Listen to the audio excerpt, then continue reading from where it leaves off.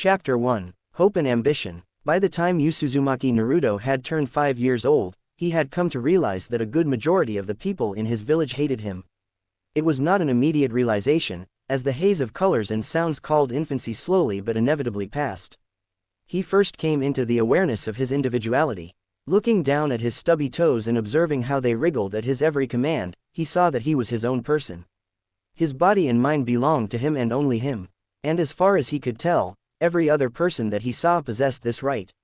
All of the people in his village were the same as him in this regard. However, he gradually began to see differences between these other people and himself. When Naruto first visited the village playground at the age of 4, he saw many other children running around in the dust. Another young boy was chasing them, making threatening sounds, and Naruto felt rather frightened. However, the other children were laughing as if they were having fun. When he asked another child what was going on, he looked at Nar strangely and asked him if he'd never played tag before. When Naruto returned to his home that evening and asked his caretaker, a stern-faced woman with dark hair, about the game, she merely slammed a bowl of rice down on his table and told him to stay away from the other children. He didn't understand why the other children could play tag together and why he couldn't. But his caretaker's hand was even faster and sharper than her words. So he shut up and ate his dinner. But from then on, though he didn't approach the other children, Naruto did start going out more by himself. He was starting to get sick of the tattered book of folktales that he had thumbed through since he was 2, and felt that he was a bit too old for the cracked old wooden blocks he'd once fondly stacked for hours before. He was a whole 5 years old after all, and besides, he quite enjoyed the feel of the sun and wind on his skin. The few times Naruto had been out in public before, he had usually been with his caretaker, who always insisted on him covering his head and lower face with a scarf. She told him it was so that he wouldn't pick up any diseases.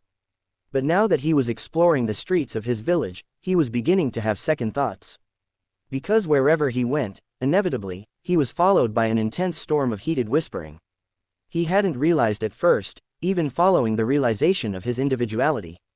He'd never thought of himself as particularly unique. He'd read before in his book of folktales that no two snowflakes were alike, and as such, so were people. But in the winter when snow covered the village, there were so many snowflakes that he couldn't possibly distinguish between them. This he realized could be the same for himself and for everyone else. And yet somehow these people managed to point him out, a single snowflake in a flurry of snow. They pointed him out with barely disguised grimaces. They ushered their children away from him, admonishing them for walking too close to him and chased him out of their stores. The first time this happened, Naruto wondered if they wanted to play tag with him and was about to open his mouth to ask. When they slammed the door in his face, sending dust flying in his face. Before he could get up, he heard a spitting sound and he felt a warm sensation on his face. When he touched his face and looked at his hand, it was wet. He immediately returned to his home afterwards. Ignoring the dinner his caretaker had left out on the table, Nar crawled into his bed with the lights off and the blinds to his window closed shut. He stared into the darkness for the rest of the day, trembling. All of the following days that he went outside ended quite similarly. As time went on, even the other children began to notice him. And unlike the adults, they went out of their way to taunt him. Nar observed this all and every night stared into the darkness. After the initial shock had worn off, he began to ponder his situation, trying to find an answer to the question of why he, as an individual, was targeted in such a manner. He wondered if it was because of his appearance.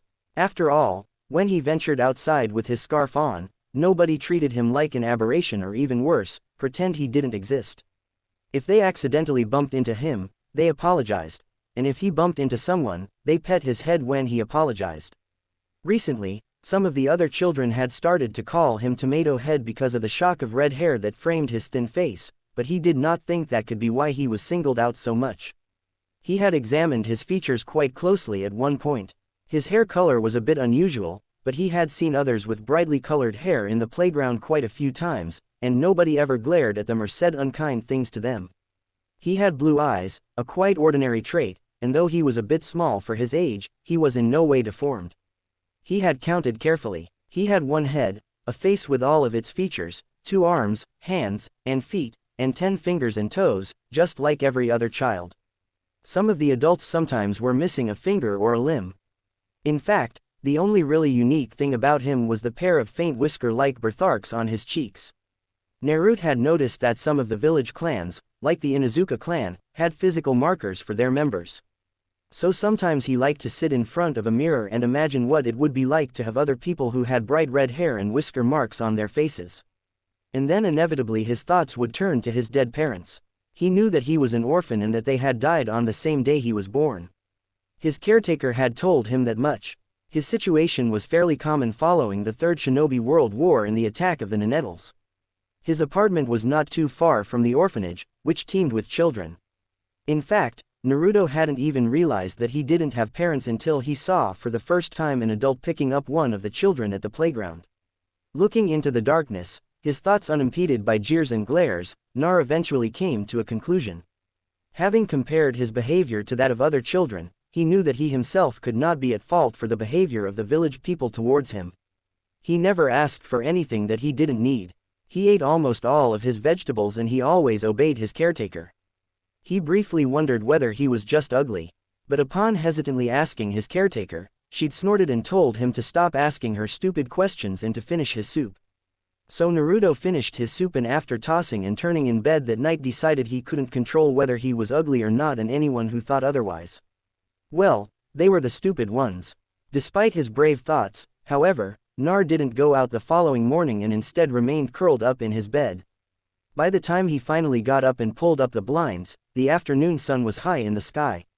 As the summer glow warmed his face, Naruto dully listened to the sounds of the village people passing by below. The chatter of their daily life resounding in his ears. Pick up some eggs from the market.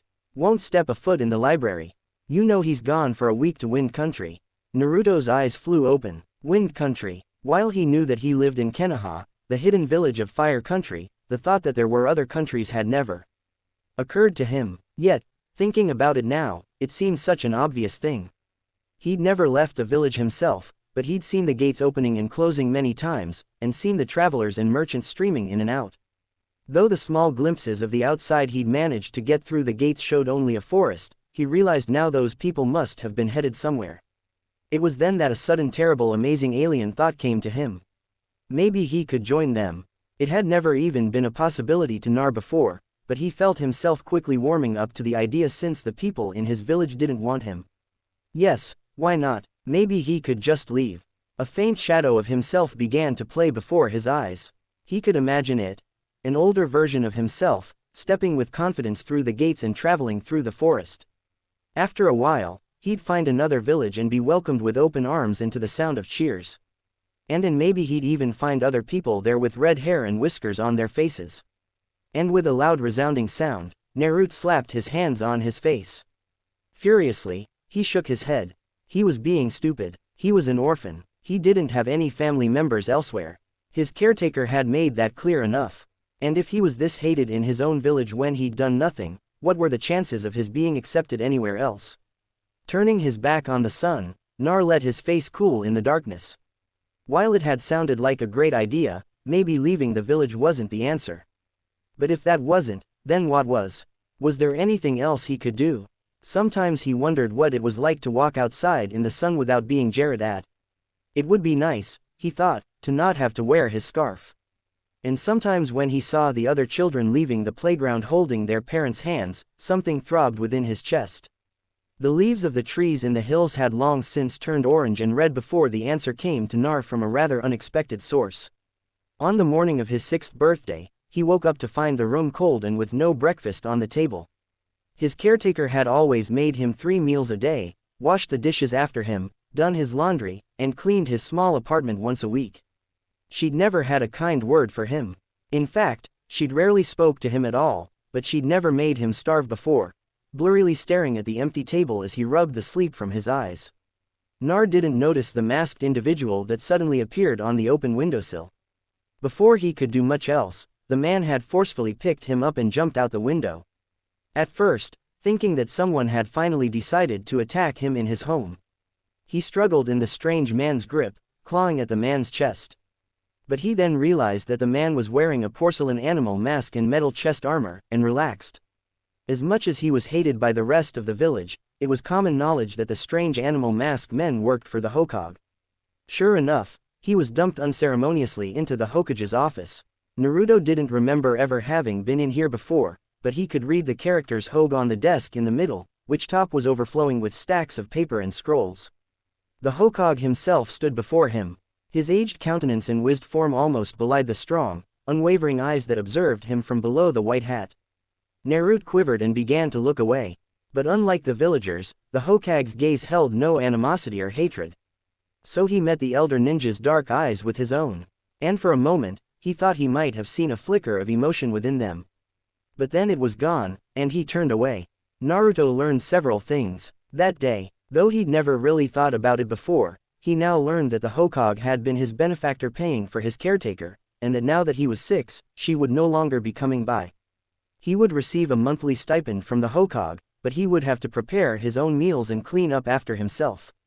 And finally, he learned that he was to attend the academy, starting immediately, running as fast as his legs could carry him back to his apartment. Nar was so excited that for once he didn't even notice the glaring that followed him. After all, the academy was the holy grail for the children at the playground. Having a sibling in it gave you automatic bragging rights, and if you were going to be joining it yourself, uncontested rights to the best swing, bar nothing. For the first time in his life, he felt a rising airy sensation in his chest that he didn't know the word for.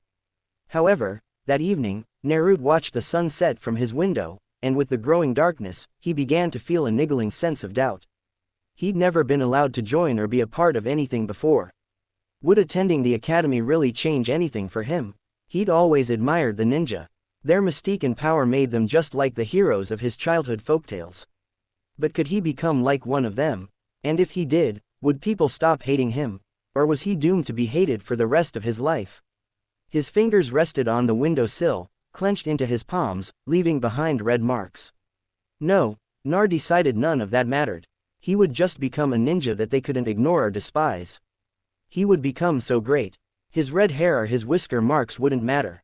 Whether they thought he was ugly or stupid, none of that would matter. He would become the most revered and respected ninja of Konoha. He would become Hokage. Even if he couldn't own their bodies or their minds, he vowed he would own their hearts. Chapter 2. Loneliness. The next morning found Naruto scanning his own appearance before the mirror. If he was going to become Hokage, he knew he should at least have the ability to make a good first impression on his teacher and his classmates. Thankfully, his caretaker had at least done the laundry before she left. Now he was wearing his best, or rather least threadbare clothes. His hair, on the other hand, was a completely different story. It was a spiky red mane that hung down to his neck, rolling a lock of the bright hair between his fingers. Nar wondered if he should trim it. He glanced out his window and let go of the lock. He could see the Hokage monument from his apartment, and if the busts were accurate, the second, third, and fourth all had rather crazy spiky hair. Clearly, their hair hadn't impeded their rise to the top, and he figured that his wouldn't either. In fact, he thought in a passing way, the fourth's hair even rather resembled his own. Nevertheless, he dug out a brush that hadn't seen the light of day since it had been bought, and dutifully tugged it through his hair. Finally, with one last check in the mirror, smoothing out a non-existent crease in his shirt, he left his apartment and headed to the academy. Before he entered the building, Naruto paused and looked up at the circular sign that proudly hung in the niche above the doors. The character for shinobi was emblazoned on it in bold ink, and he knew enough to know that it was made up by the separate characters of blade and heart. Together, it meant endure. It seemed appropriate considering the goal that he had in mind, tracing the character with a finger on his palm. He took a deep breath and stepped through the doors. The classroom was large with a high ceiling and filled with rows of desks stacked in an increasing rising order like a staircase. When Naruto walked in, following his new instructor, a man with an old scar across his face who had introduced himself as Yuminoa, a palpable ripple of surprise swept through the room. The noise level in the class sharply dropped as dozens of pairs of eyes turned to observe him.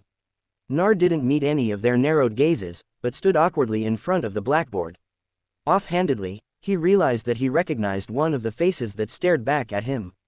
It belonged to the girl with the large forehead who he'd noticed getting picked on a few times in the playground. "This is Uzumaki Naruto," Uraraka introduced in a ringing voice. At the sound of his name, some of the children began to whisper amongst themselves. "He's 6 years old and he'll be joining our class from today onwards. So, make him feel welcome. I hope we can be friends, said Naruto, forcing the tips of his lips up into a smile. He'd never had much of a reason to make one before, but he had observed from afar how smiles could lower people's guards. He thought he heard some snickers and maybe even a muttered tomato head, but for the most part, the children only stared back at him sullenly. Considering his introduction largely a success, Nar found an empty seat next to another boy with a dark countenance, who idly rested his head on his hand. It turned out that the class had been going over how to read and write several basic characters that he already knew. So, for the first hour, Naruto had the unhindered liberty of observing his new instructor. Ra had seemed courteous enough when he first introduced himself outside of the classroom, but he wondered what the Chunin truly thought of him. Ra certainly seemed jumpy about him. In the last 10 minutes alone, his eyes had flickered 4 times over to where Nar was sitting, and he had stumbled over his words each time. Judging by the sheen of his face, the man was sweating slightly as well, and Nar had learned from first-hand experience that if it wasn't from the heat, it indicated they were nervous. From his brief personal interaction with the instructor, Naruto could already tell that was usually a proficient teacher, discreetly looking around. Every time fumbled over a sentence, he saw looks of puzzlement reflected on the faces of his classmates. Confirming the fact, he returned his gaze to the Chunin just as the man in question looked up at Nar, and their eyes met for a split second. Ra gave no visible signs of reacting and looked away almost immediately, mistakenly writing a different character on the blackboard as he did so. But Naruto already knew, though it was just the smallest glimmer. He had seen that same strange look of fear and revulsion that everyone else in the village had whenever they saw him. His spirits beginning to sink. He wondered whether he would be kicked out of the academy after all. After the lesson on reading and writing, the class moved on to chakra. And suddenly, Nar found himself out of his depth. Apparently, there was something called a chakra point, and a person had 361 of them. There was also something called hand seals, and the 12 basic ones were named after the horoscope animals. But not knowing what chakra itself actually was, Nar could barely follow the discussion, let alone participate. From the sounds of it, it sounded like magic. But he'd always thought magic was mere fantasy. So, what else could it be? An hour of torture later, the class was over and the students were given a short lunch break. As most of the other children filed out of the room, Naruto doled at his desk before approaching the instructor who was flipping through a sheath of papers on a clipboard. "Uraka-sensei," Nar began in a low voice, looking down at the ground. Most adults didn't like it when he looked at them directly. "Yes, Nar." He heard the rustle of paper above him. Ira's tone was casual, but Naruto thought he could detect a note of tension. "Could you tell me what chakra is?" When the man didn't answer right away, Naruto looked up and hurriedly added, "The discussion was very interesting, and I wanted to join in, but I'm still not sure what it is and where it comes from." To his relief, Naruto observed some of the tension leave the instructor's face, though he still looked perplexed. "Well, Naruto chakra is a form of energy that all living things have. The energy is a mold of physical and spiritual and goes around your body in a network. We ninjas can use this chakra to perform techniques." Paused before adding, "Do you know what a technique is?" Naruto shook his head. "No, a technique is a skill made possibly by chakra with effects like walking on water, exhaling fire, and creating illusions. There are all kinds of techniques such as ninjutsu, genjutsu, taijutsu, and even the most basic one requires you to mold your chakra. Usually, techniques require a certain sequence of hand seals. To demonstrate, he put his 2 hands together and quickly made some signs. There was a burst of smoke and suddenly someone who looked exactly like Naruto was standing in front of him, letting out a small exclamation of amazement. He stepped back. There was another burst of smoke and was standing before him again. That was the transformation technique. It's one of the most basic ninjutsu techniques and we'll be learning it when your class is a bit more advanced." Eagerly, Naruto put his hands together and mimicked the man's hand signs. To his disappointment, nothing happened. "Just doing the motions won't be enough, I'm afraid," said Ira with a smile. Naruto's eyes widened at the sight, and the smile slid off of the man's face like sap. He coughed. "Well, off you go now." Nar left with his heart pounding. He couldn't remember anyone having ever smiled at him before. And unlike the smile he himself had given the class, this hadn't been an offering of goodwill, it had been the genuine article. Feeling like a large burden had been removed from his shoulders, Naruto began to wander the village, looking for a place to eat that wouldn't chase him out.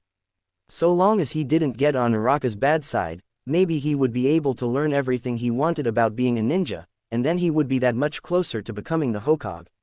As Naruto passed by a small restaurant, a ninja with a face mask stepped out from under its flap. As the flap dropped down, the most hauntingly delicious aroma he had ever smelled came wafting out, freezing him in place. There was a big paper lantern hanging outside.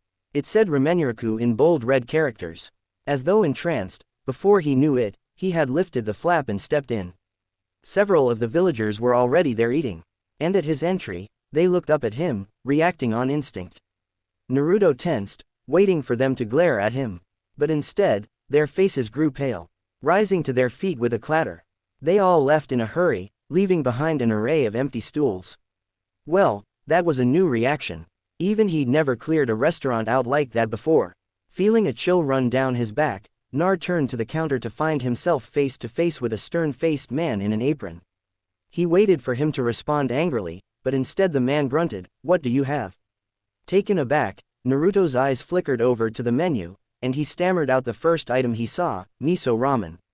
Less than 10 minutes later, the most majestic bowl of noodles he had ever seen in his life was placed in front of him. Slowly, he raised his chopsticks to his mouth, and as warmth spread through his body, his chopsticks picked up in pace, and soon he was inhaling the rest of the bowl. It was not too last, however, hearing the stools beside him clattering once more, he looked up and almost choked on a noodle. They were a rowdy group of children he recognized from his class at the academy. Hunching over his bowl, he tried to shrink in on himself. But without his scarf, there was nothing to hide his hair. "Well, what do you know? Hey, look everyone, it's Tomato Head," said one of the boys, jumping up from his seat. His friends joined him, and they rapidly spread out around Naruto to surround him. He said stiffly, "My name is Nar." "What was that, Tomato Head?" the boy said in a loud voice, cupping his ear as if he hadn't been able to hear him. When Naruto didn't respond, he dropped his hand and glanced over at his sniggering friends. "Noi here says she heard you asking Sensei about what chakra is." "Yeah, Sensei couldn't believe it," clad the pudgy girl. "He told us after you left that you didn't know nothing and that she sniffed. We should help you out." "Ah, does little baby need his diapers changed?" the boy crowed. He leaned over and swiped Naruto's bowl. "Does Tomato Head want his mommy?" "Oh, wait," he laughed and lifted the bowl to his lips. "You don't have one." Blinking, Nar watched the bully slurp up the remainder of his ramen. Out of the corner of his eye, he saw that the owner of the restaurant was preoccupied with another customer. "It's not nice to make fun of people about their parents," he finally said in a mild tone that belied the increasingly hot fire that burned in his belly. "What would you know about being nice? It's not like you ever had parents to teach you," scoffed a girl. "My parents told me to stay away from you 'cause you're bad," added the boy with relish. "I'm not bad," gasped Naruto before he could stop himself. "You are too." "No, I'm not. R2. I'm not. R2. Damn Tomato Head, no one wants you here." The boy lifted his hand up with the bowl still in hand. Not comprehending, Naruto watched dumbly as the bowl flew through the air and hit him on the chest with a crash, spilling cold liquid all over his best clothes. "Hey!" The owner had finally noticed what was going on. But at the sound of his voice, the children all scrambled out, the restaurant's flaps swinging emptily in their wake. Nar stood frozen for a second, watching with wide eyes the oily liquid drip from the ends of his hair. There was a big black splotch now on his favorite orange shirt that he knew would never come out. Regaining control of his body, he slowly bent over to pick up the bowl, which had thankfully not cracked. Placing it back on the counter, he hesitantly peeked up. The owner stared down at him with a twisted look he didn't understand, and flinching, he apologized before lowering his head back down again. Putting some coins down on the counter, he left. Not daring to lift his head back up, he raced back to his home. Though no voices called out to him the whole long way back, he thought he could feel glares burning into his back. Once he was home, Nar robotically began to pull out some of his more worn spare clothes from the closet. All he could think about was how he had to quickly change and return to the academy before the lunch break was over, or else he would get in trouble on his first day. If he was to become a great Hokage, he couldn't get kicked out. It was only when he was zipping down his ruined hoodie that he noticed that his fingers were trembling. And then as he wondered why they were doing that, he also realized that he had lost all strength in his legs. Letting out a small "oh," he fell down on his knees in the dark room, automatically hunching over on his hands. Naruto felt something warm and wet streak down the sides of his face and land with a plop on the floor. In a detached sort of way, he realized with surprise that he was crying. He had observed before from afar, people crying for a variety of reasons. Sometimes people, mostly children, cried when they weren't getting their way. Once he'd seen a girl about his age burst into tears when her mother refused to buy her a stick of candy and observed how the mother had given in when he experimentally asked his caretaker to buy him a stick of candy. She'd wordlessly stared at him coldly as though looking at a particularly disgusting insect on the backside of her sandal. He'd never asked her for anything again after that. Most of the time, however, people cried because they were in pain or because they were sad. When a child fell over in the playground and began to cry, their mother or father would frantically look up at the sound of their voice and run over. When they saw that the child had only scraped a knee, they would laugh in relief and place a band-aid over their injury. Then the child would feel magically better and go back to playing with their friends. As he wondered which emotion he was feeling, Naruto began to feel even more strange. There was a hazy sensation creeping up his body and taking over. And then suddenly, against his will, he collapsed down completely with his face pressed against the ground. Someone was making a terrible moaning sound. And for several seconds, he listened in alarm as he looked for its source before realizing that it was coming from himself. A mixture of snot and tears was streaming down his face, and he began to worry about how he couldn't go back to the academy with a splotchy face when suddenly he realized that he didn't care. He wasn't sure what this heaviness in his chest was, but he didn't want to feel it anymore. And if crying would help him lessen it, he would do it. After all, no one was there to hear him. If he wanted to become a strong ninja, he knew he could never let anyone else see him crying because the heroes in his book had never cried. But right now, he was alone in this cold, dark room. Just this once, he thought, eyes squeezed shut and tears dripping from his nose. A cold and detached part of Nar thought that he should be pleased to have this privacy, but at the same time, he had never felt so alone before. He felt like he was the only person in the world. Chapter 3. Dream and Determination. And the winner is Sasuke. As the watching students cheered, Naruto, lying flat on his back, looked up at the sky. It was a nice day, he thought, with only a few clouds in the sky. After a few seconds passed, dredging up the last of his willpower, he clambered up to his feet, ignoring how sore his body felt, brushing the dirt off of his pants. He walked to the edge of the wooden platform and leapt heavily down. The next bout will be between Sakura and Ino, he heard call out, and two squabbling girls jumped up to the platform. Nice one, Naruto, a boy called out without responding. Nar passed him by, but not before he heard the boy add, "You lasted almost 10 seconds up there." The children standing near them laughed and feeling the tips of his ears beginning to burn. Nar abruptly picked up pace and ran back inside the academy building. His footsteps pounded loudly through the hallway, and even though he knew he should be practicing how to run without making a sound, he couldn't bring himself to care. The door to his classroom opened with a clatter, and straining on his tiptoes, he grabbed his bag from his cubby near the end. Nar knew it was wrong to leave when academy wasn't even over. But the only thing they were doing for the rest of the day was the one-on-one taijutsu fights. No one would notice him gone, except maybe Inogi and her friends. Anyways, just as he neared the open doors to the front exit, Naruto heard the sound of adult conversation and skidded to a halt, his heart pounding in his ears. He looked right and left, looking for a place to hide. As the sound grew closer and closer, he chose the first thing he'd noticed, dashing into the niche between the door and the wall. The students coming along, they're very promising. We're conducting this year's first taijutsu tournament today, and they're all performing excellently. Naruto's eyes widened as he recognized Ira's voice. Hadn't he just been back at the arena? What was he doing here now? Had he noticed Nar was gone? Unable to put aside his rising curiosity, he put an eye to the crack of the door. And then, seeing the person beside Araka, he felt his heart skip a beat. The Hokage was standing right in front of the very door he was now quivering behind.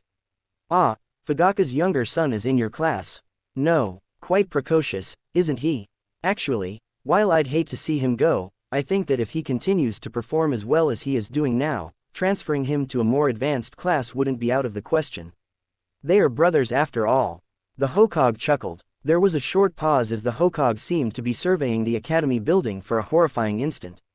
Naruto thought that the elderly ninja's gaze had paused on the sliver of his face and had to fight the urge to run. But then he turned away and Nar felt some of the feeling begin to return to his face. They resumed talking but began to move away in the direction of where the other children were. And after a short while, Nurid finally came out from his hiding spot, his head turning back and forth rapidly to survey the empty lot. Nar ran as fast as he could, only coming to a stop when he reached the cover of a patch of trees.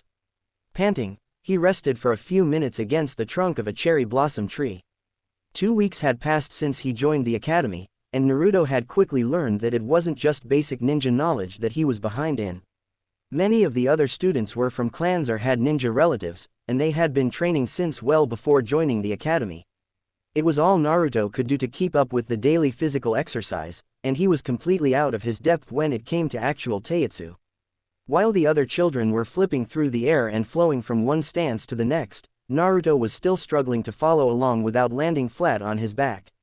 He desperately needed more instruction, but only had so much time to spend on him before he had to move on to the other children. Ria had told Nar and the few others who hadn't ever received training before that they would catch up soon. But lately, he hadn't been able to bring himself to even look up at the academy sign. He'd sworn to become Hokage, but the way he was now, he thought he'd be lucky to even graduate. If only Nar thought, if only he had someone outside of the academy to teach him. Then maybe he wouldn't be so behind. He shook his head wildly. Jumping up to his feet, Nar smacked his cheeks with his hands. If he had time to feel sorry for himself, he thought he might as well spend it practicing. Drawing himself up to his full height, he turned to face the tree he had been leaning against. Emptying his mind, he felt his body relax, adjusting his footing and planting them firmly into the ground. He curled his hands into fists the way he'd learned in class. And then he punched his right fist into the empty air. Then drawing that one back, he punched with his left fist. Right, left, left. Over and over, Naruto punched repeatedly into the air, pushing his body to remember the motion until suddenly he realized with a jolt that several hours had passed. The sun had set and the temperature had dropped. He was rummaging through the bushes, looking for his bag when he heard the sound of footsteps and froze. Reacting on instinct, for the second time that day, Naruto ducked, trusting the shadows to complete his concealment. To his dismay, the footsteps stopped at a place not too far from where he was hiding. "This looks like a great place to talk, doesn't it, Isumo?" It was again, and compulsively, Naruto stepped back even further into the bush's shadow. Sure, it was an unfamiliar male voice this time. "What did you want me for?" "I was just thinking, it's a pity the Koha Archive Library is closed to civilians, isn't it?" "What? Of course it is. We wouldn't want sensitive village information falling into the hands of just anybody." "But it's not just that, right? There's the jutsu section with scrolls on taijutsu, genjutsu, ninjutsu." "Well, yes, but civilians would just hurt themselves without formal instruction. But if that section was open to say academy students, that would help them with their studies. Don't you think? Are you feeling okay?" The voice sounded annoyed. "Of course, it's open to academy students. Not that my little sister seems to care." "Oh yes, I forgot. They'll need an academy instructor's permission for more advanced level scrolls, but basic and fundamental scrolls are freely accessible to students. The Konoha Archive Library sure comes in handy. Don't you agree, Isumo?" "What in the wait, this is Katetsu, isn't it?" said the other voice suspiciously. "Was that supposed to be your impression of Ra? I'm right, aren't I?" Ahaha, yeah, you caught me. Absolutely terrible, man, I'm a bit rusty, I suppose." "Rusty, that doesn't even cover it. Doesn't stomp around like that. He kind of walks with his hips moving like this." There was a rustling sound. Like this. "Yeah, exactly, spot on. See, you can do this." The voices faded away. After a few minutes, his heart still thudding in his chest, Naruto finally jumped out. It had been nerve-wracking hiding the whole time, but he couldn't believe his luck at coming across such a vital piece of information. The library, that was it. His mind racing with the possibilities, Nar rushed home. If he had stopped even for a minute to retrace his footsteps, he may have found the conversation rather odd, as though performed for his benefit rather than a truly organic dialogue. Instead, he turned in for the night extra early, practically flying under his bed covers in his excitement. As tends to happen, however, he found himself watching the glow of his alarm clock for half the night, willing time to speed up the whole while, and when he finally woke up the next morning, not having even realized when he had fallen asleep, he bustled around his apartment getting ready with more energy than he'd had the entire past week combined. That day's academy lesson was thankfully conducted indoors with a primary focus on reading, writing, and math. And as soon as classes were over, Naruto was the first one out the door. He'd seen and passed by the entrance to the archive library before, of course. It was near his home, built right under the Hokage monument, but the sign had always looked so official, and the long doors too foreboding. Climbing up the stone stairway, he hesitated before the entrance. Reaching out with a hand, he pushed the doors and despite their size, they opened silently. Inside, a bored-looking Chunin was sitting behind a black counter. And beyond that, Naruto felt his eyes widen as he saw a huge expanse of bookshelves with tomes and scrolls crammed into every open space from top to bottom. There was even another stairway that led downstairs to a whole other floor of bookshelves that stretched from wall to wall. Pass, the Chunin grunted, not looking up from the book in his hand. Nar froze, his hands tightening over the strap of his bag. He looked down at his toes, wondering if he'd misheard or Kotu, he supposed Ed. He started out. At the sound of his voice, the Chunin looked up and his recognition flitted across his face. For a second, Naruto thought he was going to yell at him to get out. But to his surprise, the Chunin put down his book and scribbled something on a piece of paper before ripping it out and giving it to him. "Here's your academy student pass," he said. Naruto hesitantly reached for it, wondering wildly whether the Chunin would snatch it back at the last second with a sneer. But his fingers wrapped around the paper and the Chunin let go. He returned to his book. Slowly, Nar turned around, looking out once more at the bookshelves. "First floor only," the Chunin added in his bored voice. Nodding, Nar shot off before the Chunin could take back the pass, with his head wrapped in his scarf. He'd sneaked a few times into the public library before, but that had held nowhere near the amount of scrolls and books that he saw here, and it was far quieter here. There weren't any bored, mischievous children parked here by their parents, or feeble old women yelling at the librarian that their dog was missing. Naruto came to a stop before a bookshelf marked academy level, and craning his head back to scan the labels on the scrolls, he let out a slow breath. He'd learned the characters for taijutsu, ninjutsu, and genjutsu just a few days ago, and they were all here. Spotting a stool nearby, he dragged it over and climbed on top. On the very first shelf, the very first scroll was taijutsu for beginners. Nar reached out and pulling it out was surprised to feel how heavy it was. Gingerly, he unfurled the thick paper and let out another shaking breath at the sight of the detailed illustrations. His gaze raced from each stance to the next, taking note of each individual adjustment of the feet and hands. Nar began to shake and not trusting himself, he carefully rolled the scroll back up. His eyes felt hot and he had to remind himself that ninja didn't cry.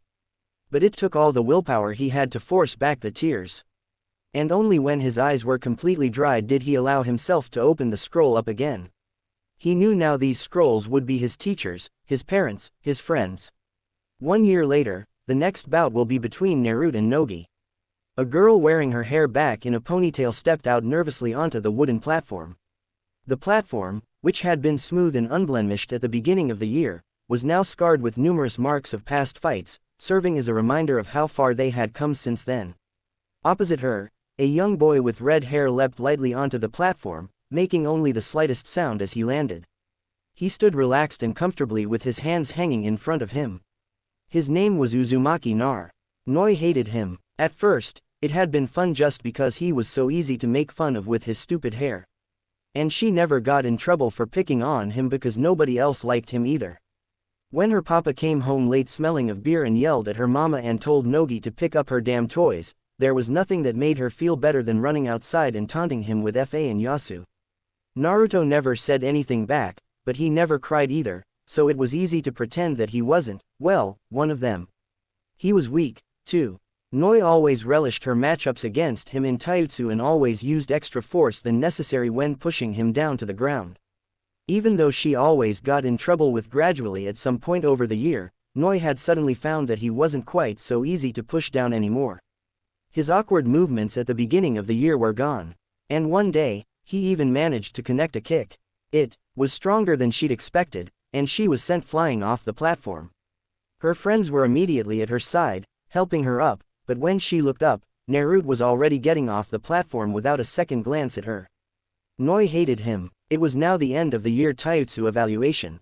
She lowered into her preferred starting stance, a compact and defensive one that still gave her enough maneuverability to jab out and go on the offensive in an instant. She hadn't fought against Naruto since he'd kicked her, but she knew that she couldn't underestimate him anymore. The only one who seemed to be able to knock down the boy nowadays was Sasuke. And well, nobody beat Sasuke. Begin. Noi tensed up, readying herself. But to her annoyance, Nar didn't move. He just stood there watching her with a blank look on his face. And after a few seconds, she couldn't hold it in anymore. His red hair taunted her, filling her with anger, and she charged at him. Her hands were outstretched, and she threw herself forward when he stepped aside. She felt something smash down on her back, and grunting in pain, she fell flat on her face. Before she could get back on her feet, she felt Naruto kick down on her side and shove her off the platform. She landed roughly with a loud thud and coughed as a cloud of dirt erupted around her. The winner is Nar. Noi forced her sore body to turn around, and seeing Naruto's back as he walked off the platform, she felt hot tears begin to form in her eyes. She really hated him. After the year's evaluation, Wen took Naruto aside and asked whether he wanted to be transferred to an upper-level class. He answered yes without a second's hesitation. Instead of being in the top of his class as he was now, he would probably have to return to being in the bottommost rung again. But Naruto didn't mind. He knew that with patience and hard work, his teachers would guide him once more. "I'm glad it worked out," was Rei's last remark to Nar, though he didn't quite understand what the Chunin meant. That winter, Nar spent even more time in the archives than before, determined to get an early start on his studies. And finally, when springtime came and the academy opened again, he found himself standing before yet another class of strange faces that looked back at him with sullen eyes, stealing himself with a blank look. He prepared himself for yet another year of insufferable snickering and taunting. However, to his surprise, his new classmates were slightly different. They were older than him, being 9 or 10 years old, and he found that to some extent they had grown out of the ignorant cruelty of their childhood. They were at the age when they began to think for themselves instead of blindly following what their parents told them to. But at the same time, nobody approached him. Nar wasn't an outsider, but he wasn't one of them. He was just something that sat beside them in their classroom and sparred with them outside. Well, that was fine with Nar. He'd gotten along just fine without any friends in his first class, and the newfound peace in his current class was more than enough for him. He had his teachers in the archives. They taught him and kept him company. And even more than that, they were his friends. And Naruto didn't have to hide anything from them. Naruto had 2 secrets that he'd never told anyone else. The first was that he felt 2 types of chakra running through his body. Of course, he couldn't see any of it, but if he had to describe them in terms of how they felt, he'd say the first one felt yellow and that the second felt red. He had never tried directly using the second chakra. He'd found out early on that so long as he focused on his yellow chakra, he could easily direct it to gather wherever he wanted. The red chakra was much wilder and much more stubborn, and sometimes disrupted his chakra, making his ninjutsu fail. After some deliberation and several headaches, he had put aside his red chakra, focusing instead on controlling his yellow chakra. The second secret was that when he nudged his red chakra, a curious black seal appeared on his abdomen. It looked similar to the symbol on the shoulders of the ninja uniform, with squiggly lines coming out like the rays of a sun. But there wasn't much more Naruto could decipher about it. After all, in the academy, they hadn't learned anything beyond the bare bones of Fuin Jutsu, let alone anything about putting seals on a person. The implications of there being a seal on his body were initially chilling. Why was it there? Who had put it there? And what was it sealing? Was it perhaps the source of his red chakra? To his disappointment, there was nothing useful on the subject of advanced Fujutsu in the archives. And when he tried to reason it out in his mind, all it did was give him a headache. Thinking about it rationally, Naruto would have expected himself to do everything that he could to figure out the seal. And yet, strangely enough, he felt no compulsion to do so. On the contrary, he found the topic of the seal even slipping from his mind, sometimes to the point that he had to stop and think about what he was looking for in the archives. It was a strange thing, but aside from the occasional headache, it didn't seem to affect him in any tangibly negative manner. Nor was there anyone he could have asked about it in the first place. In the end, after several weeks of frustration, he put it aside for good and stopped thinking about it at all. And so, the months passed. Every morning, Naruto woke up early. And after his routine sets of push-ups and pull-ups, as recommended by a body training scroll, he practiced building up chakra by walking up the walls of his apartment. He also began to spend his mornings meditating and concentrating on feeling the flow of his chakra running through his body. It was hard to believe that there had once been a time when he didn't know what chakra was. It was the spirit of his very self circulating throughout his body. In the afternoons, Naruto attended the academy and learned about chakra and hand seals, mastering basic techniques. He studied how to set traps, how to disguise his own presence, and how to eliminate as much sound as possible from his movements. He learned how to detonate explosive tags remotely with chakra, and could release himself from all basic jinjutsu. He was smaller than everyone else in his class, so he didn't win quite as easily as he had before. But he made sure none of his losses were in vain. Instead, he learned how to weave in and out to confuse your opponent and how to use his opponent's movements and body weight against them. And in the evenings, Naruto hurried to meet his teachers and friends in the archive library. In return for his loyalty, they granted to him their secrets, teaching him the lore of how jutsu worked, of how one used hand seals to manipulate how much chakra one used to fuel a technique. He learned that while the academy taught them the traditional way to use seals in jutsu, a true master of ninjutsu could perform a complex jutsu with just a single hand seal. Nar had become such a frequent visitor at the archives that eventually the Chunin had stopped paying such close attention to him. He didn't want to lose their trust. But sometimes when he thought it was safe, he slipped out of the academy section and went into the higher-level jutsu shelves. It was there that he discovered that a technique called the Kag Bunshin Shadow Clone technique existed, which usefulness far outstripped that of the simpler version they learned in the academy. Determined to master it, he slipped it back with him into the academy section. Then he quickly read through the instructions, hiding it behind a scroll about the applications of water jutsu in agriculture. Reading through it, it became readily apparent as to the reason why they didn't teach it at the academy. Unlike the illusionary clones, the shadow clones took up substantially more chakra. It was an amount that the typical person couldn't afford to expend. However, in his experimentations with his different types of chakra, Naruto had come to realize that his chakra reserves far exceeded that of any ordinary ninja's levels. And so, with extensive practice in the forest, he was eventually able to successfully summon several shadow clones. Furthering his studies, he also began to read about chakra theory. He read about chakra affinity and from a test with special chakra paper learned that he had affinity for the wind element. From then on, following the rather cryptic diagrams provided in the scrolls, he began to experiment with molding his yellow chakra, observing how its properties changed depending on how he manipulated it. When Nar first succeeded in changing the form of his chakra into being as sharp and thin as possible, and then released it, he found himself being blasted off of his feet as a strong gust of wind exploded in the area around him. Though it was exhausting, it was also exhilarating. And Nar resolved to add elemental manipulation to his daily exercises, determined to master it. In this manner, 3 years slowly passed.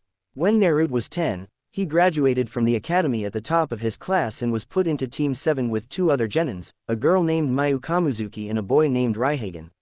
Mayu, a small, forgettable girl with brown pigtails, was timid and seemed entirely too afraid of Naruto to talk in his presence.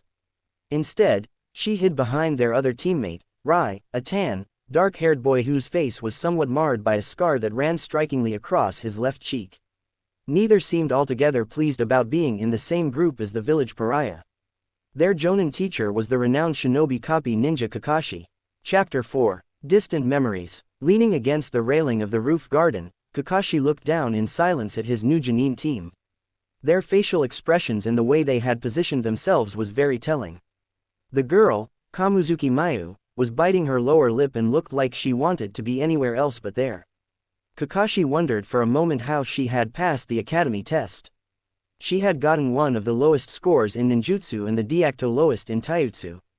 But the forgettable-looking girl apparently had a bit of a flair for jinjutsu and had even managed to conceal her presence from the Chunin instructor, which was impressive indeed. At the moment, however, she clung onto the arm of the boy sprawled on the ground next to her. Higain Rai. When Kakashi let his gaze linger on the long scar across his face, the boy scowled fiercely. He glanced away. It seemed that Kotetsu's younger brother would be a handful indeed.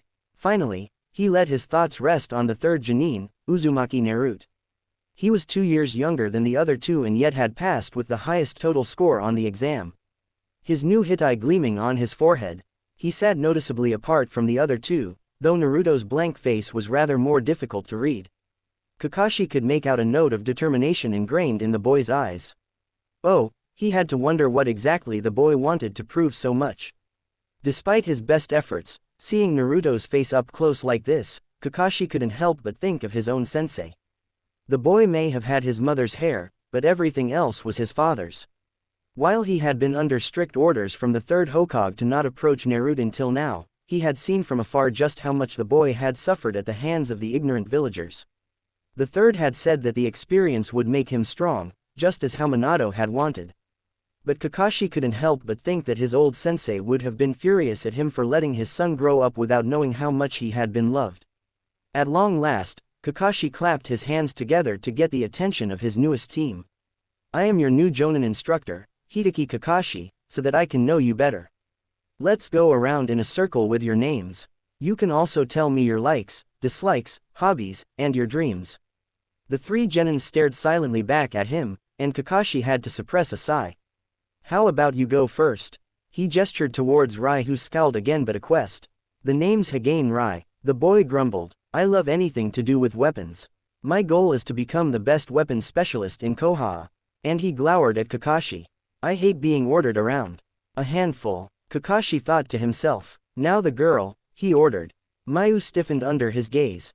And Kakashi noted with concealed interest how for some reason her eyes momentarily flickered in Naruto's direction. My name is Mayu. I like birds and I dislike, well, my hobby is looking at the sky and my dream is to work with orphans one day and better their lives. As she said this, Kakashi had followed her body language carefully. Nearly the whole time, she had been biting her nails while looking down at her sandals. But as she talked about her dream, she had stopped fidgeting, and her voice hadn't wavered once.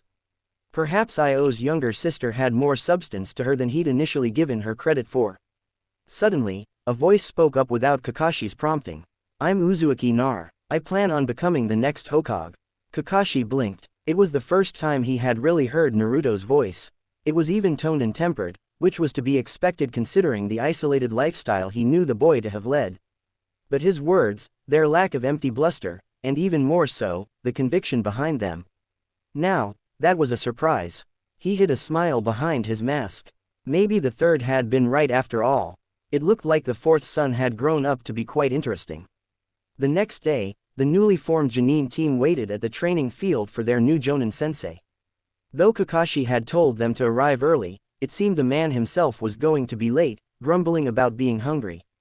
Rai sprawled across the ground, her face pinched with hunger. Mayu sat down next to him. As the minutes ticked by and the sun inched up the sky, Naruto observed his new teammates in silence. Raihagen and Mayu Kamuzuki. He had never really noticed either of them in his classes, though that wasn't saying much when he had barely interacted with any of his classmates over the past few years. The scant little he could recall of either of them was superficial at best. Rai was loud and Mayu was quiet. It seemed the two had known each other for quite a while as well. Considering how tightly Mayu stuck to Rai's side, none of this would have mattered to Nar except for the fact that they were now a team. He held back a sigh. He wished they would have just put him on a team by himself. It would have been less cumbersome that way. Though Naruto had made an effort to stay alert. When his stomach began to make rumbling sounds, he settled down on the ground, closing his eyes and focusing on the stream of chakra running throughout his body. Nar began to think upon their present situation. Why had the three of them been explicitly told to come this early for training? Why hadn't Kakashi come yet, leaving the three of them alone together? What kind of test could it be that it would determine whether they were to continue training as genins or return to the academy as failures? Surely nobody expected them to be able to defeat a Jonin. And most importantly, why had they been told to skip breakfast? Ironically, it was the sharp hunger racking his belly that brought clarity to his mind. Naruto's eyes snapped open. We need a plan, he said aloud. His teammates seemed surprised at his addressing them. What do you mean? Said Rai, regarding him through narrowed eyes. Kakashi-sensei's test will probably involve us having to team up to beat him, he explained. That's why he's late. He knew we didn't discuss anything yesterday. So, he's giving us time now to work out a plan. In fact, He's probably watching us from somewhere right now to see how we spend this time. His eyebrows raised, Rai looked around skeptically. I don't sense him anywhere. He's a Jonin, said Naruto. He turned to look at Mayu, noting how she flinched from under his gaze. You specialize in Jing Jutsu, right? He turned toward Rai. You're a long-range weapon specialist, and of us here, I'm the best at taijutsu. If we team up and combine our abilities, I think we've got a decent chance at beating Kakashi-sensei. His teammates exchanged looks. Then Rai looked back at Nar and to his surprise gave him a nod considering how the other boy had introduced himself. I hate being ordered around. He'd expected him to put up more of a fight. Since it was your idea, said Rai. What do you want us to do? By the time Kakashi finally arrived, Naruto felt reasonably pleased with the plan they had worked out. Getting the other two to cooperate with him had also been much easier than he had expected. In fact, it made him wonder if he should have put more effort in reaching out to the others in his class. Your test is to take these 2 bells from me before noon, said Kakashi, looking about as disinterested as possible. Whichever one of you doesn't get the bell will be tied to the rock and forced to watch the others eat. Well, there it was. It certainly solved the mystery of why they'd been told to skip breakfast. But it now presented another problem. Had he been wrong about the reason why they'd been given so much time together? If one of the 3 was already automatically slated to fail, how could they possibly work together as a team? Just a single glance at how Rai and Mayu were eyeing Naruto told him that they would undoubtedly betray him if things came to a head. Fortunately, they had hatched some backup plans in the possible case of such an event. Just as Kakashi had started the clock, Nar motioned to the other 2. Plan B. When there wasn't an immediate response, he tensed. Would they move as they'd agreed upon?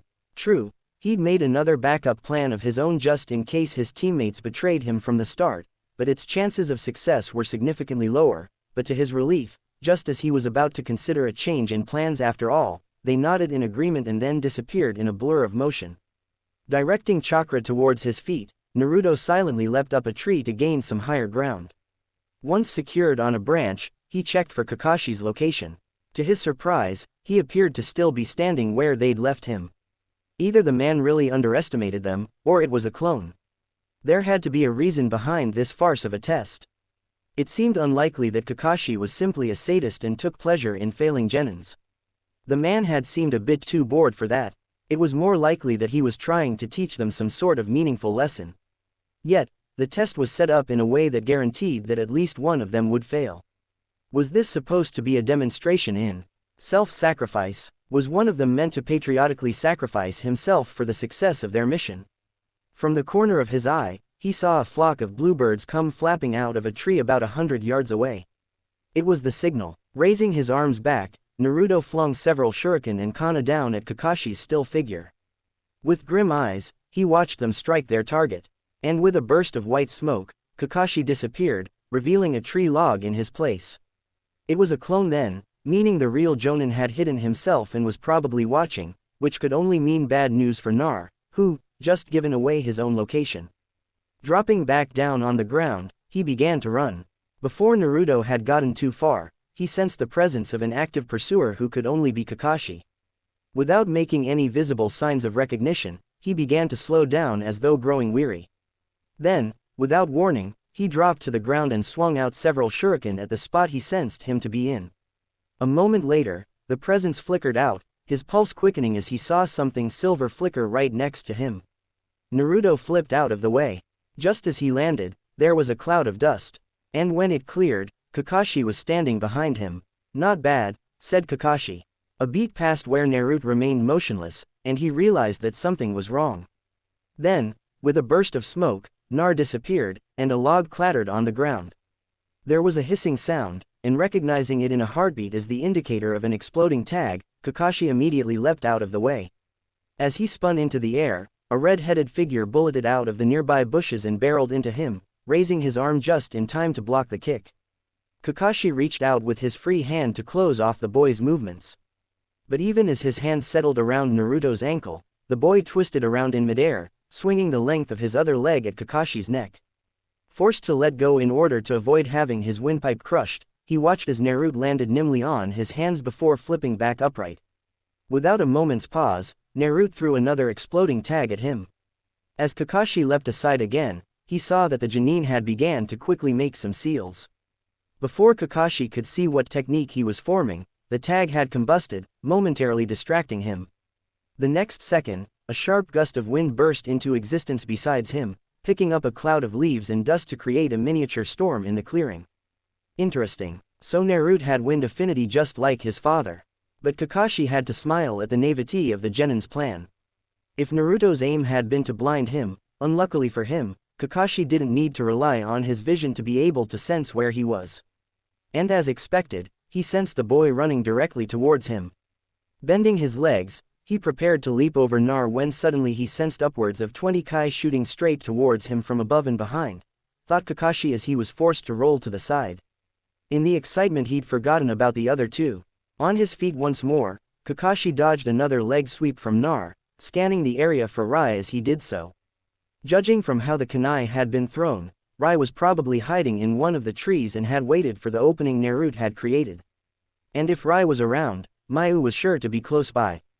Marveling at how far this year's batch of Genins were pushing him, he focused and searched for her chakra. While Mayu may have been able to conceal herself from a Chunin, there was a world of difference between Jonin and Chunin. Just as it seemed that Naruto's Taijutsu and Rai's onslaught of projectile weaponry had him cornered. Kakashi sensed a small disturbance in the ground below. His eyes narrowed. A second later, Mayu came bursting out of the earth, and with a look of rare triumph, she swiped at the two bells that hung tantalizingly from his waistband. So, they had still gone ahead with the plan. He had expected them to abandon all signs of teamwork once they were told only two of them could pass, but it seemed they had stuck to the plan. Naruto would first engage Kakashi, and Rai would provide further distraction. Mayu, as their most accomplished at hiding her presence, would creep up on him and take the two bells. It was a simple plan, but effective, and if he had been just an ordinary person, it would undoubtedly have worked on him. It was child's play for Kakashi to replace himself with Nar instead at the last moment. If he had been any less pushed by the pursuit, he would have enjoyed the look of utter shock that flashed across Miyu's face as she instead crashed straight into Nar. 2 down, 1 to go. Kakashi began to look for Rai as he waited for Mayu and Naruto to disentangle themselves. When suddenly, Nar disappeared in a puff of smoke. In the split second that it took for Kakashi to register what had happened, a flash of red came shooting out of the hole that Mayu had made. Watching in astonishment at the hand that reached out for the bells, he immediately leapt away. Realizing his mistake, at some point, Nar must have replaced himself with a shadow clone. A shadow clone. The real Naruto had hidden underground, hiding his presence behind Miyu's. A bell jangled. Kakashi felt a single drop of sweat roll down his neck as he and Nar stared impassively at each other. A single bell dangled from between the boy's fingers.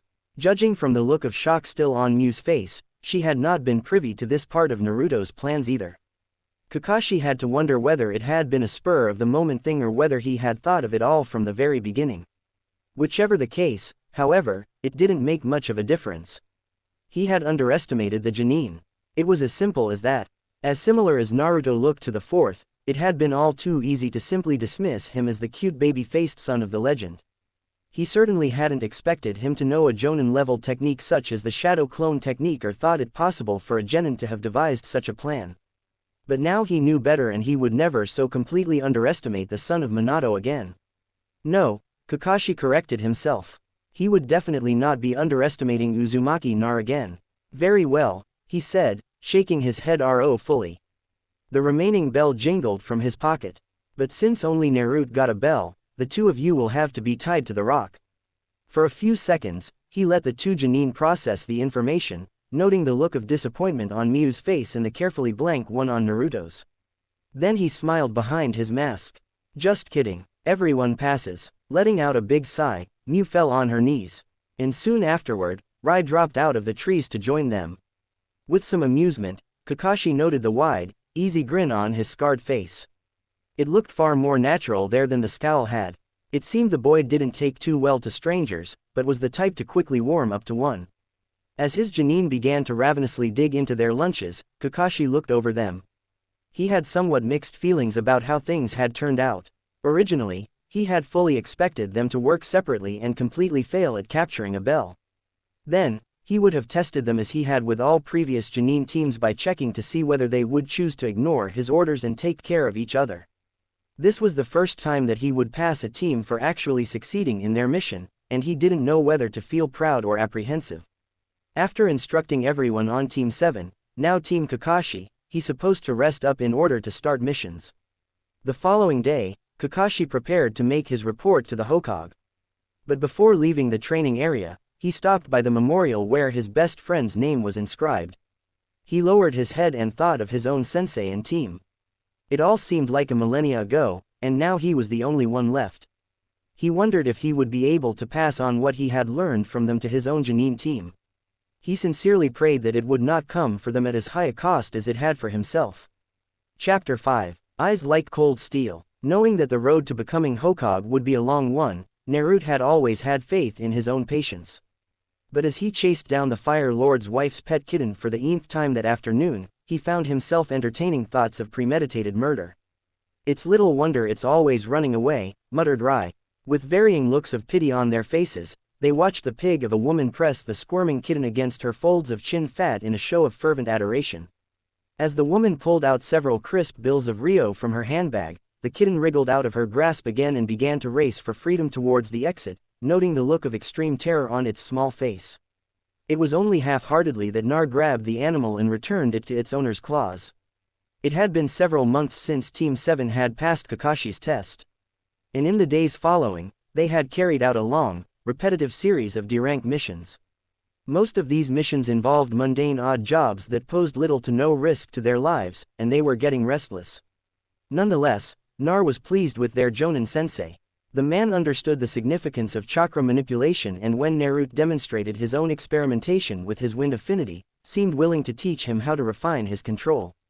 It turned out that most Jonin were able to use at least 2 elemental chakra, with Kakashi suggesting to Naruto that he could begin training in another nature once he had mastered his wind chakra. Despite his lax appearance, Kakashi was quick to correct any flaws or inefficiencies in their forms and never seemed to lack for experience or knowledge in anything. After the trial with the bells, Naruto had never again managed to get the upper hand against their sensei. Though it was frustrating at times seeing the huge difference in their skills, it was still gratifying to know that he was learning under one of the very best Jonin Konoha had to offer. Everything about having a Jonin instructor was new for Nar. But if he had to say, the strangest part about it all was that sometimes it seemed to Nar that Kakashi held no bias against him. Though the man's gaze was piercing and unapologetic, Nar had never detected even the slightest glimmer of resentment or revulsion. He couldn't quite rule out the possibility that the Jonin's capability to control his emotions simply exceeded his own ability to detect them. But despite his apprehension, sometimes Naruto even thought that Kakashi seemed interested in teaching him. It was an odd feeling. Nar tried to quash it, and yet, against his will, he found himself going out of his way to approach Kakashi. Gradually, as Team Kakashi grew more experienced, they began to be given Crank missions. Crank missions were missions anticipated to have some combat involved with the possibility of injury, and the 3 genin eagerly snapped up every opportunity they got. To Naruto's perplexity, the 3 of them worked well together. Despite his initial apprehension regarding Rai in particular, after their success in Kakashi's bell test, Rai had proved to be responsive and willing to follow Naruto's directions, and while Mayu had yet to directly address Nar, she silently followed Rai. In terms of their abilities, they were a well-balanced team. Mayu was their scout, being easily the best at stealth and having a certain affinity with birds that allowed her to transmit messages over distances. Her strength in Jinjutsu was also promising, and Naruto could think of a variety of uses for it, such as being able to detain the target before he or Kakashi arrived. Rai, on the other hand, specialized at handling long-range weapons and was able to provide a steady stream of backup artillery on all their missions. Meanwhile, Naruto, who preferred close combat, was their main offensive power in taking down the target. He had begun receiving kenjutsu instruction from Kakashi and had taken to strapping a tanto across his back. Their first 2 C-rank missions involved capturing dangerous wild animals that had been spotted around the lands of Konoha. Their 3rd mission, however, was their first ever bodyguard duty. The mission's objective was to escort the caravan of a wealthy silk merchant and his family to the village of Yuger in the land of hot water. Mayu and Rai flanked the caravan with Naruto at its lead and Kakashi watching over from the back. Though the 3 genin were initially enthusiastic about their duties, the energy that had been bubbling within them at the start of their trip had all but dissipated by the 4th day. Having reached the last leg of their journey with little incident, the three were now dirty and tired. It was a matter of unfortunate timing that it was their sensei's turn to sleep when the rogue bandits attacked the caravan. It was the middle of the day and everything seemed normal. Rai was laughing with the merchant's children while Mayu watched them with a smile on her face. From his place at the front, Naruto was listlessly still scanning the distance in search of anything that looked out of place. He hadn't slept in over a day, and he was really looking forward to switching positions with Kakashi. When he noticed a slight disturbance in the distance, he paused and focused on it. However, after nothing had happened for several minutes, he dismissed the disturbance as a false alarm. He had only just returned his attention to the immediate vicinity, when suddenly with an exploding sound, a wagon behind him burst into flames. Immediately leaping to his feet, Naruto converged on the burning wagon while Mayu and Rai rose up protectively around their patron's family. Kakashi joined him a second later, looking completely alert, and together they used water techniques to douse the flames. Even as the last flame sizzled out, however, two more wagons had burst into flames. Sensing several shurikens spinning directly towards him, Kakashi flipped out of the way. As he did so, Nar deflected several kunai away from the main wagon. He missed one that had been sent later than the rest, and the kunai embedded itself into the glass of the window, cracking it. From behind it, Nar could see the shivering pale face of the merchant, a corpulent old man with thinning hair. Suddenly, there was a flash of black as a cloaked man leapt at the merchant, his eyes gleaming with the intent of murder. Before Naruto could react, the Jonin besides him had disappeared. There was a cracking sound as Kakashi twisted the man's head in midair, instantaneously, killing him before jumping up to the top of the wagon where two more figures in black holding daggers waited for him. It had been so sudden that Naruto jerked back. It was the first time he'd ever seen somebody die. He followed with widened eyes as the body landed on the ground with a thump. It was still. Kakashi's voice shattered through his reverie. Nar, the others are getting away. While he'd been distracted, two figures swayed in ragged cloaks had begun to head into the woods. Shame rushed warmly to his face and Nar immediately leapt into the air. Kage Bunshin no Jutsu Shadow Clone Technique. Making two more shadow clones of himself. Nar and his clones followed the remaining two bandits into the woods besides the road. They were evidently trained and had some experience in dealing with other ninja. Naruto's first clone was taken out by the shorter man within seconds. Though judging by the way the man reacted when the clone disappeared, he had never dealt with shadow clones before. However, they were no match for Nar and he had caught up to one of them within a minute, ordering his remaining clone to follow the other bandit. He removed the tanto from his back. The man's eyes widened as he flew towards him with the tanto in hand. But before he could cry out in alarm, Naruto slid the blade across the front of his neck. A stream of red spurted out, spraying his face with warm blood. With a gurgle, the man fell to the ground. That made it the second time he'd seen someone die. However, while he'd been gawking the first time, there was a strange clarity in his head now that made it possible for Naruto to wipe the tanto on his pants before returning it to his back. Picking up the scroll that the man had been carrying, he looked around for the remaining bandit. Spotting the telltale rags getting rapidly farther away, Nar jumped up the sides of a tree, feeding extra chakra down to his feet. His leaps between each tree grew stronger and longer, and with his shadow clone slowing the bandit down, he soon closed the distance. Nar could see the man from up close. Now, like the others, he was not wearing any identifying hitai.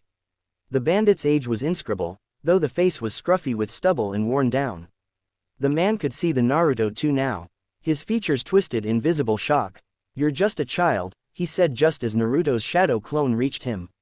The man pulled out a kunai from a pouch and waved it threateningly at him. The clone easily kicked it out of his hand and as it spiraled into the air. The real Nar grabbed it, knocking the man off balance with a leg sweep. Naruto pushed the bigger man down onto his knees with his foot and pressed the kani against his common karate. "Why did you attack the caravan?" he asked. When the man didn't respond, he added pressure to the blade. A thin line of vivid red appeared on the bandit's neck, and Naruto could hear the man's heart begin to beat faster. "Let me go," pleaded the man, his voice raw with desperation. "Tell me, I have a son waiting for me. He's 6. We just needed money, please." Nar paused. It didn't seem like the man was lying. But his mission came first. And the mission details did not include letting go a bandit who would undoubtedly attack other innocent merchants in the future. With a gurgle identical to the first man, the bandit before him fell to the ground. Red blood came bubbling out of the sides of his mouth as he attempted to say something. "Hero," the bandit choked out before his eyes glazed over. He twitched once and then he was still, wiping the blood off the canny and returning it to his holster. Nar picked up the remaining scrolls and tucked them beside his tanto on his back. As he did so, there was a flicker of movement and Kakashi appeared beside him with the body of the other bandit, helping Nar shoulder the second body. They returned to the caravan. All the fires had been put out and the bodies of the two bandits that Kakashi had dealt with had been arranged neatly on the side of the road for their companions to later claim. The two bandits' bodies were laid to rest beside them. No one in the merchant's family had been more than superficially injured, and with Nar returning the scrolls that the two escapees had made off with, their finances were also more or less protected. Nar mutely accepted the gushing praises of the fat man. All too aware of the still wet blood stains on his face and clothes while Rai gave him a nod of acknowledgement, Mayu shot him a look of fear before turning away to comfort some of the younger children. When Naruto was alone, he raised a hand and touched his face. Lowering it, he saw that his fingers were stained red. He'd taken the lives of two men in the same amount of time it had taken him to eat a meal. It had been so easy, too, just a single slash across their necks and they had ceased to matter. His thoughts turned to what the bandit had been trying to say in his final moments. Hero, his son's name perhaps. By the time Kakashi told Nar that he could rest for the rest of the journey to Yuger while the Jonin took over his position, he was so tired that he accepted without comment. Clambering into the wagon and lying down, he immediately felt sleep envelope his weary body. The road to becoming Hokage is going to be long indeed, Nar thought to himself as he drifted off. In his dreams that night, the bandit's body was gone from the side of the road. The only sign that it had been there was the faint trail of dirt and broken grass blades that led into the forest. Chapter 6. The Ones to be Protected. Yuger was a peaceful and prosperous village in the land of hot water. The village was tucked away high up in the shrub-covered mountains connected to the ground by carved pathways that spiraled down the side of the cliff rock. The country received its name from their famous hot springs which were sourced by the many small rivers that furrowed through the land. These rivers all eventually cascaded down the side of the valley as thin waterfalls before joining a vast river. The village was apparently very popular as a tourist spot, and as Naruto and his team wearily walked past the entrance gates, they could see quite a number of families coming in with them. Within the village itself, there were a large variety of souvenir stalls selling festival masks, local specialties, and fans, among other things.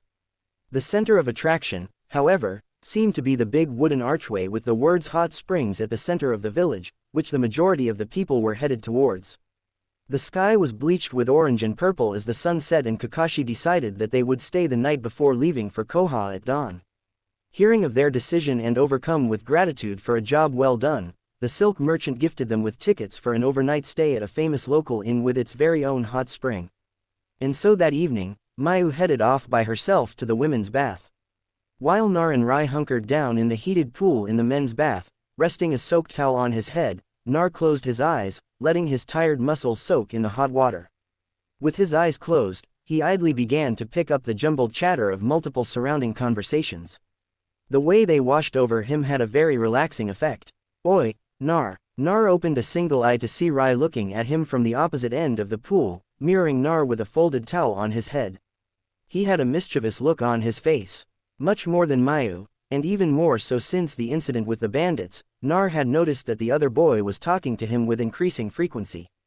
It was a little bewildering and altogether new for Nar. A small part of him skeptically wondered whether Rai was setting him up for something. However, since preserving the team harmony would be most beneficial to successfully completing their missions, he didn't rebuff the other genin. "What is it?" he said. Rai waggled his eyebrows. "Think Kakashi-sensei take off his mask in the bath." Nar pondered this for a moment. It was true that he had also never seen their sensei's face in its entirety, though he had never before thought too deeply on it. "I don't see why he wouldn't," he said. "I don't think he has a medical condition that requires him to always have a face mask on. I bet he's hiding a weird mole," Rai smirked. "Or something else," he added with a more sober look, touching with his hand the knotted scar that ran across his cheek. "Who's hiding a mole?" said a voice. It belonged to Kakashi, who appeared to be stepping into the bath area. He was standing where the white steam from the baths was thickest and they could only make out the outlines of his body. As the man stepped closer to where the two genin were resting, Rai stood up impatiently with a splash, straining to see his exposed face. Nar remained seated, but strangely enough, he also began to find curiosity bubbling within him. Just as Kakashi was about to come into view, there was a soft hissing sound in the bath, indicating new hot water was being pumped in. A sigh of appreciation rising up among the men. A cloud of white steam drifted up, concealing everything around them. Soon, Nar couldn't even see Rai, who was right in front of him, though he could hear the other Jonin gnash his teeth in frustration. "This is nice, isn't it?" he heard Kakashi comment congenially. This steam's making it hard to see anything." There was a splashing sound. "Oh, there goes my towel. Guess I'll have to get a new one." There was another splashing sound and then the sound of a wet foot slapping on rock as Kakashi climbed out of the bath. "This is it," thought Nar, quickly making the appropriate hand seals. He then slashed his hand in Kakashi's direction. A gust of wind swept through the bath, rapidly clearing the steam clouds. There was a whistling sound and then something that sounded like barrels crashing on rocks and breaking. This was soon followed by the sounds of high-pitched screaming from the women's side of the hot ring. "Nice one, Nar," cheered Rai. The steam had all but cleared from the bath now, and Nar now saw that there were at least 20 other people standing around in towels. They were all looking around, blinking in confusion. "Where's Kakashi-sensei?" asked Naruto. "Ah, thanks for that, Naruto," he heard Kakashi say from behind him. "I found my towel." Naruto and Rai whipped around to see Kakashi back in the hot spring pool. He was still wearing his hood on his forehead and had wrapped his newly rediscovered towel around the bottom half of his face. Covering his face with a hand, Rai let out a groan. After the three had finished soaking in the hot spring, they changed into cotton yukata provided by the inn. Kakashi somehow managing to put his face mask back on as well before rejoining Mayu at the outdoor garden. Several families were by the pond, admiring the colorful fish that swam in its depths. It was dark, so the garden was lit with several paper lanterns that hung from lines strung all around the walls. Attracted to different aspects of the garden, the team soon split up. Kakashi settled down on the bamboo veranda with a book while Rai joined several other boys who were admiring some ornamental weaponry on display within glass cases. Mayu, seemingly entranced by the bobbing lights, excused herself to walk through the garden. In the end, finding himself alone, Naruto hovered by the veranda for a few minutes before slowly making his way over to the pond. The families had moved on, and there was now only one other man who was by himself at the pond's edge. Together, they stood in silence for several minutes, watching the fish dart through the shadowy water. "Nice chakra control earlier, kid," the man said suddenly, "though you packed a little too much punch in it." Startled, Naruto gave him a cursory glance. The stranger had short, licked back silver hair, but he was even younger than Kakashi. He was fit and his arms were muscled, indicating extensive training. The man, or was he a teenager, was not wearing a yukata like everyone else, but rather simple, nondescript black shirt and pants. Around his neck was a hit-8 that Naruto didn't recognize. It had 3 diagonal lines. Naruto wondered whether the land of hot water also had a ninja village hidden away somewhere. "What village are you from?" he asked. "Uiker," replied the man with a careless shrug of his shoulders. Naruto's brow furrowed in thought. "You mean this place used to be a hidden village?" He couldn't imagine a sleepy tourist village such as this one being the headquarters of a group of highly skilled assassins. Yet the man standing before him was undoubtedly a shinobi, and from what he could sense, a very skilled one at that. It used to be a proper ninja village before these fat merchants came in and turned this place into the laughingstock it is now, said the man, folding his arms across his chest. Now the villages become just like this pond, and the people simple ornamental fish. Nar didn't respond. The man had yet to make any threatening moves, but there was something off about the man. It wasn't just the bitterness that laced the man's words. The combination of the cold, steely glint in his violet eyes and the just barely self-contained tremor in the man's muscles sent off every alarm in Naruto's mind. There was a splash as a pair of children in yukata ran to the pond's edge. They examined the koish, pointing out and laughing at specific ones that caught their eye. "Look at that fat one," said the little girl, her fishtail braid dipping below the water's surface. She looked a year or two younger than Nar, who observed them silently. "Do you think Mom will let me take it home, Taki?"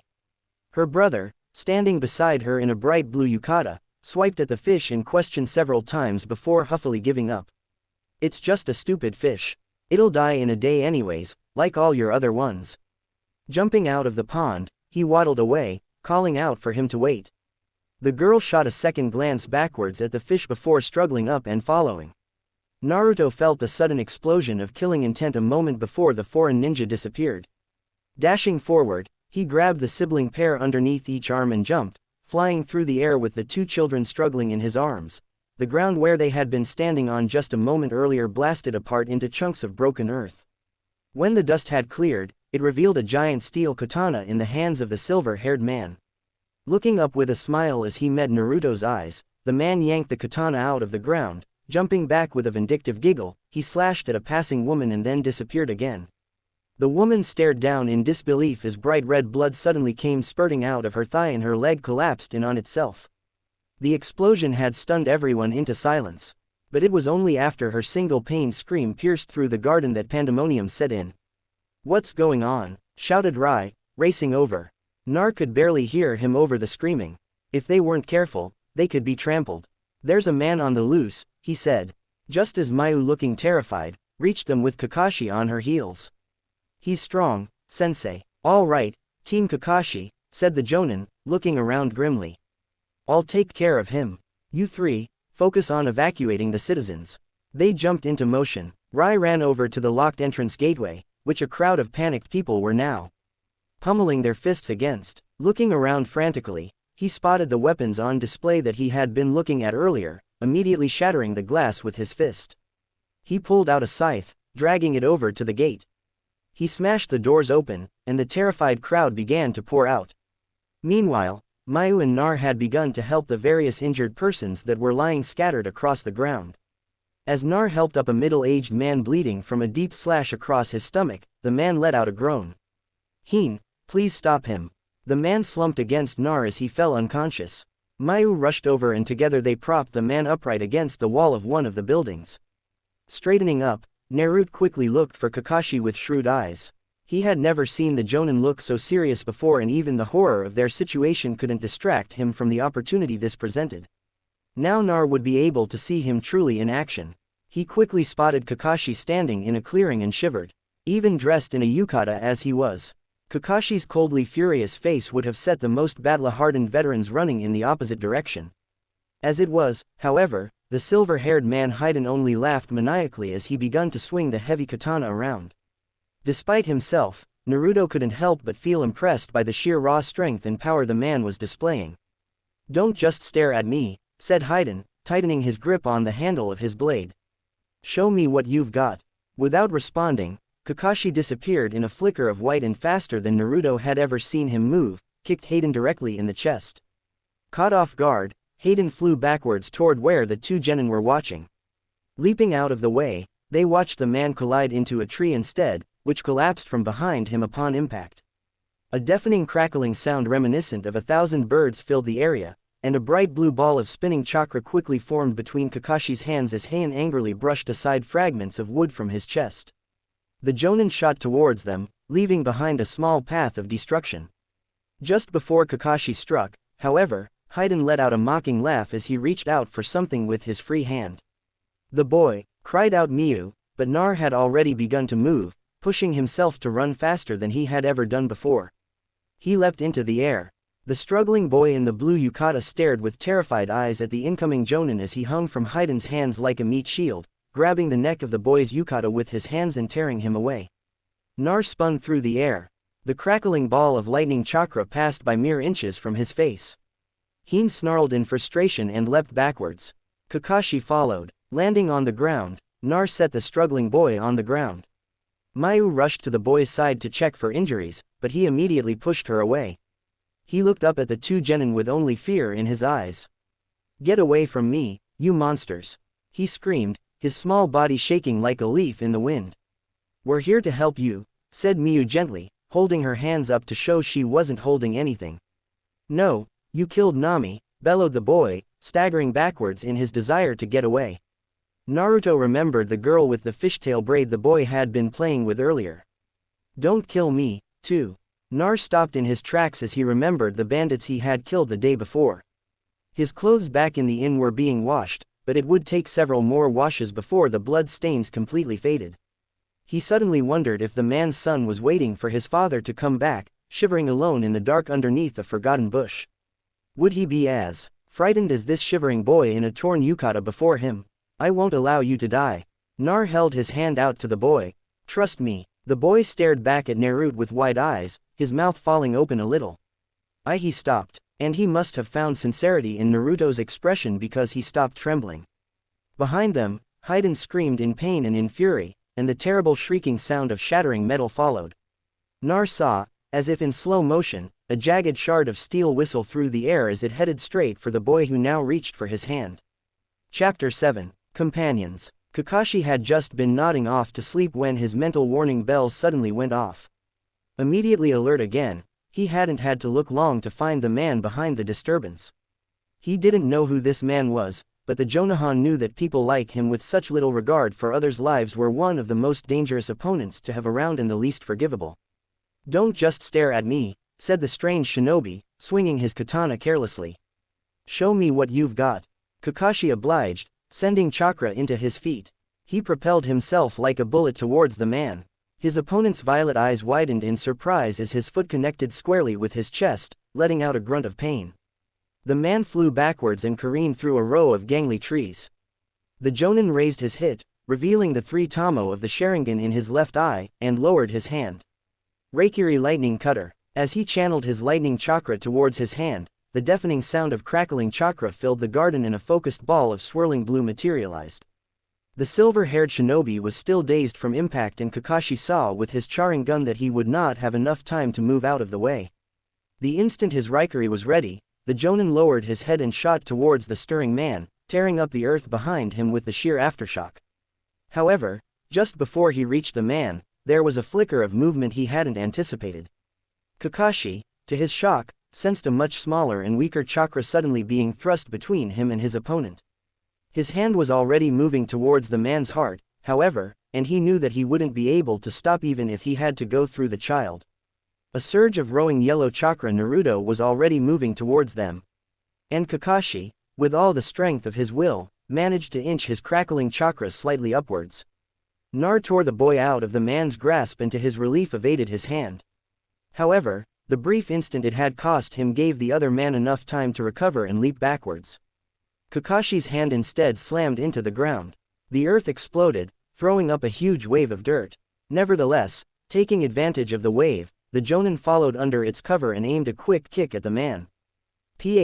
That was close, said the man, blocking with his katana and then swinging it at Kakashi, slipping under the blade. Kakashi attempted to sweep the man off balance, but he nimbly leapt over the Jonin and slashed downwards. Though evading the sharp edge, the side of the katana crashed into the white-haired ninja. He skidded backwards, the heels of his feet, creating furrows in the earth. The man raised his katana once more and flipped into the air, prepared to finish off the Jonin. However, having read his movements ahead of time with the Sharingan, Kakashi rapidly channeled his chakra into his hand once more. As the man dropped down on him, unable to dodge, the Jonin plunged the shrieking lightning towards the silver-haired man. It could only be a testimony to the man's skill that he managed to get his katana up in midair. But it was no use. Kakashi's Reikiri pierced the blade, shattering it into dozens of deadly steel splinters that were sent flying through the air and then kept going through the man's chest. The man let out a pained guttural scream. Thick globs of red blood came gushing out of his chest. Throwing himself back, he landed heavily on his feet, panting. As he stood there, hunched over, he dropped the handle of the broken katana on the ground with a clatter. Looking around wildly for a moment, the man disappeared and flecksacks of blood flew through the air in his wake. Kakashi blinked in surprise. He had missed his heart, but he had still severely injured him. The man shouldn't have been able to move, let alone move at such high speeds. Looking around for the man's violet chakra with his Sharingan, he spotted it near the exit gate. With a sinking heart, he saw nearby another chakra that he knew well. Hell, this hurts. The man spat out thick blood and grinned weakly. He squeezed the throat of an unconscious black-haired boy Rai and then nudged something on the ground with his foot. Nice weapon you got here. Real nice. Mind if I borrow it? Without waiting for a response, he kicked a red-bladed scythe into the air and grabbed it with his free hand. With a hateful look towards the Jonin, the man threw the Jonin into the air and then swung down with his new weapon. The curved blades made a sick whistling sound as they pierced the air. Kakashi leapt into the air and grabbed the limp body, spinning to avoid the blades. As he did so, he saw the man race out through the gate, leaving behind a ghostly, malicious laugh. Then he was gone. It was over. Kakashi lowered his head back over his Sharingan.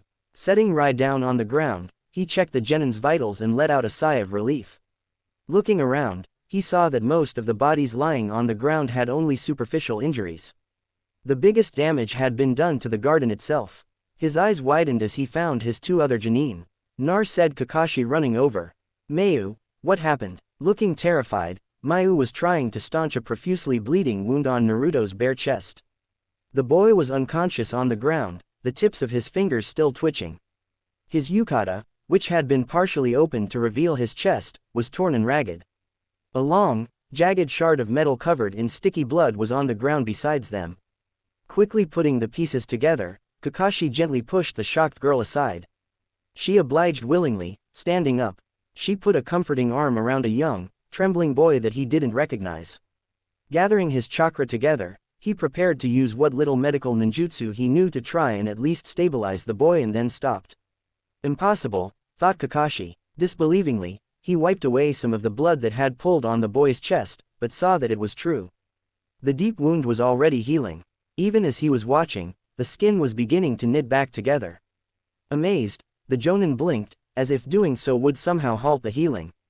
Didn't. He realized then that the sealed QB must have somehow accelerated Naruto's healing rate. Perhaps by pumping out its chakra to save the boy. Sensei, said Miu, her voice taut with fear. He'll be fine. It was just a shallow cut. He lied. Shallow, repeated the girl, her eyes widening. Kakashi wordlessly bent over and picked Naruto's surprisingly light body up. There were shouts at the gate, and several medics came racing in.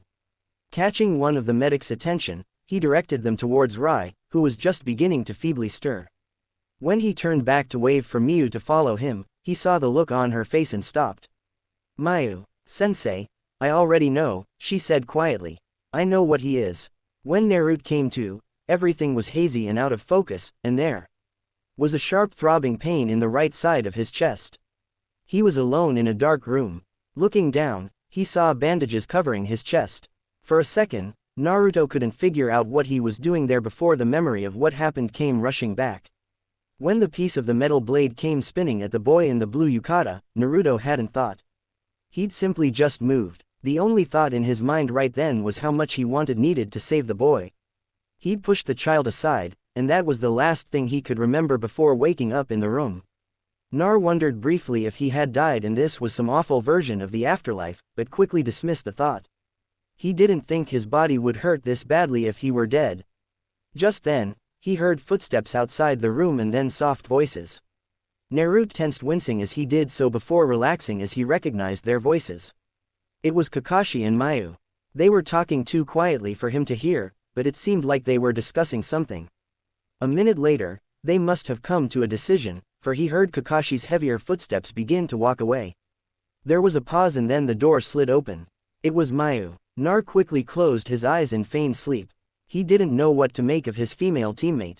Though they'd been together for months now, she'd been avoiding him the whole time. In fact, ever since the mission with the bandits, she'd made an even more apparent effort to avoid talking to him. He didn't know what she was doing in his room, and he certainly didn't want to talk to her. He heard Miu's footsteps pad over to where he was lying down. There was a soft thunk as she sat down what sounded like a small table, his dinner perhaps, Anaro thought. So that's why she was here. But while he'd expected her to get up and leave right away, for some reason, she sat there in silence. Too wary to fall asleep, Naruto waited, forcing his breathing to stay steady. It was only after some time had passed that at long last, he heard the sound of rustling fabric. Suddenly, he felt a warm pair of hands wrap around his own. He tensed and she squeezed. I'm sorry, I forgive you, Mayu whispered into the darkness. Then she got up and left the room, sliding the door closed behind her. As soon as her footsteps had faded away, Nar opened his eyes. He stared at his hand for a long time. The next day, Naruto was feeling much better. And when the medic removed his bandages, saw that he was almost completely healed. When he saw how there was barely a scratch left on his chest, he inadvertently let out a sound of disbelief. Judging from how painful it had felt, he had thought the cut had been much deeper. He supposed that the shock and chaos of the moment had skewed his judgment. And Naruto felt a little silly for having delayed their return trip for so long over nothing. But just before they left the village the following day to begin going back to Koha, the young boy he had saved came up to him. "Thank you," said the boy. Taki, he had said was his name. Looking up at Nar, he had changed out of his blue yukata into black mourning robes. His face was downcast and his eyes were red. He was probably still reeling from the shock of losing his sister, but he was much calmer now. "Thank you," he repeated, and a single tear came leaking out of his eye. It slid down his round cheek. Naruto nodded, but he didn't respond. There was a strange feeling welling up in his chest that he held back because he knew this was just another part of being a ninja. If he wanted to grow stronger, he would have to get used to it. But after a moment, he allowed himself to pat Taki on the head. It was something he had seen others do before, and he thought it might comfort the boy. For some reason, however, Taki only began to cry harder. By the time they finally left through the gates of the village, however, the tears had dried and Taki waved goodbye to Nar, sniffling. As they began to walk back to Koha, Rai demanded to see Naruto's wound when he lifted up his shirt to reveal his mostly healed chest. Rai let out a snort before slapping him hard on the back. And so, without major incident and only a few days behind schedule, Team 7 finally returned home. Despite everything that had happened to them, not much had changed in Konoha. The village people continued to go to the market in the mornings, and children still fought over who got to ride the swing in the playground. Nar was still the village pariah. As he grew older, he'd finally realized that the reason people avoided him could not simply be because of his appearance, as he'd once feared. But the fact of the matter was, if he entered a store without using a henge, he still got charged double the ordinary price. If he strolled normally through the streets of the marketplace, people began to group together in clumps as they noticed his red hair and whisker marks. And if children got too close to him, their parents would drag them away, scolding them. At one point, in a spark of inspiration, Naruto had wondered if perhaps his features really were a signature mark of an unpopular clan.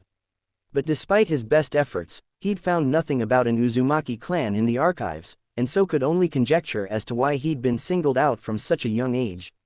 Having gotten used to the isolation long ago, it did not bother him as much as it might once have. To him, it had simply become an unquestionable law of his world. And yet, despite everything that had stayed the same, he found that some things were not exactly the same. Kakashi had begun to regularly drop by his apartment, even on days when they didn't have a mission.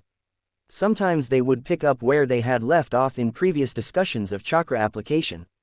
Other times, the Jonin would take him to the training field and teach him some new kenjutsu or ninjutsu moves. After Naruto kept asking him about the lightning release technique he had used on Haiden, he even promised to start Naruto on learning a second nature affinity. It wasn't just his team leader. Occasionally, Rai would bang loudly on his door, demanding to spar with him. It seemed that Rai couldn't get over the fact that Haiden had knocked him unconscious so quickly and was determined to get better. And in return for some taijutsu tips from Naruto, Rai would help Nar with target practice, teaching him how to fasten letter bombs to Kai in discreet ways that the opponent wouldn't notice.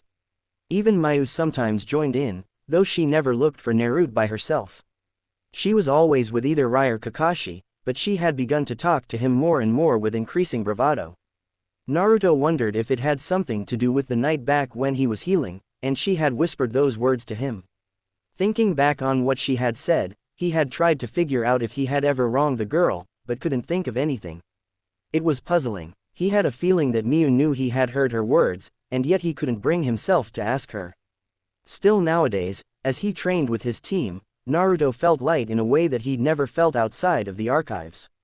Out in the training field, none of the other villagers were there. It was just them, the 4 members of Team Kakashi. After a long hard day, they sometimes all went to Ramanuraku for bowls of Koha's finest ramen. The first time they went, Naruto had only stared in awe as Rai and Mayu squabbled over a piece of pork in one of their bowls. "You said I could have it," said Miu with an uncharacteristically ferocious glint in her eyes. "That was before I realized it was the last one," said Rai, holding it out of the shorter girl's reach with his chopsticks held high over his head.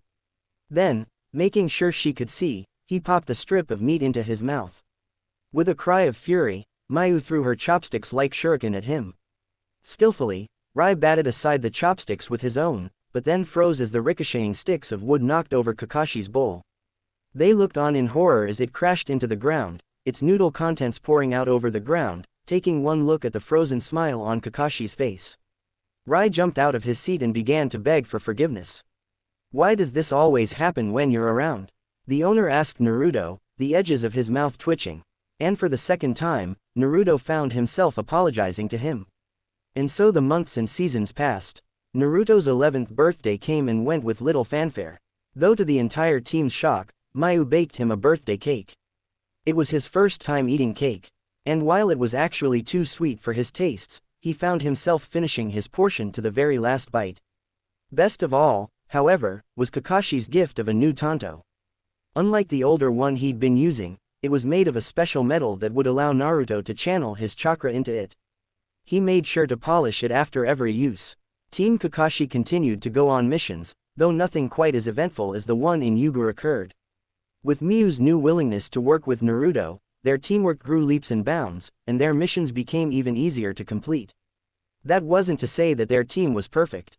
Though both Rai and Mayu were willing to go along with Naruto's direction. Rai sometimes lose focus, inadvertently deviating from the plan, and Mayu had a tendency to freeze up when anything unexpected happened. But while Nar may have once considered them to be in his way, now he found himself thinking during his free time of how to help them improve.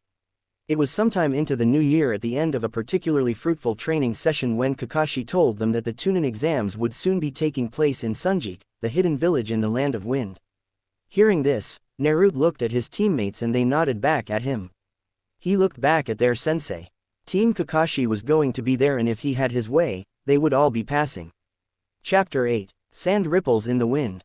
Naruto had never seen so much open space in one place before, or such a uniformity in color. As far as the eye could see, fields of golden sand stretched into the distance. The horizon was not straight, but humped with far-away dunes, and the intense constant heat from the sun caused refractions in the air. Sonogure, hidden sand, was not, in the strictest sense of the word, hidden.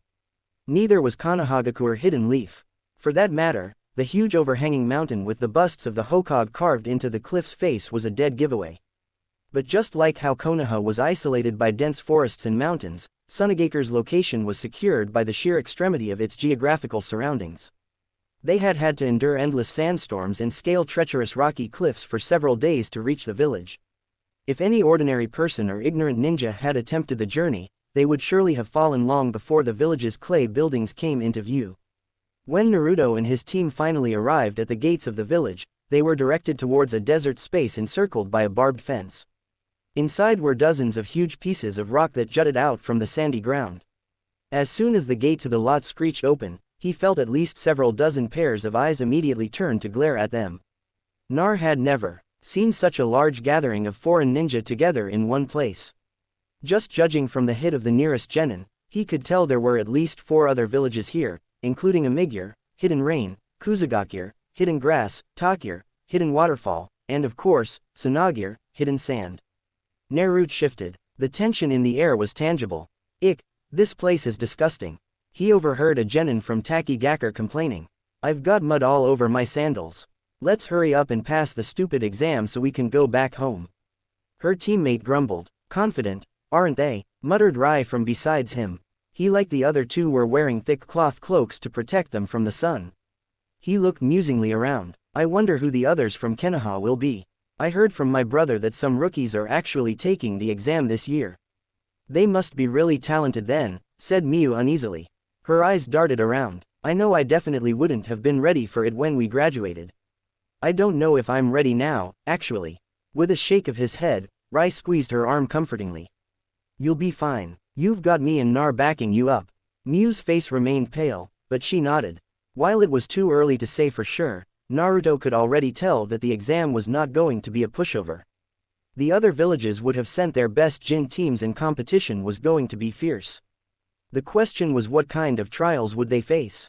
Different villages hosted the exam every time and the tests were always different. However, he had known this from the very beginning and they had trained with this in mind. So long as Mayu didn't freeze up, Naruto felt reasonably confident that his team would be strong contenders. They would be able to weather whatever the test threw their way. Probably nervous? Asked an unfamiliar voice from behind them. Nar turned around. The approaching boy was wearing the hit of Konoha, but Nar had never seen him around before. He looked several years older than them, with long hair tied back in a ponytail and a pair of circular glasses perched on his nose. "You're from Konoha, too, aren't you?" "Well, yeah," said Rai, tapping his own hit meaningfully. "I'm Kabuto," he said, ignoring the cheek. "This is your first time taking the exam, isn't it? Is it your first time in Sunnier too?" "Yes," Mayu gulped. "Is it obvious?" Kabuto smiled. "Yep, you remind me of how I used to be." "Is this your second time taking the exam then?" asked Naruto. "Nope, this is my fourth," he admitted.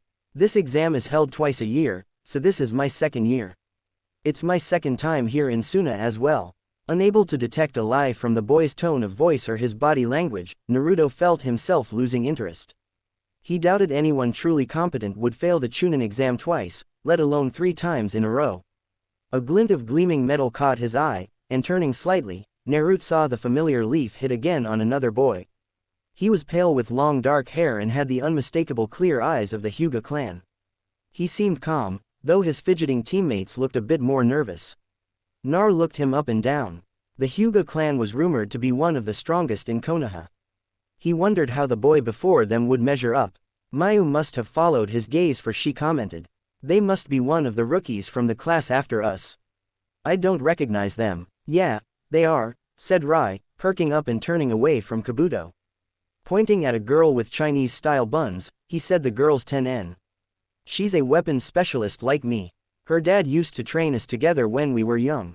But before they could go over to talk to them, several clouds of swirling sand suddenly appeared at the entrance to reveal a group of Suna Chunin and Jonin. Nar gave them their full attention, quickly taking note of their standards attire. At their head was what appeared to be their leader. He was very tall, towering over much of the other Suna ninja, and had 2 red markings on the side of his face. Half his face was covered by a turban-like headgear with a sheet hanging down, and the remaining half was contorted into a hard glare. "Thank you all for waiting," began the man, looking around at them sternly. "My name is Baka, and I will be your examiner for the Chunin selection exam's first test. You will now all be assigned a team number in order of your arrival here." There was a murmur of uncomfortable assent. The Chunin examiners began to walk around giving out plates with numbers on it. Kabuto returned to his team and Naruto and his team waited patiently for theirs, as they had been the second to last to arrive. Finally, when the Chunin arrived at their number, they received the number 79. Right after the Amigure team following theirs received their number, Baka gathered their attention once more. "If you will look around you will notice the slabs of rock that have been placed in the field. Pick one and gather around it with your team." After a moment's pause to process the information, Naruto and his team walked over to the nearest rock. The others surrounding them all hurried to do the same. Each rock was about 2 meters wide, with another 2 meters radius separating the rock from the nearest surrounding rocks, making space rather limited between each team. Squinting his eyes against the sun, Nar craned his neck backwards to look up at the rock. It was easily over 5 meters tall. The field has been divided into 20 sections with 4 rocks of equal height in each and a team surrounding each rock. Your objective is to protect your rock and keep it above ground level. There are 5 ways to fail this test. 1. If your rock reaches ground level, your team automatically fails. 2. If by the end of the time limit of 1 hour, your rock is at a lower height than any other rock in your section, your team will fail. 3. If you physically touch any of your opponents or their rocks, your team will fail. 4. If your whole team is deemed unable to proceed with the test, you will fail. And 5. If you kill any of your opponents, you will automatically fail. What? So, how do you pass? Hissed Rai. Naruto had found that while Rai had many talents, swiftness of mind was not one of them. Basically, we have to protect our rock from the other teams, and only one team out of every 4 at the most is going to pass. We'll have to attack the other team's rocks using jutsu or projectiles so that they're at a lower height than ours. He looked at the teams of their adjacent 3 rocks and saw that they too were sizing him up. One team was from Kusa and the other 2 were from Suna. The deck was stacked against them. The teams from Suna were going to be operating in their natural environment. They probably knew everything there was to know about sand and rocks and would be using this knowledge to their full advantage. Furthermore, It looked like this first test was going to be entirely a physical challenge, which would be problematic considering their team strengths. Nar pondered the mammoth rocks before them. Rai's artillery alone would do little against the tough rocks, and Emu's genjutsu would have no effect at all. His wind chakra was sharp, but he hadn't tried cutting through rock before, meaning that their best bet would probably be to take out the opposing genin.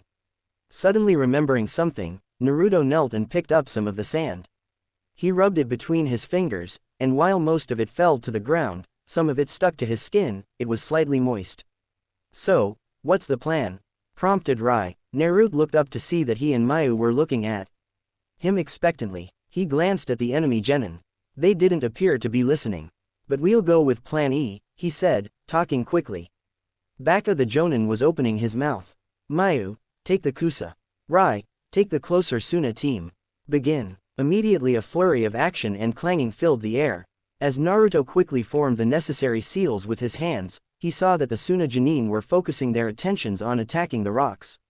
The genin from Kusa, like his team, were already attacking their enemy Jan directly. As a stream of shuriken embedded themselves in their unprotected rock, pieces of rock shattered and crumbled down. Ignoring the attack, Nar exhaled a small but powerful gale of wind from his mouth. Futon Kaifu wind release gale whipping through the surrounding rocks. It careened towards the Sun team farthest from them. They jumped behind their rock, easily avoiding it. The wind blasted harmlessly against the rock, which wobbled, but otherwise remained stoutly standing. Nar smiled. Meanwhile, Mayu had lowered her hood and unclipped her hair clips, letting her hair fall around her shoulders. Her hands blurred into action, and as she stoked them to life with her chakra, the blue bird-shaped clips began to twitch and ruffle their feathers, swelling to twice their size. Stretching their wings, they took to the air. Suddenly, there was a shout of pain as Rai managed to hit one of the Sunin in both legs with shuriken. The genin fell to the ground and several Chunin rapidly appeared by his side with a stretcher. As the incapacitated genin was taken away in vengeance, the remaining two turned their attentions on Team Kakashi. One of them was a puppet user, and she directed her scorpion-like puppet towards Rai. It scuttled rapidly towards him, its stinger gleaming with the promise of slow-working poison. Letting out a stream of swears, Rai pulled out another scroll of artillery. Trusting his teammates to carry out their part of the plan, Naruto sat down behind the rock and closed his eyes. Making the appropriate hand seals, he concentrated on first shaping his chakra into being as thin as sharp as possible before sending it trickling deep underground.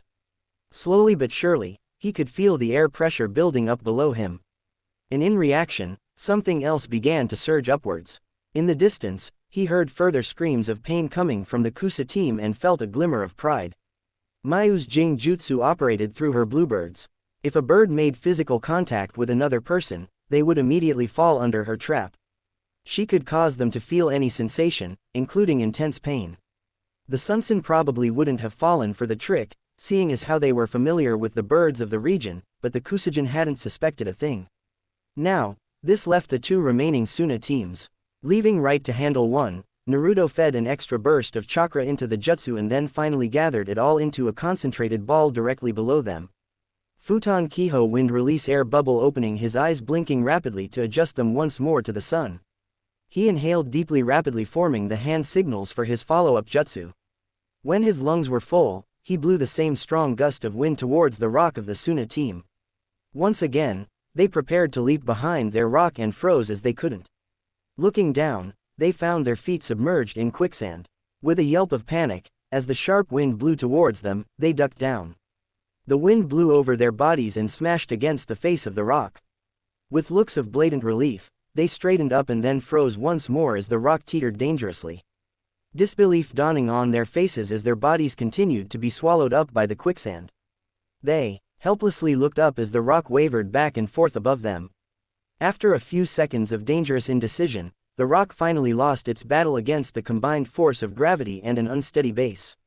Only the genin's screaming heads were visible above the ground. Now, and with a groaning sound, its base rose out of the ground as it began to fall on the immobile genin. Sweating from the effort, Nar rapidly urged more of the air pressure to build up, which would in turn cause the underground water to gush up. Just before the rock hit the ground, the genin's faces slipped below the watery quicksand with a slurping sound. There was a tense moment of silence in which the sounds of the other battles around them seemed magnified.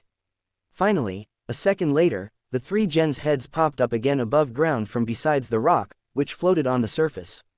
Nar exhaled. Their faces were smeared with mud, but they were alive, hacking and coughing out mud. They limply floated in the quicksand. Nar had directed his wind chakra to squeeze in on itself underground, causing the gas particles to accumulate and increase pressure. As a result, the stores of water below ground had moved upwards to the surface by pure hydraulic pressure. Since they were in a desert, Naruto hadn't been expecting to have access to a source of water large enough to create quicksand. But to his surprise, there had been an abundant water source beneath them. Due credit for the discovery had to be given to the genin from Takiger, who'd been complaining about the mud. Sitting down on the ground besides their standing rock, Naruto saw that Mayu and Rai were already done. The genin from Kusa were all slumped around their rock, frothing at the mouth. Miyu's bluebird was chirping from on top of one their chests. The two others' genin struggled as they stood pinned against their rock with multiple kunai. A destroyed scorpion puppet lay in pieces by their feet. Taking in the chaos of the quicksand, Rai raised his eyebrows. "You overdid it, Naruto." Mayu was smiling. The color of her face returned to its normal shade. She raised a finger and one of her birds landed on it. Nar regarded the remaining desert space. The Tunin examiners were collecting the incapacitated genin, and most of the battles were still going on. The pristine rows of rocks from barely 10 minutes ago were already in shambles. Some of the rocks had been shattered into pieces, and he could see several genin moving feebly under the fragments. By the looks of it, less than 20 teams would be passing. Team 79 passes the first test, said Baka.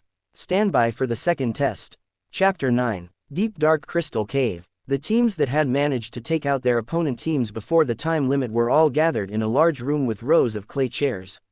When Naruto and his team arrived, only one other team from Amigar was there. Their eyes were bloodshot as they glared at Team Kakashi, and in wordless agreement, they chose seats at the opposite end of the room. As the minutes passed, the remaining teams came trickling in, each looking increasingly more bedraggled. With 10 minutes left on the clock, he noticed the Konoha rookies coming in despite how long it had taken them. They did not seem particularly worn down and walked in with confident demeanors. Rai noticed as well and beckoning for Mayu and Nar to follow him. He made his way over to the girl with buns in her hair. "If it isn't 10. The girl perked up at her name, but when she saw Rai, her face fell. "Oh, it's you. It's been a while," said Rai, ignoring her lack of enthusiasm. Naruto got the impression that this was not an unusual dynamic for them and wondered whether something had happened in their past.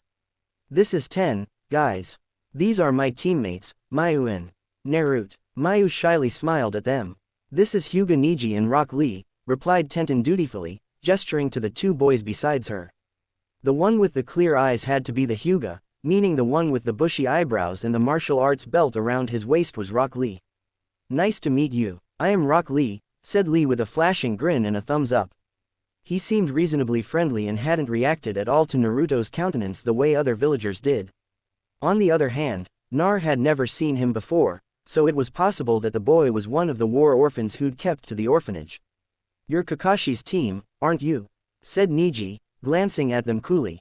Lee visibly perked up. "What? So, you are the pupils of Guy Sensei's eternal rival. You will make worthy opponents then. Is Guy your team leader?" asked Mayu. "Yes," answered Tenen with a warmer smile for the other girl. "You guys must be the reason why Guy Sensei wanted us to take the exam this year as rookies." Rai raised an eyebrow. "I've never heard of Guy, though. Are you sure he and Kakashi Sensei are rivals? Are you sure you have never heard of him?" said Lee, his already circular eyes growing even wider than Naruto had thought possible. "He is the strongest jonin in Konoha with a record of your Uzumaki Nar," interrupted Niji. The whole time Naruto noted his pale gaze had not wavered from him, the one who graduated from the academy 2 years early. Nar blinked. He'd never heard anyone refer to him as such. "That's right," he said. "He's our local genius, the kind born only once a generation."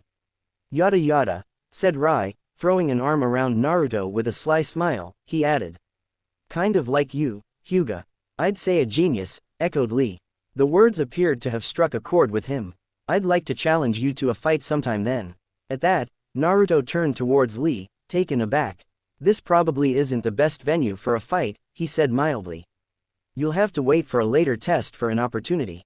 Niji's eyes narrowed. "You say that like you expect to win." That hadn't been Naruto's intention, but thinking about it, he supposed it was true. As if Nar would lose to some rookies like you, scoffed Rai. With that, it seemed Tenen had had enough, for she seized her teammates firmly by the arms. Will you drop it already? Let's go, guys. Although Lee allowed himself to be dragged away, Niji brushed off Tenten's hand. Nonetheless, with another hard look in their direction, he left as well. You could have been a bit more friendly, Rai said. Miu, watching them walk away. Rai shrugged. They were being too cocky for a bunch of rookies. His teammates' voices fading into the background. Naruto's gaze followed the retreating backs of the rookies. He hadn't gotten much of an impression of Ten besides the fact that she and Rai seemed to have a strange rivalry going on. Moving on, there was Lee. He seemed determined to make a name for himself, judging from the way he'd instantly challenged Nar.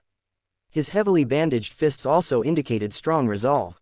Lastly, Naruto's eyes flicked towards Niji. He had been a bit more scathing than expected, but Naruto felt impressed at his self-control. He'd thought when he saw him before that perhaps the calm attitude was all an act, but the first test had barely ruffled his feathers. The Hyuga boy was the real thing after all.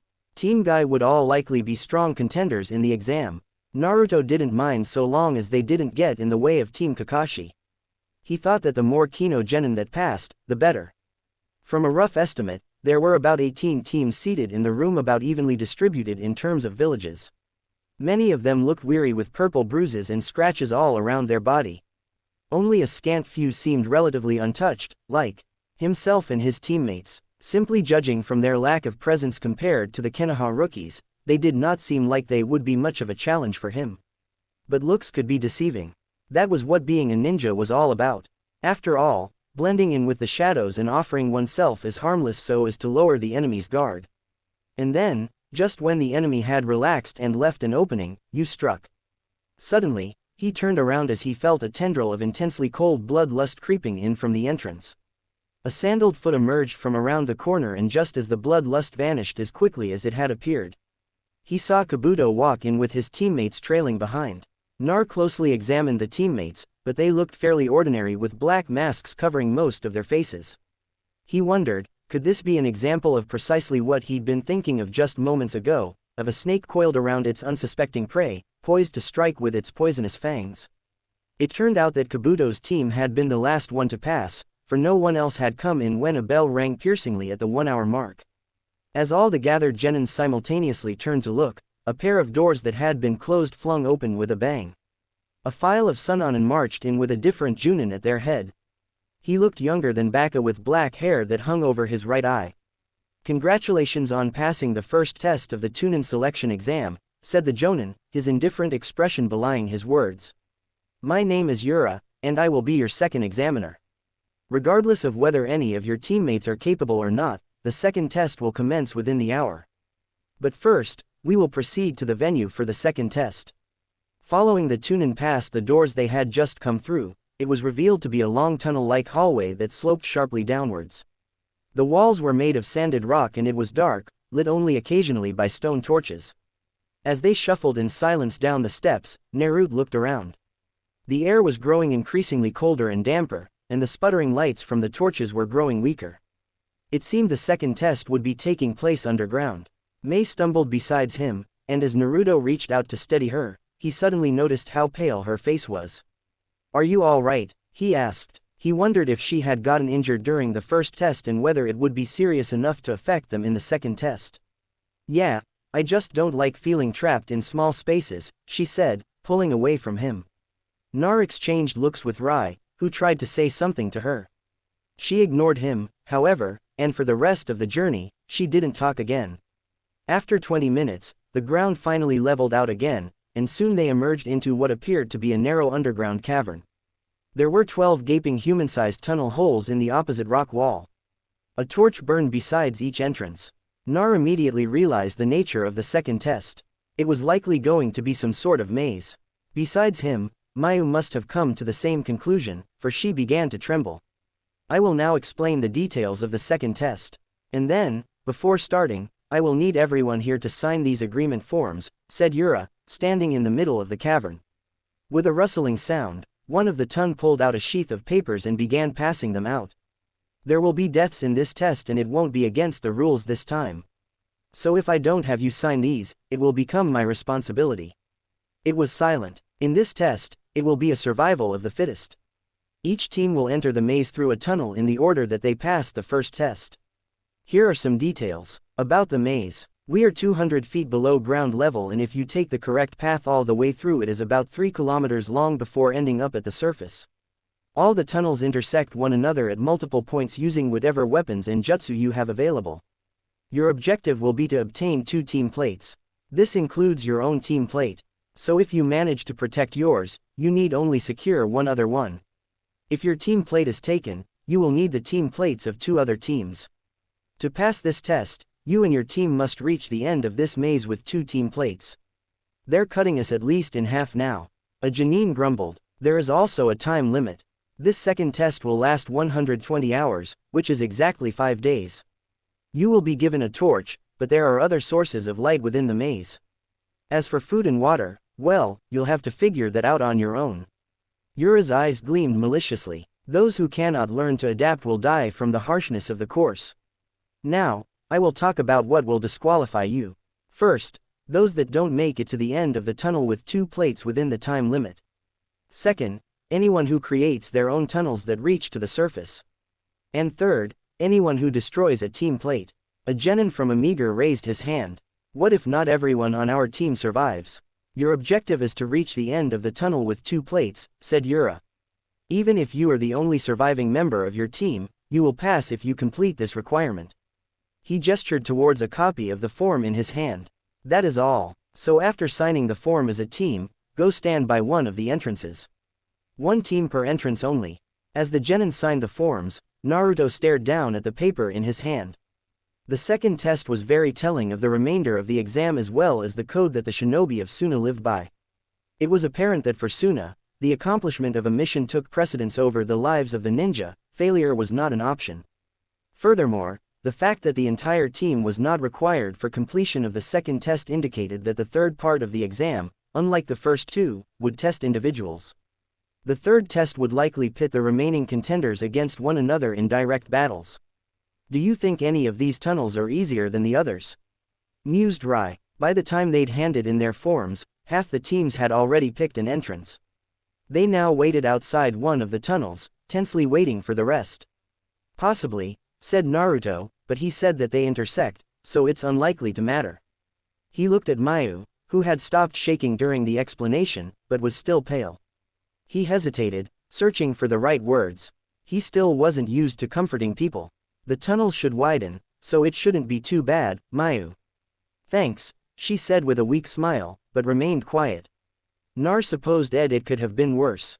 Since the team from Amiga had been the first to pass, they were the first to disappear into the gaping black hole. As the sounds of their footsteps faded, a Chunin examiner walked up to Naruto and his team and marked their team number by the entrance. Rai lifted a torch from its handle. Good luck, Kabuto called out good-naturedly from 2 entrances away. His masked teammates besides him looked at them sullenly. Naruto was spared from having to respond when just then Yura gave them the signal to go. Taking a step forward, they walked into the darkness. The light from the cavern behind them quickly faded and the tunnel began to curve slightly to the right. When they turned the corner, the cavern completely disappeared from view, and the only light now came from the torch in Rai's hand. However, the fire was weak and was barely strong, enough to light up the path directly in front of them. Naruto wondered how long it would last. The wood was burning slowly but surely, and Naruto estimated that unless the Chunin examiners were going to stroll over and replace them for them, which was extremely unlikely, it would burn out within several hours. Then they would be left in the pitch dark. Having trained in the dark before, Nar wasn't worried, but he wondered how Mayu would fare. Do you hear something? Rai suddenly said. Nar stopped and listened carefully. Sure enough, he could hear something echoing far ahead. It sounded like dripping. It's probably water. Water down here. Remember how we had to climb those mountains to reach Suna? Said Naruto patiently. Mountains are just tilted layers of porous sedimentary rocks and they usually run under the desert. Whenever it rains or snows, they soak into the layers, creating reservoirs of groundwater. The water should be safe to drink, too. During his preparation for the exam, Naruto had made sure to put aside a day in the archives to research the prominent geography of Wind Country, and was now glad he'd done so. Well, if you say so, Rai shrugged. So, now that the issue of water's solved, what's the plan for food in this maze? There will probably be some animals that we can eat around here, Mayu said suddenly. As Naruto had predicted, the tunnels had gradually widened in diameter as they walked further inside, and it seemed she felt better with more space around them. I think we should find food and water first before anything else. Nar nodded. And after dealing with food, we should find a secure location. It'll be difficult finding somewhere truly hidden inside these tunnels. So, we should look for a place with more space to prepare an ambush. For tonight, though, we should conserve our energy and just rest. Other teams will be worked up in trying to attack one another first, and there'll be easy pickings for us later on. They picked up their pace and soon saw a pale blue light in the distance. When they reached the light, they found themselves emerging from the narrow tunnel into a large cavern that was easily 3 times the size of the one they had left before. The ground was clustered with large boulders and the walls were lined with something that was emitting the light. As the other two gawked up at the sheer size, Naruto cautiously went over to the wall. Touching it, he realized what Yura had meant by other sources of light. It was a soft and mossy type of plant that he had never seen before, and it glowed, washing the cavern in watery blue light. All of a sudden, Mayu let out a cry of alarm. Immediately, Naruto spun around to face her and saw something small and black streaking out from behind a gray boulder. Rai threw a kunai, striking the thing right in its chest. It let out a small squeal before slumping on the ground. Stepping forward, he nudged it with its feet. It was a small furry mole-like creature with a pink snout. Looks like we've found our dinner. Naruto eventually found the source of the dripping water to be a crack in the wall. Chipping holes into fist-sized rocks with their kunai, they took turns collecting water. Then, after hunting down several more of the mole-like animals, they nestled themselves behind a boulder with their findings. After Rice skinned the animals, Naruto had just begun to ponder how to cook the meat over their dying torch. When Mayu revealed something about herself that took him by surprise. Your chakra nature is fire, asked Naruto. On further thought, he supposed he shouldn't have been surprised. The fire chakra nature was common among shinobi of Konoha after all, but she had never before demonstrated knowledge of any fire-based techniques. Mayu nodded shyly. I'm not very good at it. Though, so I usually stuck to Jing Jutsu. How does it work? Well, I gather the chakra in my stomach and then kind of put pressure on it, heating it up. Then when it's ready, I blow it out and I hear, let me show you. Her hands moving quickly to make the signs. She blew lightly on the wooden torch. Kaden Te fire release bonfire. A stream of fire came out from her mouth, which though on the weak side, nevertheless strengthened the torch's flame to a respectable level. That's handy, Naruto said, beginning to think of how he could incorporate this unexpected ability into their future plans. For some reason, Mayu turned pink at that and avoided his gaze for a while. After cooking the meat over the torch and eating it, it was stringy but edible. They had just put out the fire and covered their tracks when another team entered the cavern. Naruto, hearing their foreign footsteps, noticed first and quieted the two down immediately with a raised fist. As Rai and Mayu lowered their bodies against the ground, Nar crept to the side of the boulder and peered around its edge. When he saw who it was, some of the tension left his body, but he remained hidden. The rookies of Konoha wandered through the cavern looking just as amazed by the light-emitting moss as they had been. Amazing. Truly, this is a springtime of youth, said Lee, punching the air. Tenten shushed him. Is there another team here, Niji? Nar saw the Hyuga boy turn around and immediately noticed that the veins around his temple were bulging. His Bakugan was activated. The boy looked directly at the boulder where Nar and his team were currently hiding behind and smirked. Yeah, but lucky for them, we'll leave them alone for now, said Niji. Come on, let's find another place to find shelter. His teammates nodded without protest, and they leapt to the exit on the other side of the cavern. Once it was safe, they came out of hiding. I really hate that guy, Rai muttered. Though they couldn't see the sun, they could feel in their bodies that the hour was getting late. Taking into consideration Mayu's poor condition, it was down to between Nar and Rai to take the first watch. While Mayu crawled into a sleeping bag she'd summoned from a scroll, Naruto and Rai looked at one another. The other boy jerked his head. Go on, I'll stand watch first. I'm not sleepy anyways. Laying down on the ground and looking up at the dark ceiling, Naruto wondered whether the sun had set yet. While his internal clock told him that it was likely around 6 o'clock in the evening, it had probably been thrown off an hour or two since they traveled to Wind Country. Truthfully speaking, he couldn't wait for this test to be over so they could return to the surface. Before going to sleep, he usually liked watching the sunset from his window. Not being able to see the sky was unsettling. He had just been about to drift to sleep when suddenly a voice spoke up near his head. "Hey, Naruto," whispered Rai. "You awake?" His eyes snapped open, instantly alert. Despite the glow of light from the moss, it was dark enough that all he could make of Rai was a vague body outline. "What is it? I just wanted to know. What did you do to Mayu?" He'd never heard Rai speaking in such a serious tone before. Somewhat alarmed, he asked, "What do you mean?" There was a pause. "You wouldn't know it, but I've known her my whole life, so I know. Once she decides something, it's pretty much impossible to change her mind." Another pause. "Mayu didn't like you. Did you know that?" "I had an inkling," Naruto said. "Drilly. Actually, everyone I know hates you for some reason. So, I figured you must have done something really bad." Rai abruptly broke off when Mayu shifted. For a moment, it was silent and then her soft, steady breathing resumed. He cleared his throat. "Anyways, do you remember that day when we had to fill out our birthdays in a calendar at the academy?" "What about it?" "That's when I realized that Rai hesitated. "I guess you already know that you were born on the day of the Ninetals attack." "I was really young, so I barely remember it, but my parents were killed on that day. And it's stupid, but you kind of look like a fox with your whiskers, so it used to give me the creeps." Naruto blinked, taken aback despite himself. The Ninetals. He had once wondered as well whether he was an orphan because of that attack, but for some reason, he'd never even considered it as a possible link to the reason behind his ostracization. His head beginning to throb, he massaged his temples, and as such, he almost missed Rai's following words. "Still, you know, whatever anyone else says, we definitely wouldn't have made it this far without you." And Rai added in a grudging tone, "I don't know what you did, but I think even Mayu kind of likes you now." With that, Naruto heard Rai rise to his feet, and he walked a distance away. All was silent except for the sound of steady breathing. Naruto lay still. He wondered why Rai had told him this and what it was that he wanted from him. He opened his mouth but couldn't think of anything to say, so he kept quiet. Since they had put out the fire, it was cold in the cave, but it also felt just a bit warm, probably due to the heat emitting from the moss, he thought to himself. Chapter 10. Dark clouds approach. When Naruto opened his eyes, he was momentarily disoriented by the glowing blue lights around him before he remembered where he was.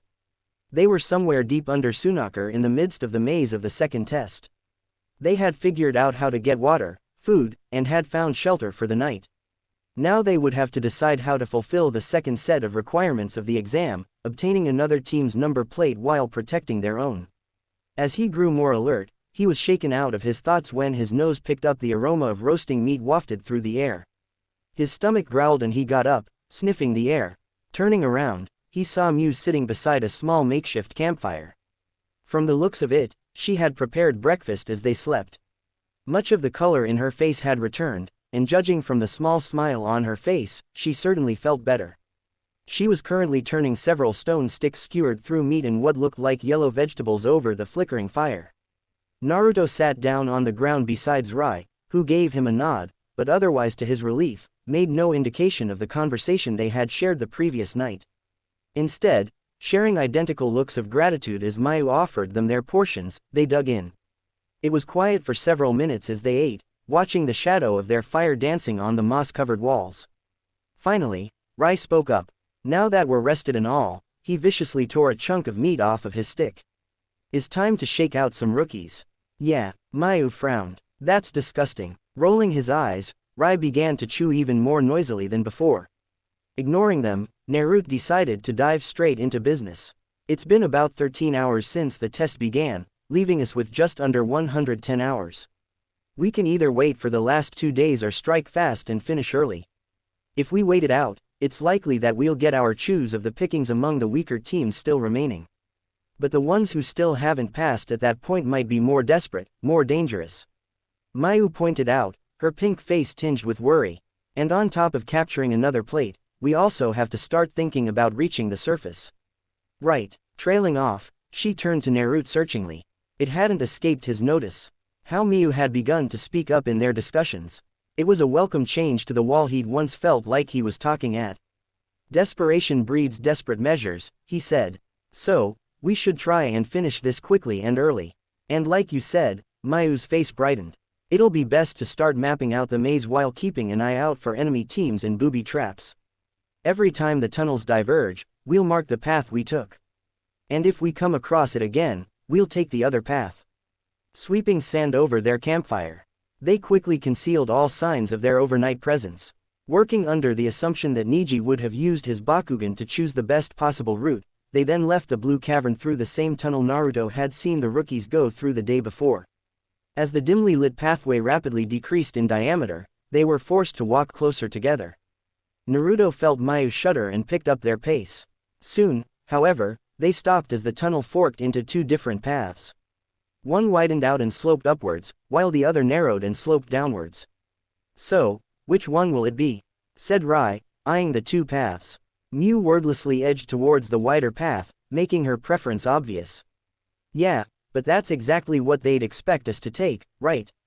Without responding, Nar positioned himself directly in the middle of the fork and closed his eyes. He raised both of his arms and then a moment later opened his eyes. He began to head down the wider path and motioned for his teammates to follow him. I can feel a slight breeze coming from this path, he explained when he saw the questioning looks on their faces. The air from the other side is still, so it's likely a dead end. They shared biased looks but trusted his judgment.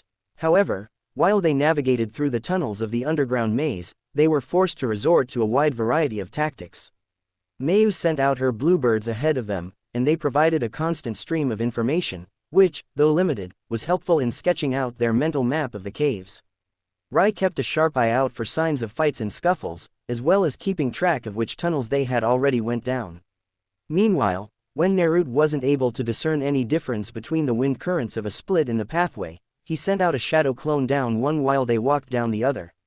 After several hours, during which they made fast progress, Nar suddenly came to a halt and winced.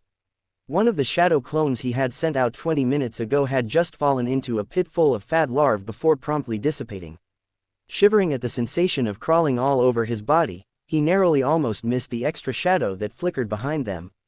Without reacting or changing his expression, Nar began to walk again. Raising his hand to brush a lock of his hair out of his eyes.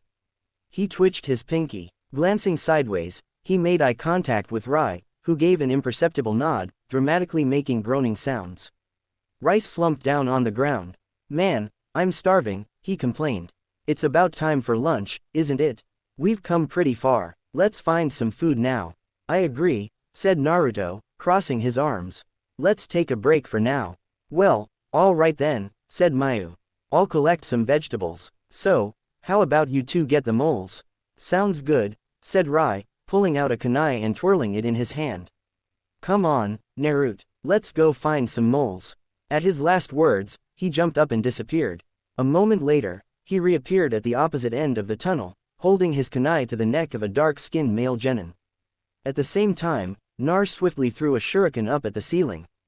The other genin who had been hanging above them, a stocky blonde male, managed to avoid the shuriken as he scuttled down the wall to the ground. Without a look back at his teammate, he fled to the nearest hole and disappeared. Nar didn't move, watching the hole expectantly. Several seconds later, there was a yelp of shock and pain from the direction the genin had ran to. The sound of something being dragged across rough ground reverberated through the hollow tunnel. And soon his shadow clone emerged, dragging the unconscious genin behind him by his collar. The shadow clone tossed the body to the ground beside where Rai stood with the other struggling genin. They tied the two genin together against a boulder. And as Miu searched their bodies for their team plate, Naruto looked around the surrounding tunnels wearily. Judging from their hit, they were from Takir, but it looked like they were just a Twoman team. When he had first detected their presences behind him, he had thought that perhaps their third member was farther behind and acting as backup. But he couldn't detect a third presence anywhere, meaning that their third member was either too far away or that they had somehow lost their third member. Nar played with the idea that their third had managed to conceal their presence from him. But he dismissed that almost instantly, though poorly lit with ample shadows to hide in. These tunnels were far too narrow and cramped for anyone to continuously hide from him for this long. Where's your third? Is he waiting to ambush us or what? Rai voiced Naruto's thoughts, nudging the Dark One who was still conscious. The genin scowled ferociously, glaring at them through narrowed eyes. Like, I tell you, little br. Ow, ow. He broke off as Naruto's shadow clone shoved him down with his foot. Nar knelt beside the genin and looked him directly in the eye as the genin watched with horror growing in his eyes. He then pressed the tip of his kunai against the inside of the genin's fingernail, putting in just enough pressure to induce pain. First it'll be your fingernails and then your fingers. That is unless you talk. Where is your other teammate? Didn't you hear me the first time? The genin spat at his feet. You're not going to get nothing out of. He broke off and let out a howl of pain as Naruto thrust his kanai up with a sick popping sound. His nail fell off. Nar said Miu, her face pale. She stepped forward but Rai held her back. He looked a little green as well, but his jaw was set. That was just a fingernail, said Nar softly. The genin's eyes widened, tears of pain leaking out. Imagine how much more it would hurt if I did that to a finger. All right. She's not here. We ditched her, he yelped. We don't know where she is. Nar stood up. He could tell from his body language that the genin was telling the truth, or at least believed it. Swinging his kanai up, he hit the head of the genin with its blunt end, knocking him out. The genin's head crumpled down against his chest. He looked up to see Miu staring at him with wide eyes. Internally, he let out a sigh as he saw something in her face that he hadn't seen in a while. Fear. Was that really necessary? She asked. We're ninja, Miu snapped Rai. This is what we do. Stop being such a baby. Miu didn't respond. Instead, she put the hood of her cloak up over her head. Rai grabbed the team plate she had been clutching in her hand. The number 44 was engraved on it. He tossed it into the air and then grabbed it before tucking it into his pocket. Ha, that was easy. Leaving the trussed-up genin behind them, they silently walked through the dark tunnel while Naruto's shadow clone slunk back into the darkness to trail them. As Naruto watched Miu stiffly move away from him, he felt his heart sink a little. He didn't feel any remorse for having handled the situation in that way. Torture was a proven and surefire way of quickly retrieving necessary information, but he wondered if he should have held back for Mayu's sake. It was unfortunate that despite her valuable skill of perception, she had always been the least desensitized of the three and the most averse to solutions to situations that required violence. Naruto sometimes questioned whether she was truly suited for the life of a ninja. As someone who clearly didn't have the heart or the stomach for a ninja's work, it was a wonder how she'd come into it in the first place. Not for the first time, he wondered what he would do if Miu ever got in the way of a mission. So far, it hadn't proved to be much of an issue, but the missions that awaited them in the future could only be filled with more bloodshed. Suddenly, Nar came to a halt.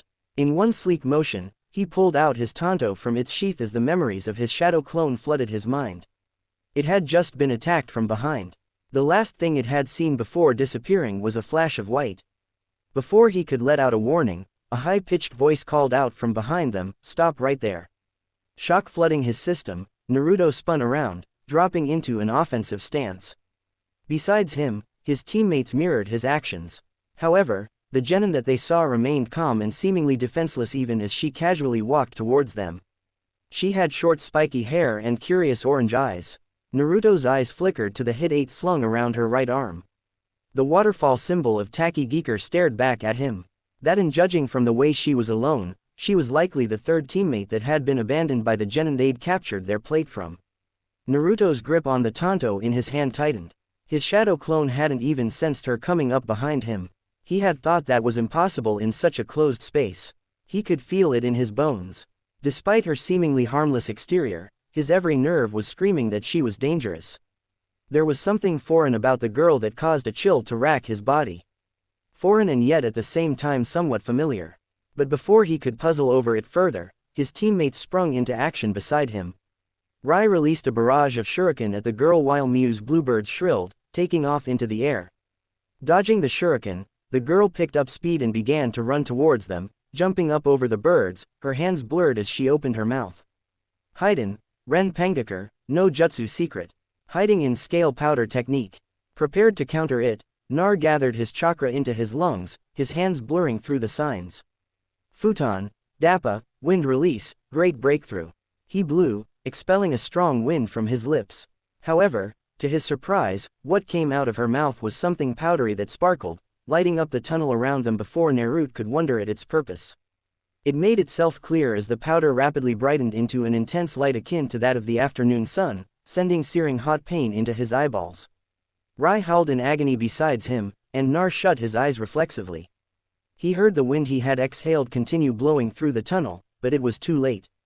The powder had done its work. Opening his eyes, he could only see throbbing circles of yellow and orange that threw him off balance. He staggered. "Shouldn't have done that," said the girl. Judging from her voice, she was standing right in front of them. And yet, to his growing alarm, Nar couldn't sense her presence at all. "What the hell is this?" Rice snarled. The intense white light was gradually dimming, but Naruto could still only make out at best several blobs around him. "The name's Fu," she said.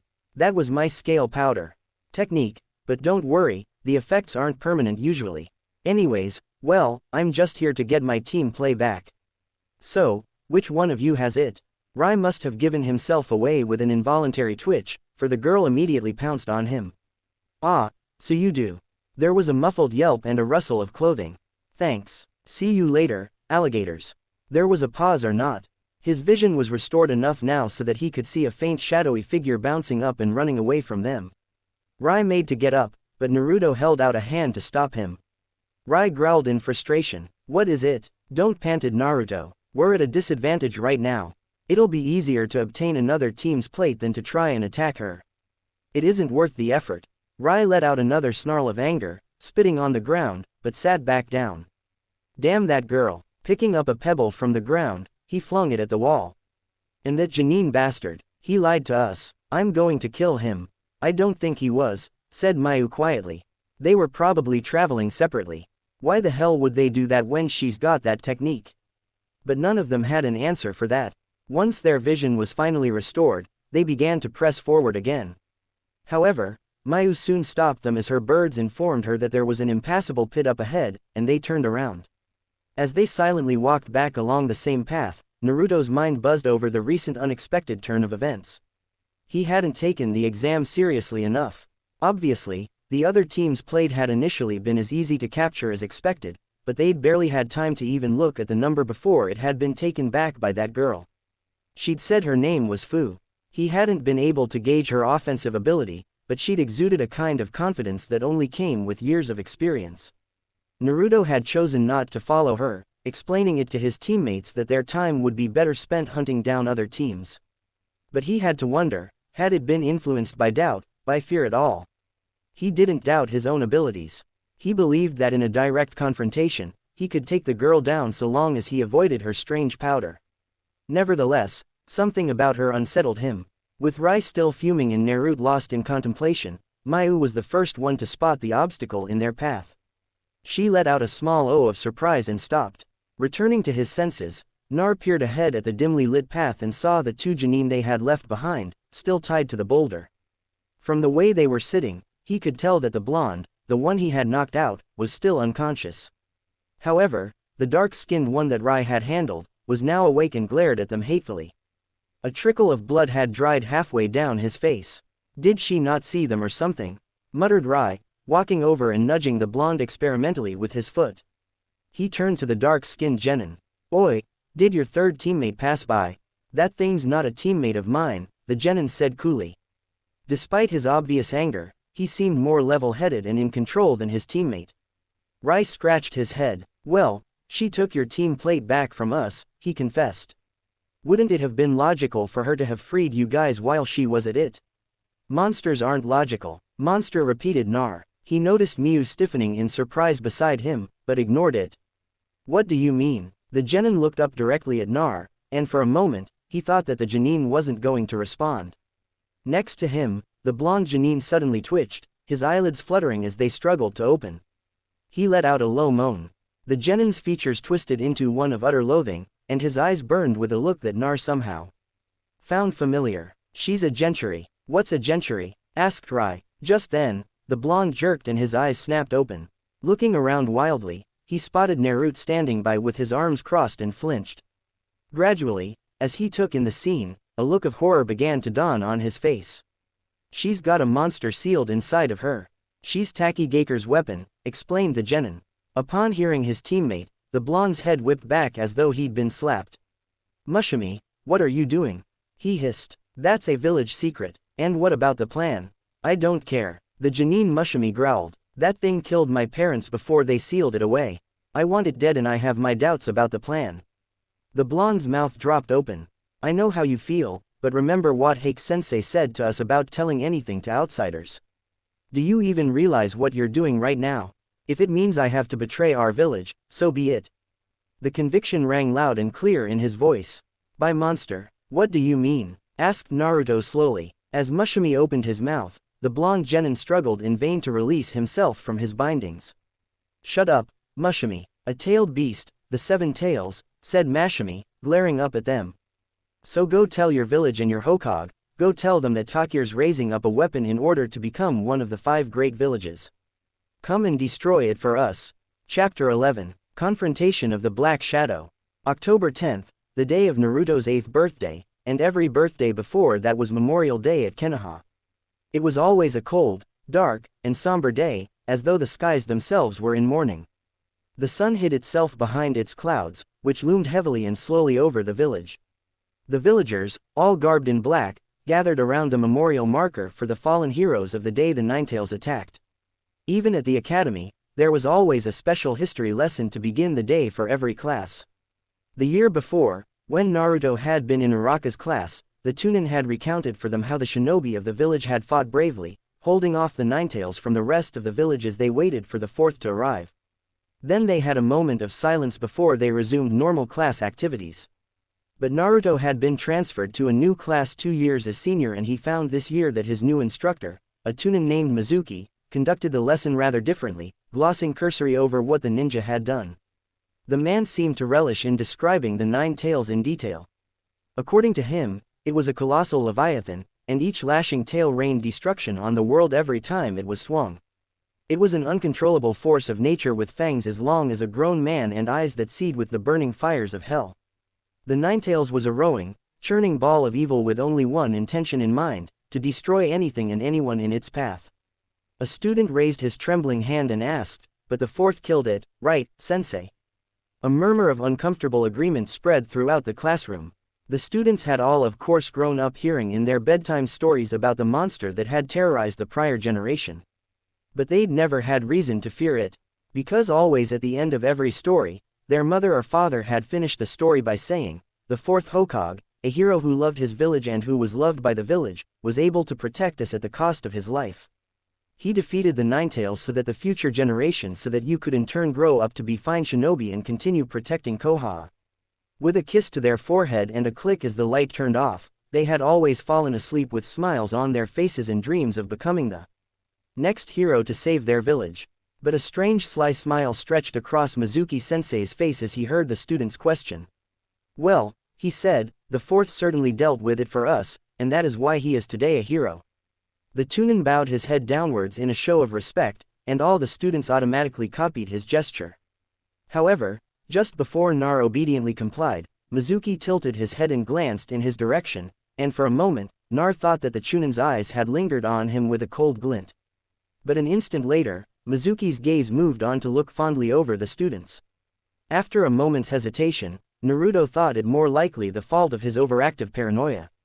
Mizuki-sensei had treated him fairly over the past year and seemed to bear no ill will against him. It wouldn't do for him to poison the opinion of his instructor when he had so little support as it was.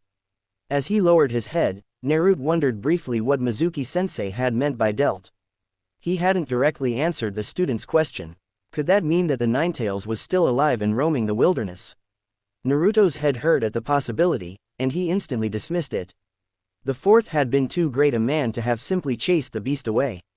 He would have dealt with it in the best way possible for the village. And what else could that be but to kill such an untamable monster?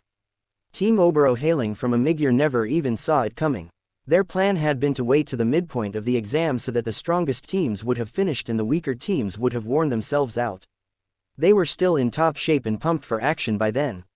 And with their nearly perfected strategy of Jinjutsu and clone techniques, procuring a plate from the first exhausted Jonin team from Suna, as it were, that pass-by had been like taking candy from a baby.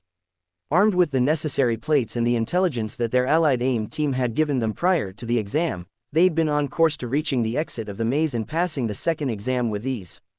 If they hadn't gotten so caught up in the elation of their seemingly imminent success, they might have lasted a few seconds longer. Their first indication of danger was when Mubi dropped his umbrella on the ground with a clatter.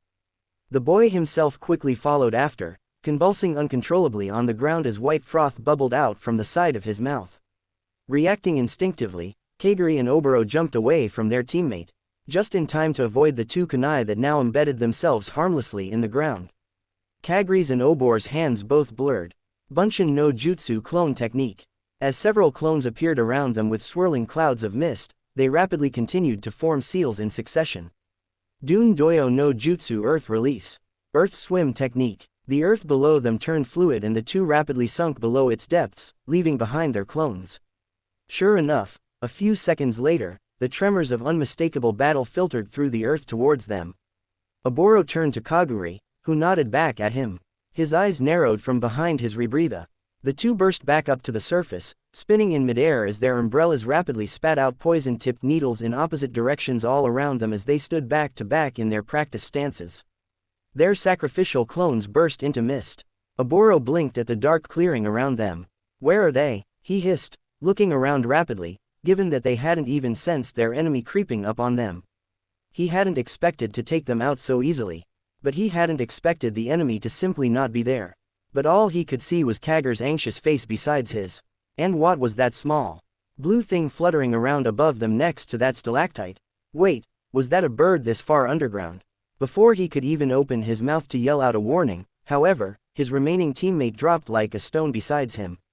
White froth creeping out from his orifices. Oboro felt his heart sink as he remembered the promise he'd made to his younger brother before he'd left the village. Quickly making up his mind, he threw his umbrella down on the ground and raised his hands. "I surrender," he said loudly. "Just let me and my teammates live, and I'll give you our plates," just as his eyes flicked down to his left pocket. He saw a flash of red above him. His heart thudded sickeningly, and then everything turned black. Nar didn't know what to think, and this, there were no other words for it, simply bewildered him. He was no stranger to pain and over time he had gotten into the habit of analyzing the cause of everything that hurt him. He reasoned that to minimize pain he had to understand it. But what he was feeling now wasn't the usual kind of pain which was sharp and obvious. Instead what he felt now was a blunt axe that hacked away at the fraying edges of his mind as a numbing sense of disbelief in something else he couldn't name spread throughout his body. "So go tell your village and your Hokage. Go tell them that Takir is raising up a weapon in order to become one of the 5 great villages. Come and destroy it for us." Nar had moved methodically to tighten the rope bindings around the two Taker Genins, but his mind had already begun to race with the implications. If Mashimi was telling the truth, and his body language and tone all supported that he was, then first of all, this meant that there was more than one tailed beast still roaming the world. Naruto had tried once before to look up information about the 9 tails in the archive library, as he was unable to dismiss the feeling of uneasiness he'd gotten during Mizuki-sensei's Memorial Day lecture. And he had managed to ascertain one thing before being chased out by the Chunin librarian. There was absolutely not even a single scroll on its origins, its known powers, or its fate. Granted, he didn't think that there could have been extensive research on such a colossal force of nature. But the fact that there was absolutely no information on it could mean only one thing, that it was classified, not to be disclosed even to the shinobi. It gave him a headache to think of it, and Naruto had decided that it must have been one of the Ville's top secrets, something to be handled only by the elite and the Hokage himself, and certainly not by lowly academy students such as himself. And so he had put his inquisitiveness aside, but now he found himself being forced back into a similar train of thoughts. And as fearful as the thought of tailed beasts in the plural was, the second implication in the Genin's words was in Naruto's opinion. Even worse, that these monsters of legend could actually be sealed away within people. He didn't know much about Fu and Jutsu except that it was a type of jutsu that sealed objects within other objects. He'd always assumed there was a limit to what could be sealed and what could be done with what was sealed. But if a tailed beast could be sealed within a person, and if that person could somehow harness the tailed beast's chakra, then such a person might very well be invincible. And Mashimi had said that Takir was raising up such a person, a gentry, he'd called it, in order to become one of the 5 great villages. Did this mean that all of the great villages had a gentry of their own? A weapon that by all intents of nature shouldn't exist? If that was the case, then could the Ninetails not in fact have been destroyed by the 4th Hokage, Could he have sealed it away instead inside a person? Maybe even a baby? Nar suddenly recalled that the fourth had been a sealing master. He had found this out when he'd been trying to figure out what the black seal on his abdomen was. Come to think of it, he hadn't seen his seal in a long time. But that was because it only appeared when he nudged his red chakra. But why was he thinking of his red chakra now? He hadn't touched or thought of it in years. Come and destroy it for us. Mushami's hate-filled eyes flashed once more in his mind's memory. Nar felt another headache coming. He knew those eyes very well. Where had he seen those kinds of eyes before? Hadn't they? Nar, he jerked in surprise, his hand automatically reaching for the tanto strapped across his back. Besides him, Rai blanched and took a step back. Recognizing his teammate, Naruto immediately relaxed and let go of the blade's handle. Looking around, Nar noted in surprise that the Takigeeker genins were nowhere to be seen. In fact, they seemed to be walking somewhere. For a split second, he couldn't remember where and why they were moving. "What's up with you?" said Rai, eyeing him curiously. Nar hesitated. "Nothing. I just spaced out," he finally said.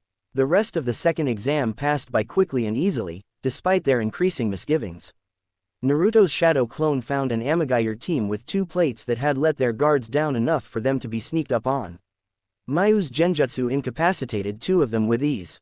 And after Naruto took down the third with a simple chop across the back of his neck, they trussed up their second Jonin team to a boulder. With 3 plates now in their possession, they rested briefly before moving onwards. And after several more hours with no further confrontations, they finally reached the end of the maze. They emerged out of the sloping dark tunnel to see that it was midday above ground. They were somewhere in the desert away from the Suna village, and there was not a cloud in the sky. The strong sunlight seared their eyes after having spent days in almost constant darkness. Nevertheless, Rai flung himself on the hot sandy ground with a moan of bliss, soaking up the sunlight with his outstretched arms. Following him outside, a wide smile spread across Miu's face even as her eyes squinted in pain. Nar, on the other hand, remained tense, his eyes roving around as if looking for possible ambush spots.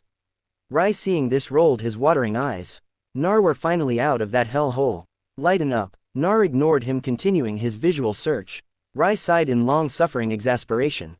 But before he could say anything else, the sound of light footsteps alerted them to a Sunonin climbing up the hill towards them. His face was mostly covered with bandages and a face mask, and he wore the standard's jacket. The man held his hand out. "Plates, please." Immediately, Mayu began to reach inside the folds of her cloak when Naruto flung out 4 shuriken from his holster. As the shuriken spiraled through the air towards the Chunin with a whistling sound, Rai let out a yelp of surprise. But instantly, the Chunin had his kunai out and batted away the shuriken with ease. Mayu stared gapingly down at the shuriken embedded in the ground and then back up at Nar. Slowly, the Chunin lowered his kunai and leveled a sharp gaze at Nar.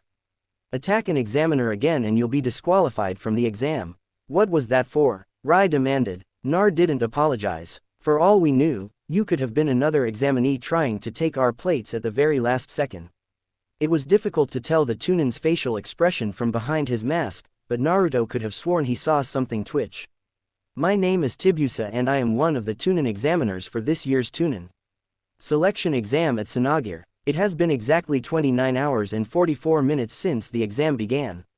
Congratulations on passing the second exam." As Tibusa led them back to the village, picking his way through a sandy path that only he seemed to be able to see, Naruto noticed several other entrances scattered around the ground. In the distance, he saw another worn-out team emerging up to the ground as Sununa Chunin patiently waited for them. "How do you guys know when to pick us up?" Rai piped up from behind him. "Cameras," said Sabusa. Contrary to what some may have thought, the second exam was not meant to be an all-out battle royale with the examiners being blind to its happenings. And you guys wanted to see what the future ninja of other villages have got up their sleeves. That too, Sabusa admitted. "So, did you see that girl that attacked us?" Rai continued. "She creamed us." Naruto stopped short. At the same time, Rai let out a yelp of pain and stumbled forward. It appeared that Miu had kicked him. "What was that?" We did not have a camera in every tunnel, so we may have missed that one," Sabusa replied calmly. Naruto's eyes narrowed. The pause before he'd spoken had been a millisecond too long. Naruto was certain that he was lying and he would have bet his prized tanto that every single Suna examiner and official knew of Takir's Jinchuriki. But for now it seemed they would be feigning ignorance. The question was, had they found out from Mashimi's outburst, or had they known even before that? And if they had, why had they let her participate in their exam? Nar and his team were brought past the village gate and inside one of the circular clay buildings. Contrary to its heavy and dull appearance, it was cool and airy inside, and they gratefully removed their heavy cloaks. Mayu sniffed her sleeve and cringed, thrusting the cloak away from her. To Rai's outrage, they were the second team once again to pass, this time having been beat out by Guy's team of rookies. The three rookies looked battered, but thrilled about their success. When Niji saw them enter, he gave them a cool smirk. With 3 days left as the second exam continued, they were guided to separate quarters where they could clean up, eat, and rest. After taking a long refreshing bath and saying good night to his teammates, Rai looked disappointed. He had been excited about going out to explore the village, but had been told by Sabusa that they were not allowed to leave the building until the exam was over in order to prevent sabotage. Nar turned in early and tossed and turned in his bed all night. The next day, he rose early and was surprised to see that breakfast had been laid just outside his door. It was a tray of Suna cuisine, and nothing that he was used to. The meat was chewy and dry, and his soup filled with something that looked like seaweed, but tasted sweet. Nevertheless, as Nar ate, he felt a touch of nostalgia, remembering back to the caretaker who had once prepared all of his meals. Strangely enough, he had never seen her again after she left him. And for the first time in years, he wondered where she was. Nar couldn't even remember her face. All he could remember was that she had been stern and quick with her hand. He suddenly wondered why he'd been left with a caretaker and not in the orphanage like every other child in Koha who'd lost their parents in the war. He'd never thought too deeply of it before. But now he wondered how he could never have questioned it before. And yet each question raised even further questions. After breakfast as planned, Naruto and his teammates assembled in the corridor that connected their rooms. Because their own clothes were dirty and being washed, they all wore the dark long tunics that was Suna's traditional clothing. While the clothes were surprisingly lightweight and cool, Naruto privately thought it made them all look lumpy and shapeless. He hadn't noticed the night before because it had been too dark.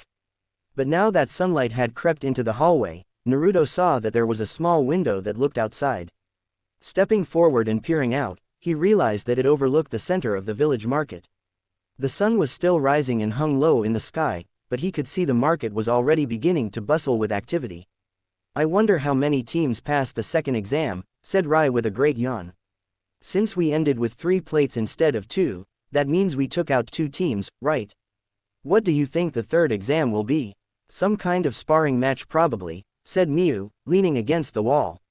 "My brother told me that's what most villages do for the third exam when they host the Tunin exams." From what Naruto had been able to gather, Mayu's older brother was a Tunin who manned Koha's village gates. "Sparring, huh," said Rai, scratching his nose. "I hope I'm paired with someone easy then. Someone like 10-10 or one of those other rookies and not him. Let's see. Oh, I know. I really wouldn't like to go up against that. What did they call her? That Ginuriki then. If she beat Naruto that easily, the rest of us wouldn't stand a chance." Glancing around the corridor to make sure it was empty, his voice nevertheless dropped an octave. "Is it even fair though having her in the exam? We're just genins. Even Naruto here wouldn't stand a chance against a tailed beast." Mayu didn't respond. "Assuming the third exam involves one-on-one sparring, it's not to say that you have to absolutely win your match to pass," said Naruto. "The first 2 exams were to weed out the weak. Now that only the strong genins are left, they'll be wanting us to showcase our abilities. So even if you lose to your opponent, if you make a strong showing, you could still pass." "That makes sense," said Rai. "Seriously." And then a sly smile spread itself across his face, his scar twisting as it did so. "Guess 10 doesn't stand a chance then." "Oh, this again. Just leave her alone. What do you have against her?" admonished Mayu. "Everything." Rice shot back. "Grow up." Tuning out the bickering voices of his teammates, Nar continued looking out the window. This was the second village outside of his own that he'd ever seen in his life, and the similarities and differences he found were startling to him. The people of Koha were more boisterous and familiar, greeting each other with wide grins and a slap on the back or a kiss to the cheek. The people of Suna, on the other hand, seemed much calmer and more reserved. As he watched, though people politely greeted each other good morning, there was always a certain distance between each other. Nar wondered whether it was merely custom or whether the extreme climates of the desert bred a certain kind of personality. Yet at the same time, he thought people here also woke up early to go to the market to buy food to put on the table for their families. Suddenly, there was a loud banging noise just below his window. At the sound, Naruto reared back, his hand reaching for his tanto once more. There was a lull in the cacophony behind him, and striding over, Rai stuck his head out the window and glanced down. "Someone just knocked something over, Nar," he said, turning around. "What are you being so jittery for? You've been really weird lately." "It's nothing," Nar said. "I'm just tired." Rai shook his head but let it go, stretching once more and saying something about looking for the kitchen to get more food. The genin shot off down the corridor. As soon as he disappeared around the corner, Mew mumbled something about looking for something and fled into her own room. After a moment's hesitation, Naruto walked back to the window and looked down. Pieces of a red clay pot were scattered on the ground. Though the contents seemed harmless, for some reason, everyone in the market was giving it a wide berth. Standing in the middle, paying no attention to the beans strewn around his feet, was a boy who looked Naruto's age with spiky auburn hair. But that was where the physical similarities ended. He was much paler and wore Suna genin attire. Nar was fairly certain he hadn't seen him in the Chunin exams. He knew he would have remembered someone like that in the exam. The boy was standing stiffly with his arms crossed, seemingly observing the flow of traffic that circled fearfully around him. Then, without warning, the boy tilted his head back and with wrathful black ringed eyes, glared hatefully back up at Nar. Nar stepped back away from the window, retreating to the opposite end of the corridor, where it was still dark. He leaned against the wall and slid down to the ground, massaging his temples. The blunt axe was back again, accompanied once more by that aching headache that prickled and lurked at the edges of his consciousness. "I am," he said quietly to the familiar darkness. "I am likely a gentry." Chapter 12. Stalemate. The faint moonlight made the water in the wash basin glow eerily. Looking down at his face reflected on the water's surface, Naruto grimaced as he recalled his recent revelations. He couldn't think of a word to describe how he felt. It was as though he had been blind and his eyes had been newly opened to the real world. As though a bubble that had separated him from the truth had dissipated. But unfortunately, this reality had never been something he wanted. All of his musings from childhood seemed silly to him now. How could he have never connected the dots before? His entire life, the other villagers had isolated and despised him. Reasoning it out, he had concluded that their driving factor was hatred, and he now knew for sure that he hadn't been wrong there. But now he saw that there was an even bigger factor, namely fear.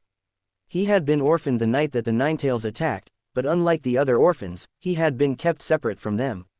And that was because the villagers, unlike him, had known that something colossal like the Ninetales could not have been defeated, not even by the fourth Hokage, but only sealed away. To think that for 10 years they had had to live within the same walls as the monster that had killed their loved ones.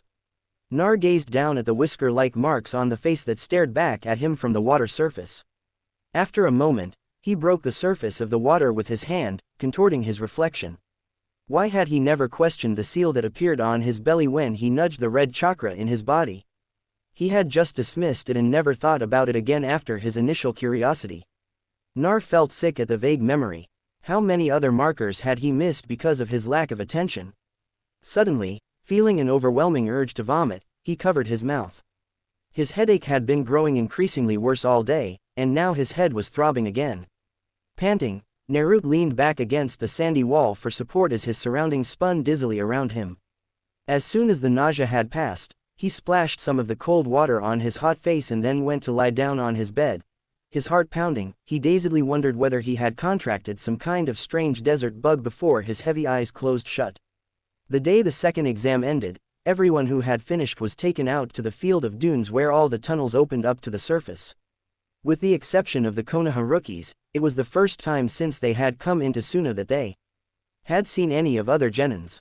Taking a cursory look around during their short walk, Naruto noted that besides his and Niji's team, only Kabuto's team had made it from Koha.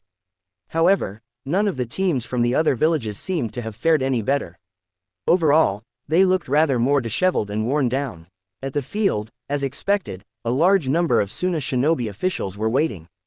However, standing beside them were a number of foreign jonin, including one very familiar face. Kakashi Sensei, Mayu called out in surprise, coming to a stop. The Jonin raised a hand in casual greeting as he strolled over. So, you guys are still in one piece, I see. Did you expect any less? Rai snorted, folding his arms across his chest. Ever since he'd been kicked out of the Suna kitchen, he had been in an irritable mood.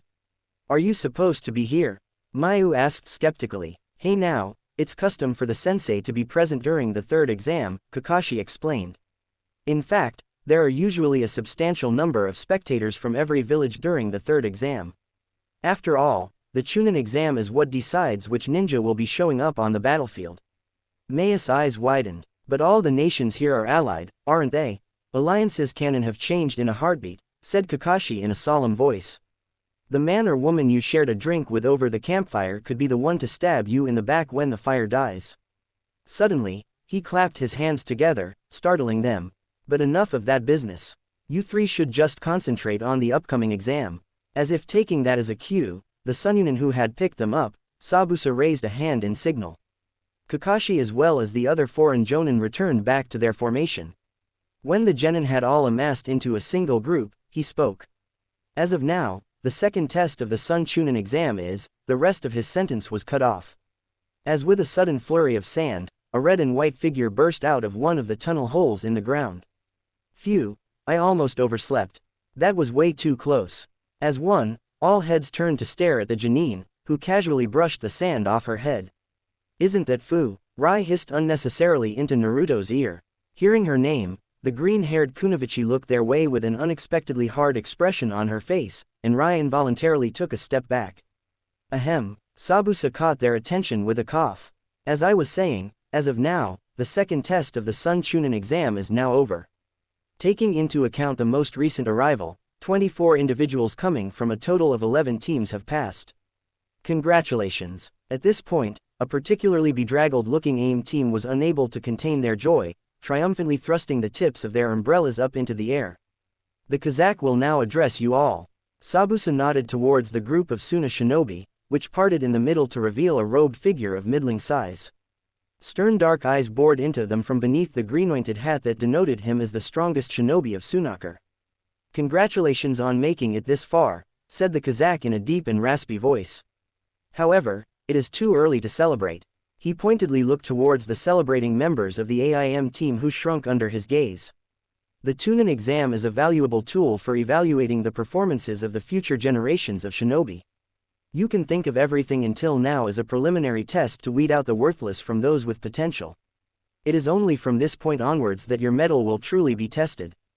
The third exam, which will take place 2 weeks from now, will be a series of fights in which you must be the victor in order to proceed to the next round. Rai nudged Mayu, who had palled. I cannot stress enough the importance of your display during this third exam. You may be merely genin now, but you will in the future be the soldiers of your village. In a sense, you are showing the strength of your village to the other villages. A weak showing will reflect poorly on your village and invite stronger villages to take advantage. In essence, from here on out, you are determining the futures of your villages. The Kazakh looked balefully around at them. It was completely quiet. Now, according to your individual performances from the first and second exams, every person with no regard for nation or team has been divided into 8 separate brackets. The victors of each bracket will face each other until there is only one remaining who will be guaranteed a pass in the exams. Breaking the silence, the group of genins began to murmur amongst each other. The Kazakh raised a hand to quell them. This does not mean, however, that only one person will be passing. From this moment on, every single one of you is being considered for a promotion to the Chunin rank. So I expect you all as representatives of your respective villages to prove yourselves in these rounds. At these words, a tall and bald Sun Jonin stepped forward. Thank you, Kazakh-sama. I will take it from here, said the Jonin, bowing deeply. He straightened up and turned to look at them. My name is Satetsu, and I will be the head referee for the third exam. To start things off, due to the larger than expected number of remaining contenders, there will be a preliminary round. You will be divided into divisions where 3 instead of 2 genins will fight each other. There will be no rules besides that you must remain in this field. The fight will continue until 2 of you are dead, knocked out, or admit defeat. There may also be a situation in which the winner has been clearly decided. Rather than unnecessarily adding blood to the field, I will step in and declare the victor. He cleared his throat. Now then, you were each individually evaluated during the first and second exams, and using these results, the divisions have been drawn to be as fair as possible. Several Sunichin rolled out a large white cloth with a tournament bracket chart etched on it in dull black ink. Naruto found his name immediately. It was the first name written in the very first bracket. The two names next to his were Kabuto and Karen. Scanning the rest of the brackets, he saw that almost all the other Koho genin had been split up into separate brackets. It seemed that by fair, they had meant that they intended the strongest genins to face each other in the later rounds of the tournament rather than in the preliminary, likely to provide the most entertainment for the various high-ranking country officials that would be coming to view the actual third exam. His gaze lingered momentarily on Miu's bracket, which was fourth. One of the names was unfamiliar to him, but the other name was Fu. Either they had scribbled Fu's name into one of the brackets as soon as she emerged, or more likely, they had known she had passed and had proactively written her in. Nar glanced at Miu, but for once her face was unreadable. We will commence with the preliminary round of the third exam immediately. First up is Bracket 1, Uzumaki Naruto from Konoha, Yukushi Kabuto from Konoha, and Karen of Kusagaki. They're sure not wasting any time. Rai grumbled, scratching his scar. Good luck, Nar, not that you need it. Miu nodded. Good luck, Nar. Wordlessly, Naruto stepped out onto the field. Kabuto walked past him, his sandal feet crunching in the sand, and turned around to face him several meters away. A bespectacled girl with flaming bright red hair and eyes wearing a Kusagaki hit 8 did the same, finishing the triangle. At the same time, several Suna Joninzen stepped out and with a jutsu raised a circular sand barrier that separated the bystanders from the three genin, creating a makeshift arena. Are you ready? Yes, said Nar and Karen simultaneously. Kabuto silently adjusted his glasses. Then begin. The girl seemed to have judged Kabuto as the easier of the two. She immediately flung several kunai in his direction, barely dodging them. Kabuto tripped over his own feet and fell on the ground. Karen began running towards him, but skidded to a stop when he raised his hand. There was a momentary silence before Satetsu cleared his throat. Yes, I forfeit, Kabuto said, looking embarrassed. He stood up, dusting the sand off his pants, and began to limp back to the wall of the barrier. My foot's been bothering me since the second exam, and I doubt I can carry on much longer. Personally, Naruto thought that the limp looked fake. It was much more likely that Kabuto had ascertained that he had no chance against the competition of that year and had just chickened out. That was so not cool, man, said Rai, shaking his head. Hearing him, Kabuto gave a sheepish smile before going to the back to sit beside his teammates. Okay then, Kabuto Yukushi from Konoha has been eliminated from Bracket 1. Satetsu rolled his eyes. He raised his hand once more. Continue. Naruto hadn't moved since stepping out onto the field. This seemed to unsettle the Kusanon. Hesitating for a second, she flung another pair of kunai at Nar, deflecting the kunai with his own. Naruto stayed otherwise still running around him in circular motions. Karen continued to throw kunai at him, all of which he blocked. Finally, apparently having run out of artillery, she launched herself at him with surprising speed, leaving a small cloud of sand in her wake. Feinting to the right, she ducked and swiped at his feet to try and knock him off balance. Nar twisted and kicked at her open back. She grunted at the direct hit, but to his surprise, reached behind her to wrap her arms around his leg. Again, with a surprising amount of strength, Karen pushed up, propelling him into the air. Jumping up, she punched at him. However, Naruto ducked in quicker than she could react. He grabbed a hold of her collar. Her eyes widened just as he slammed her down to the ground. Her body hit the ground with enough impact to cause deep cracks to appear in the ground around her. A cloud of dust and sand erupted around Karen's groaning figure. Naruto nimbly landed several meters away. When the dust had cleared, however, he noted with some surprise that Karen had already gotten up. Furthermore, aside from a slightly dazed expression, she seemed unhurt. An impressed murmur spread throughout the watching crowd. Nar gazed impassively at her figure. Contrary to her rather flimsy appearance, she was quite sturdy. If he continued to fight her the way he had planned to, it would likely only drag out for a long time as he slowly whittled away at her defenses. Making up his mind, he brought his hands together. Futon Q wind release gale. A gust of wind spiraled into existence, picking up sand and forming a large dust cloud that engulfed the entire arena. There were yelps of indignant pain from the group of genins as some of the sand blew into their eyes. Kag Bunshin no Jutsu Shadow Clone Technique. Under the cloud of the dust, Naruto created 4 shadow clones. Karen, meanwhile, had stood rooted in her position, bracing herself. She seemed fairly intelligent and had likely predicted Naruto's intentions under the cover of dust. However, there was little she could do against 5 assailants. As his clones distracted her, Naruto crept in from her blind spot. Raising his kani, he aimed at the back of her neck, prepared to deal the finishing blow. When suddenly, as if she had known he'd been the real one the whole time, Karen twisted her head to look directly at him with flashing red eyes. She flung a kunai at him, and for the first time, he was forced to jump back in retreat. Appraising the red-headed Janine from afar, Naruto cocked his head in amusement. Interesting. Either it had been a lucky guess, which he doubted, or she had some sort of sensory ability that allowed her to differentiate between clones. If that was the case, his current plan wouldn't work either, and the ball was back in Karen's court. She seemed to have reached the same conclusion. Apparently not having yet exhausted her supply of kunai, she resumed throwing them at him, wearily maintaining her distance. Just the same as before, Naruto continued blocking them, creating a momentary standstill. For several moments, it was silent except for the sound of metal clashing on metal as the two stared at each other, waiting for the other to make the first move. Finally, Karen seemed to have grown impatient. Her final pair missed him entirely, flying over his head. At the same time, she propelled herself headfirst in his direction once more. Prepared, Naruto reached behind him for his tanto. Just before Karen reached him, he took a small leap backwards, focusing his wind chakra along the blade of his tanto. He pulled out the tanto in a single fluid motion. Upon seeing the blade, Karen immediately stopped and began to reverse direction out of fear. He thought for a split moment when he suddenly heard something hissing behind him. Still looking directly at Karen, Naruto saw the tips of her lips curl up into a small smile and in the same split second saw belatedly that her hands were in the snake hand seal. Then, before he even had enough time to widen his eyes, there was a loud explosion as the exploding tags behind him detonated. A collective gasp swept through the crowd as a large violent ball of fire engulfed Naruto's figure. The billowing smoke rapidly filled the entire arena. Naruto choked out in a shocked voice. She moved forward as if to run in, but was stopped by a raised hand from Kakashi, who had suddenly appeared beside them during the ruckus. Kakashi silently shook his head at her.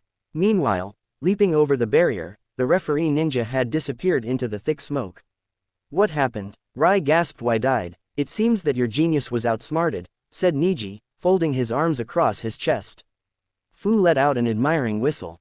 Naruto outsmarted. Rai repeated dumbly. Kakashi-sensei. What? The Jonin didn't respond. You better start getting ready for your match 10N, said Niji, turning to his teammate.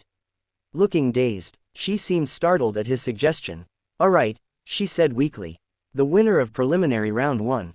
Satetsu's bodiless voice emerged from the smoke, recapturing their attention. Niji closed his eyes, nodding his head in affirmation. As Yusuzuki Nar, Niji's eyes snapped open in shock. There was a momentary pause of collective confusion. What? Called out a genin. You sure you haven't gotten the names wrong? Yeah, we saw Karen win, said the girl next to him. I can't see anything, another Janine complained. In response, one of the Jonin raised a large metal fan and waved it once towards the arena. Immediately, a strong wind swept through once more. This time, taking away the smoke to reveal a completely different scene from the one they had been left with. Karen was sitting motionlessly on her knees with a look of fear frozen on her face. Nar stood just as still behind her, one hand gripping the top of her red hair while the other held the blade of his tanto to the front of her neck. As mentioned earlier, I can decide during a match if a victor is made clear, growled Satetsu. Now lower your tanto for a tangibly tense second. Naruto didn't move, looking down at the girl with a blank expression on his face. A thin trickle of bright blood slid down his blade and dripped down onto the sand. He'd been in this position before and seen this scene before. He thought distantly. Karen let out a pained whimper. Upon hearing her, as though breaking out of a reverie, Naruto released his grip on her head and slid the tanto back into its strap on his back. Karen slumped onto the ground. Several medic nin hurried over to the genin's prone figure, ignoring the murmuring and questioning gazes of the crowd. Nar jumped over the barrier and walked over to Kakashi's side. What happened? Rai said eagerly in a tone of great relief that indicated that the world was as it should be once more. I thought that even you wouldn't have enough time to dodge that. I did, said Nar shortly. Good old Naruto, said Rai, slinging his arm around his head. You scared me there for a sec. May you too, right? He nudged the pale-faced girl beside him, who nodded mutely. I thought that maybe that flu you caught had made you slower or something. The flu? Kakashi questioned, reaching out with a hand to Nar. Nar, were you sick? Taken aback, Nar shook his head. No, I'm fine. Of course you are, Rai beamed. He turned to Mayu. I'm more worried about you. My fight's going to be a piece of cake, but you're up against that gentry girl. In an unusual slip of his composure, Kakashi's hand jerked. At that, Nar turned to regard his teammate in bewilderment. What was Rai talking about? Jerky, he repeated slowly. He couldn't recall ever having heard that word before. And yet, for some reason, the word did not feel unfamiliar on his tongue. Something throbbed in his head, and Naruto winced. Yeah, said Rai obliviously, waving his hand. You know that girl Fu. But before he could ask him what a gentry was, the second round of the preliminaries began. Chapter 13. Goodbye Memory. The next few rounds of the preliminary went by fairly quickly. In the second round, Tenon and the other Sunogen were overwhelmed by a Sunin named Tamari, who'd simply blown away all the artillery with a giant metal fan. In the next bracket, Rai lucked out. It turned out that the two other Jonin, a Sunyuna and an Aim Genin, hated each other's guts and spent all of their energy trying to beat the other. When the Aim Genin narrowly emerged victorious, Rai pounced and made short work of him. Nice work, Kakashi praised Rai, who clambered over the sandy barrier with a triumphant grin. Good job, said Kabuto, pushing up his glasses. Tenten, who was standing nearby, regarded Rai with a sour look. Did you see that move I made at the end there? Said Rai, swiping the air with his canny. It was like, oh, please. Tenen cut in with a snort, folding her arms across her chest. All you did was stand around and try to look invisible for most of that round. Though she'd been promptly restored to working condition by the medicine, it seemed her pride had not yet made a full recovery. Rai turned to her with an irritated look on his face. Don't you have somewhere else to be like the stands? Tenten scowled. You wouldn't have done any better than me if you were up against an actual opponent. Oh yeah, Rai growled. I guess we'll see in the third exam about that then. The third exam you won't be participating in. Tenten reened and for a second Naruto thought she would hit him, but then without another word, she turned on her heel and stiffly walked away. As Rai fumed from the corner of his eye, Naruto saw Miu biting her lip as though debating within herself whether or not to talk. Your abilities and fighting style are fairly similar to Tentan's. Nar remarked, you might not have won against that Suna Genin either. Rai's jaw dropped. What? She was just upset she lost. Miu piped in looking upset. You shouldn't have taunted her like that. Rai slowly looked back and forth between them before shaking his head. You two are never on my side, he groaned. I'm just stating facts, said Naruto matter-of-factly. Rai turned towards his last hope with a pleading look. Kabuto. Sorry, Rai, but I'll have to agree with the rest on this one, Kabuto said with an apologetic smile. Rai let out a long-suffering sigh. Fine, he said, throwing his hands up. Fine, I'll go apologize. Hunched over, he slunk into the throng of Genin. Kakashi, who had been wordlessly watching the situation unfold, finally let out a chuckle. You all rather remind me of my own team back in the day. Feeling a lick of curiosity welling up, Nar turned toward the Jonin. What was your team like, sensei? We were always fighting was all Kakashi said before turning to look back at the arena. Naruto's gaze lingered on his sensei. He seemed distracted. Ever since his own match had ended, Kakashi had been sneaking discreet glances at him every now and then before shaking his head and looking away. Was it because of that thing Rai had said, Jinchuriki? He'd been meaning to ask Rai about it, but with Rai's battle being so soon after his, he hadn't gotten a chance to. And now he was off doing who knew what. But what could Rai have been talking about? Jinchuriki, was it a code name for something else? Shaking his head to clear it, Nar turned to look back at the arena as well.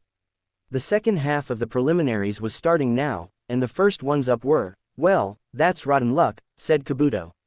They're both on the same team, aren't they? Niji, Hyuga, and Rock Lee. I wonder if that's why Tenten was so upset, said Miu slowly. Since she lost, and Niji and Lee are in the same bracket, only one member on their team gets to pass to the third exam. Nar silently observed the three figures who stood in the center of the arena. Niji, with his arms crossed, was an emotionless wall. Rock Lee on the other hand had an interesting mix of determination and anxiety etched across his face.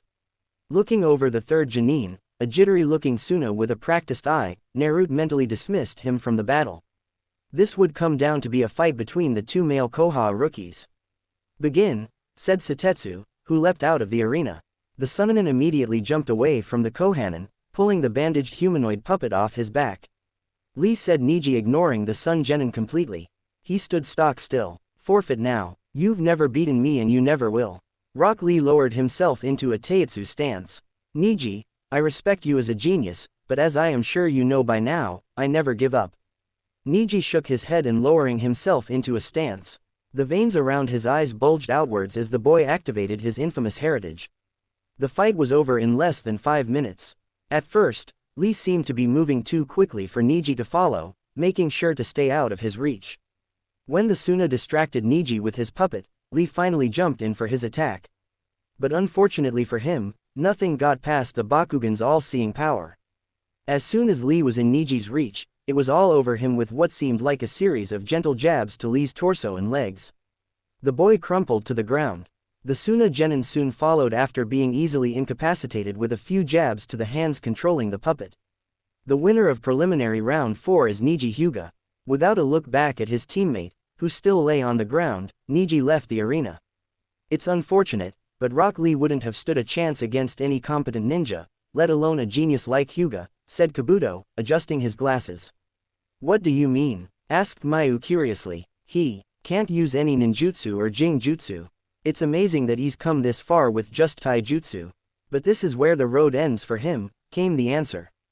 They fell silent and soon after Kabuto excused himself, returning to his teammates. It took a second for Naruto to realize that Miu had also wordlessly begun walking towards the arena.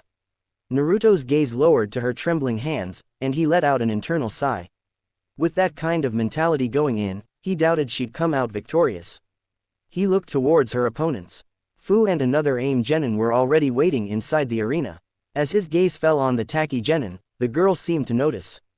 Turning around, she locked gazes with him for a second.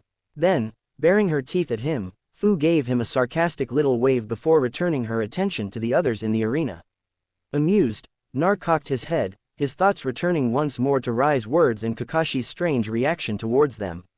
"Fu," he said her name out loud quietly. Rai had called her a Jinchuriki. But what did that even mean? Maybe Rai had been messing around like usual, and it hadn't meant anything. But Kakashi's reaction had been strange, so perhaps there was something else to it that he was missing. Naruto's forehead furrowed, and he reached up to massage his temple with his hand.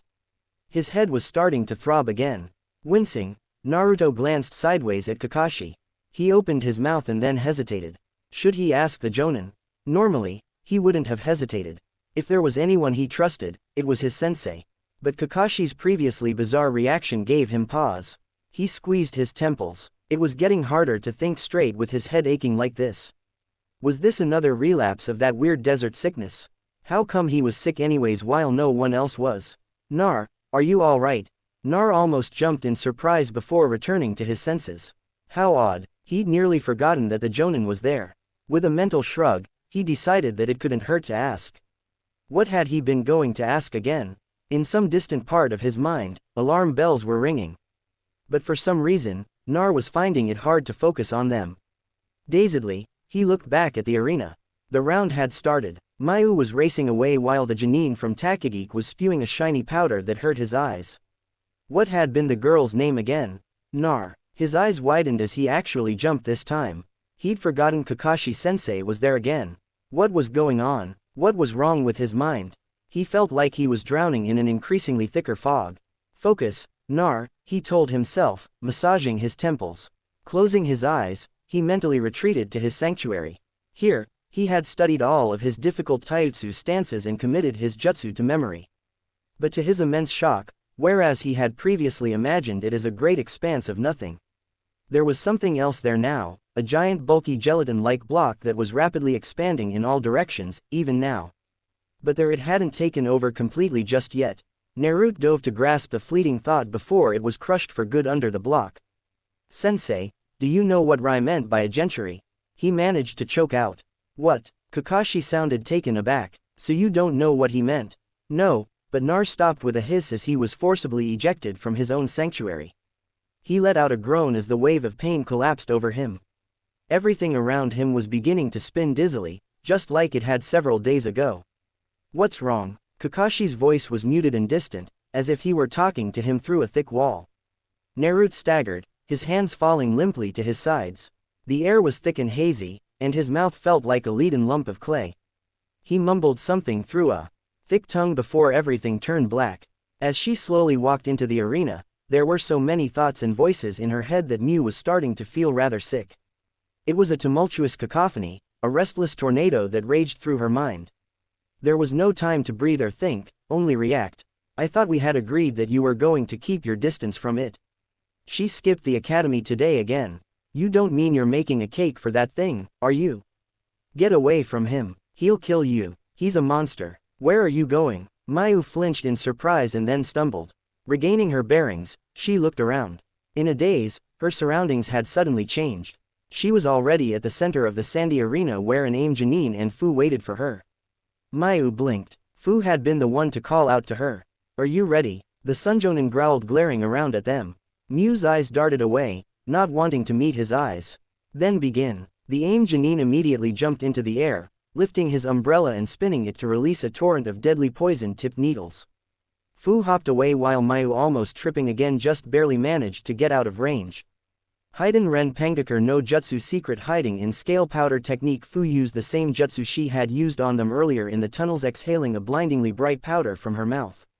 Reacting instinctively, Miu screwed her eyes shut, running as fast as she could, judging by the outraged howl of surprise from the Aim Janine. He hadn't fared as well. When Miu felt it safe enough to open her eyes again a few seconds later, sure enough, he was already slumped on the ground. She watched as Fu straightened over his body.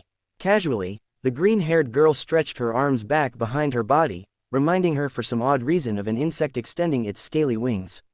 Then, just as casually, Fu looked directly over at where Miu stood. Here I come, she said brightly, pointing her finger in her direction. Miu froze, her eyes widening. Unable to move, she watched as Fu took a deliberate slow step towards her. It was just her and the monster again. The monster took another step towards her and then another and another. Miu couldn't move. All she could do was stand there, watching the sand below the monster sandals billow in all directions with every step closer to her. Another step. The pause between each step was growing shorter. Step, step. The monster would be here soon. Move. She tried to scream at herself. Move or you'll die. Miu whimpered, but she couldn't move. There was a glass tunnel long and narrow that was trapping her therein with the monster. She couldn't move nor breathe. The only way to move was forward where the monster was waiting. The monster was close now. The monster was raising her hands. The corners of her mouth were turning upwards and she could see a glimpse of sharp glinting teeth. I'm scared. Miu's lips cracked open. She wanted to cry out for help. Where were her teammates? Her gaze searchingly flicked sideways to the jeering audience, but she couldn't see anyone she recognized. It was a sea of blank faces. I'm so scared. The monster had taken out a kunai now, but she still couldn't move.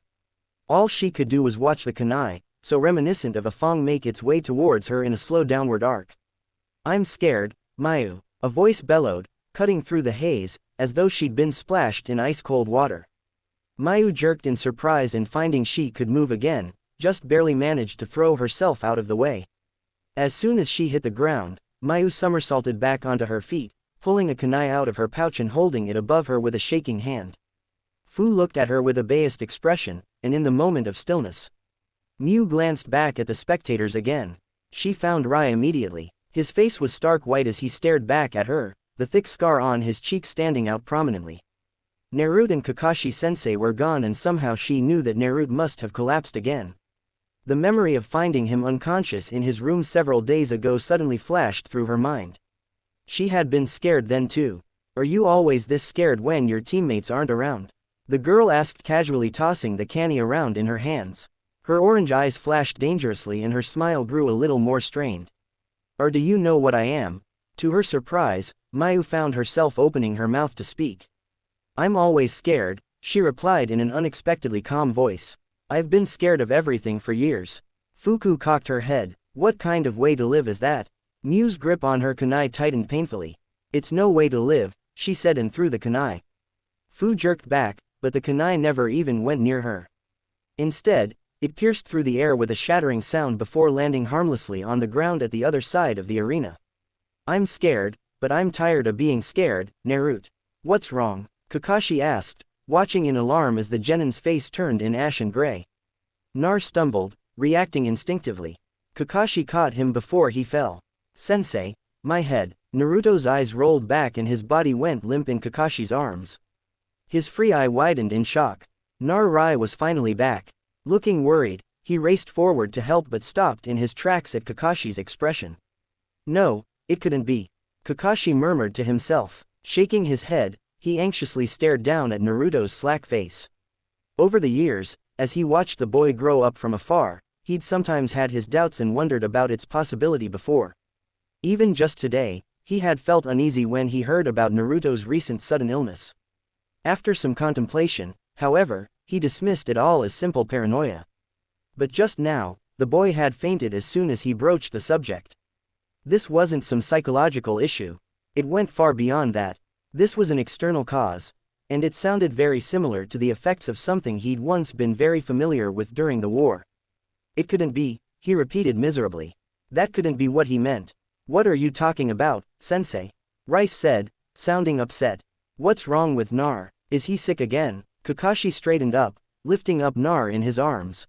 I'm going to take Nar to a medic, Rai. I want you to stay here to cheer Miu on, he said quietly. But when I come back, I want you to tell me everything you know about Ginuriki. Many miles away in the Fire Country, the venerable third Hokage Harrison Saratobi looked outside at the setting sun from his office, his trusty pipe smoking in his hand. He hummed, watching the last rays strike the familiar busts of the past Hokage. The days were growing longer as spring approached, and he was glad. The past winter had been a long and severe one. His thoughts turned toward the Chunin exams that were currently taking place in Sunjik. Several of Konoha's promising genins were participating this year, including Gai's rookies. Harrison was quite looking forward to seeing how they would be performing, particularly the Hyuga genius. There hadn't been a user of the Bakugan with as much promise in so many years. It was just a pity that he was from the branch house. Unless the main house changed their ways, then the boy's talents would never be used to their full extent. Knowing Gai's way of instructing his students with the greatest care, however, Harusan hadn't expected them to participate this year. He smiled, his temples wrinkling. It was probably because Kakashi, Gai's greatest rival, had entered his team in the exams this year. And on Kakashi's team was Haru's instilled. The smile faded and he turned away from the window. He couldn't bear to look out and see Minato's face staring accusingly back at him. Sitting down at his desk, Husin steepled his hands together. Every day he wondered if he had made the right choice. Granted, it had been the only choice at the time. Such was the way of fate. And yet, he wondered, was fate really such an unmovable force? 11 years ago, and then 5 years ago, Hokage-sama, a silver-haired A and BU stumbled into the Hokage's office. There were several Chunins standing in front of the Hokage, but ignoring protocol, he ripped off his animal mask to reveal his face. Dog. Hai admonished. The Chunin beside him immediately averted their eyes. Hai signaled for the Chunin to leave before turning to face the upset young ninja standing before him. What is the matter? Is it true? Kakashi demanded once all of the Chunin had filed out of the room that the Ninetales attacked and that there were casualties. Yes, said the elder shinobi heavily. But how? Harrison raised his hand. Now is not the time. It will all be explained soon. For now, know that it has been subjugated and resealed back in its host. Kakashi's eyes narrowed. And what have you done with him? The boy was understandably distraught when he reached consciousness. For now, he's been put to sleep while the counselors and I discuss what to do with him. It's true then, said Kakashi quietly, that the council wants him dead. There have been some suggestions concerning different ways of quelling the host. Kakashi slammed the wall with his fist. Naruto's still just a child. You can't blame him for something like this. And I don't, said Husin gently. You need not worry for him. He has been put under high security guard to prevent anything from happening to him. More like you're putting him under guard so to make people feel more at ease, Kakashi muttered. Even though the Ninetales has been resealed, he is still a danger, Kakashi. Harrison shook his head wearily, especially with the state his mind is currently in. Most likely, he and the other witnesses will have to have their minds wiped of the memory. And then the boy turns 6 tomorrow. Yes, said Harusan, clasping his hands behind his back. He turned to Kakashi. I think it is about time he has begun to be trained. He will be placed back in his apartment by tomorrow morning with no memory of today's events. Could you bring him to my office then? Kakashi numbly nodded. He didn't seem altogether pleased, but he seemed reassured that the Hokage had not given in to village pressure and dealt with his teacher's son much more harshly. Turning around, the A and BU left without another word. Harrison sighed as the door slammed shut. As upset as Kakashi already was, he hadn't thought it prudent to fully clue him in on everything that was to be done regarding the boy. He himself would have preferred any other possible alternate method, but it had been the only way to pacify the counselors while giving him as normal a childhood as possible. Such a potent seal, he murmured to himself. Minato would be furious to know his own creation would be used on his son. He looked down at his lined hands silently. He would do the deed himself. All the blame would be his. Chapter 14. Lightning Speed. Much like the other buildings in Sunakar, the infirmary was a hive of dimly lit rooms and connecting hallways. And as such, it was only by chance that Kakashi noticed Miu being carried past on a stretcher. Once he'd affirmed that Naruto's condition had stabilized, he had worried over her battle against Fu. And as soon as he saw the blue hair clips attached to a mop of sandy hair, Kakashi jumped to his feet and stopped the medic in order to check on her. But even without the medic assuring him that she would be all right, with just a cursory look over, he could tell that his fears had been groundless. Miu was bleeding from what looked like multiple tiny perforations on her arms, but that appeared to be the extent of her injuries. She was breathing steadily with no irregularities in her pulse. It appeared she was merely unconscious. Relaxing, Kakashi nodded and stepped back, allowing the medic to direct her stretcher to another room.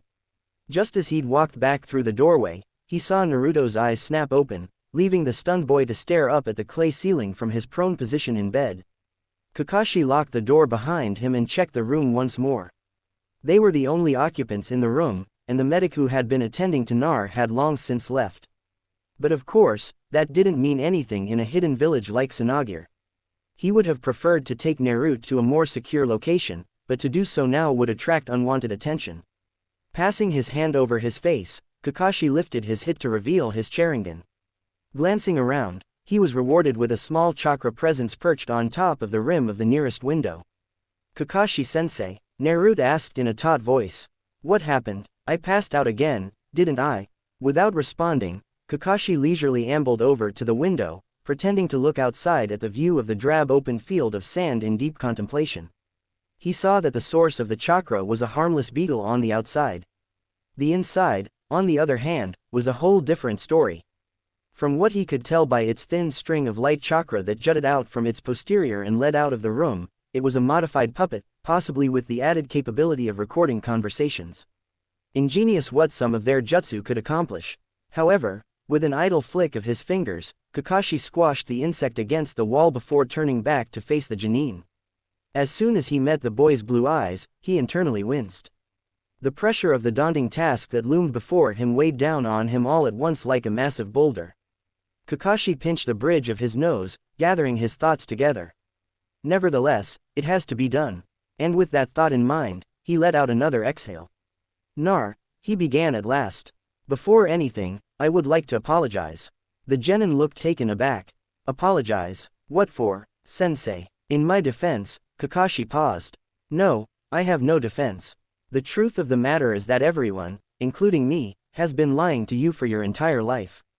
I could have done something about it, but I never did. I'm sorry. I see. To Kakashi's surprise, Naruto's gaze sharpened. And I suppose these lies have something to do with why I am passing out. Are you going to tell me what these lies are? Yes, he replied and was gratified to see a look of surprise flash across the Jonin's face. I'm going to tell you everything that I know. Consequences be damned. While it isn't much, it's the very least you deserve. Kakashi trailed off as a sudden thought struck him. I'm assuming that you want to hear the truth. Yes, sensei, said Naruto immediately. Right now, please. Kakashi nodded. Very well, but there's one thing I'm going to ask of you, and that's to hear me out in its entirety.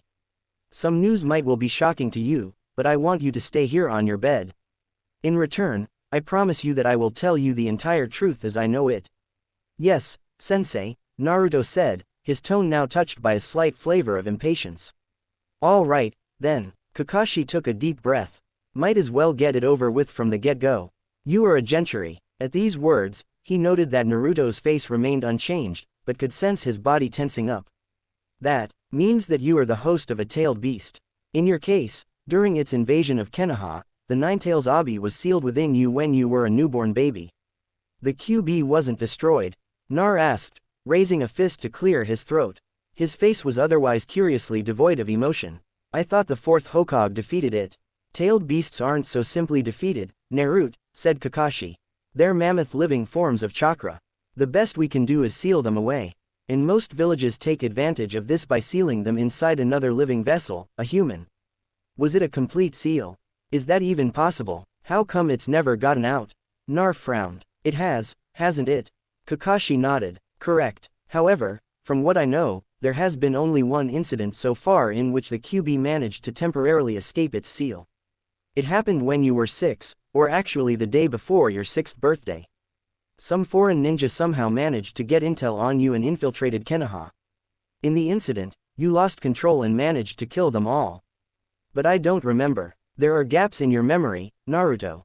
Ever since that day, for 5 years now, there has been a seal on some of your memories. It was curious and yet disheartening to observe the careful look of calm beginning to fall apart on the Jonin's face, like cracks in a sheet of ice that had frozen over a raging river. Before he could be swept away in its current, Kakashi hurriedly pressed on.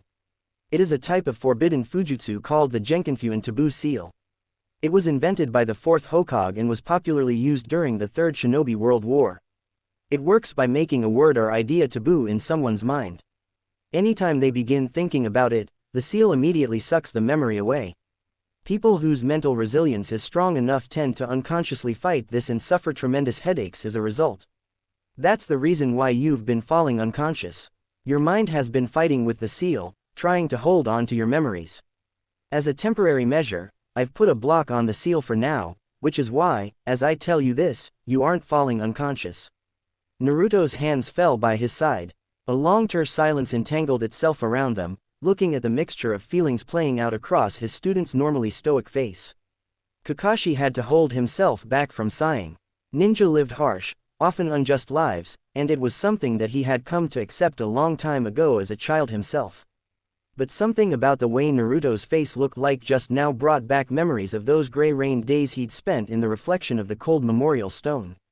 Why me? Nar finally let out. The 4th Hokage chose you, Kakashi replied. Why? Nar repeated, shaking his head. Kakashi hesitated. Please, sensei. Because you were his son, he said quietly. What? Naruto blurted out, looking at Kakashi in naked disbelief. But that's your father was Namek's Minato, the 4th Hokage. Kakashi pressed on. He was my teacher and a legendary shinobi renowned as Konoha's yellow flesh. He died a hero, saving the village by sealing the QB inside his own child. Naruto didn't respond, and as Kakashi watched the Jonin's eyes slowly turn dull, the weight on his back seemed to grow heavier and heavier. He wondered if he had made a mistake and not about putting a stop to the memory seal, but about the timing of it all. Perhaps he should have waited for a more optimal time before revealing the truth to the boy.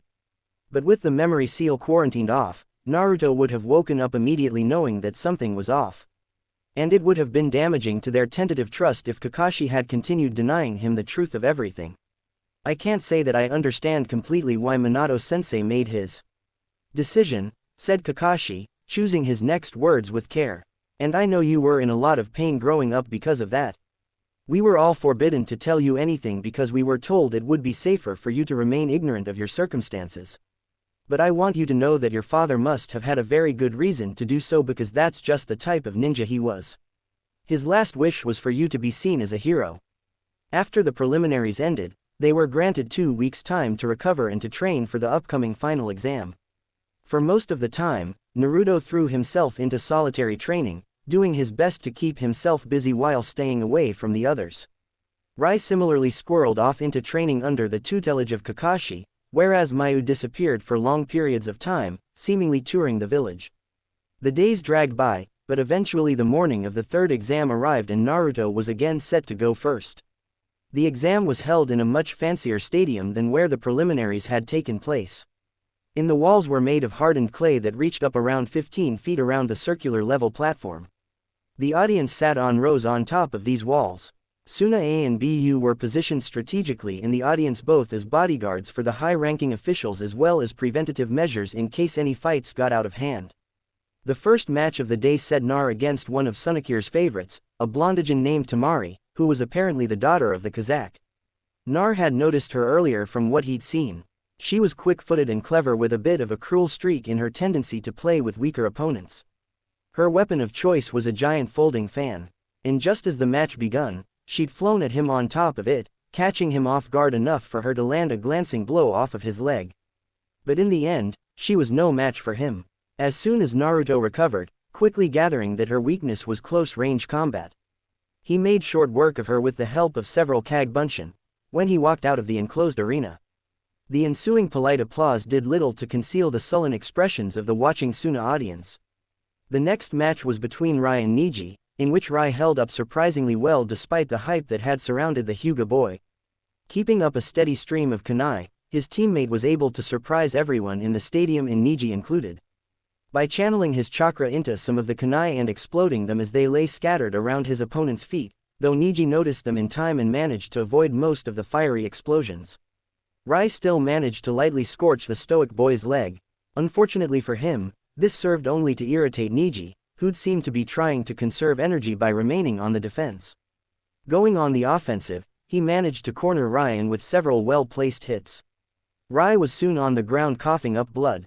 After Rai was carried out on a stretcher, Naruto did not pay much attention to the following two fights. Though he noted that the girl from Takir Fu, who, beaten Mayu in the preliminaries, defeated her opponent with ease. Rai had called her the Ginuriki before. That could mean only one thing, that she was the host of a tailed beast just like him. Undoubtedly, she would make it to the finals. And if the sharp look she'd shot in his direction was any inclination, she expected the same of him. In a detached sort of way, Naruto wondered if she knew the truth about him as well. He wouldn't be too surprised, as it seemed he hadn't ever known anything about himself. With the first round of the matches done, there was a brief break, likely more for the benefit of the watching daimyo than the participants. As Kakashi and Mayu had gone to check on Rai in the infirmary, Naruto sat alone drinking out of a water skin, not paying much attention to his surroundings. Suddenly, a side of his face was relieved from the burning sun as it fell in shadow. Naruto put his water skin down and turned to see the Hyuga boy staring down at him with his arms crossed. His eyes trailed down first to the burn on his leg that his teammate had so graciously given. It looked a bit more raw and painful than it had seemed down in the arena. "We'll be fighting against each other in the next round," said Niji shortly, and Nar looked back up. "It's supposed to be randomized," he pointed out. The matchups for the winners of the initial round, Niji Fu, Asuna Genin who used puppets, and himself were picked out from a public drawing. "Everyone knows it's a farce. They'll want to knock out at least one Genin from Koha," Niji said flatly. Nar felt a flicker of irritation. "What's your point? Before we fight, I wanted to tell you something. In this world, as I'm sure you've realized, there is the elite and then there are the outcasts. We can change our physical appearance and improve our skills with training and study. But ultimately, we are judged by what we cannot change. What can't be changed must be endured. We are who we are and we must live with it. And with my Bakugan, I can see many things. I've seen how you strive to be the best so that you can become Hokage." Niji's eyes hardened. "An outcast like you or me could never become the Hokage.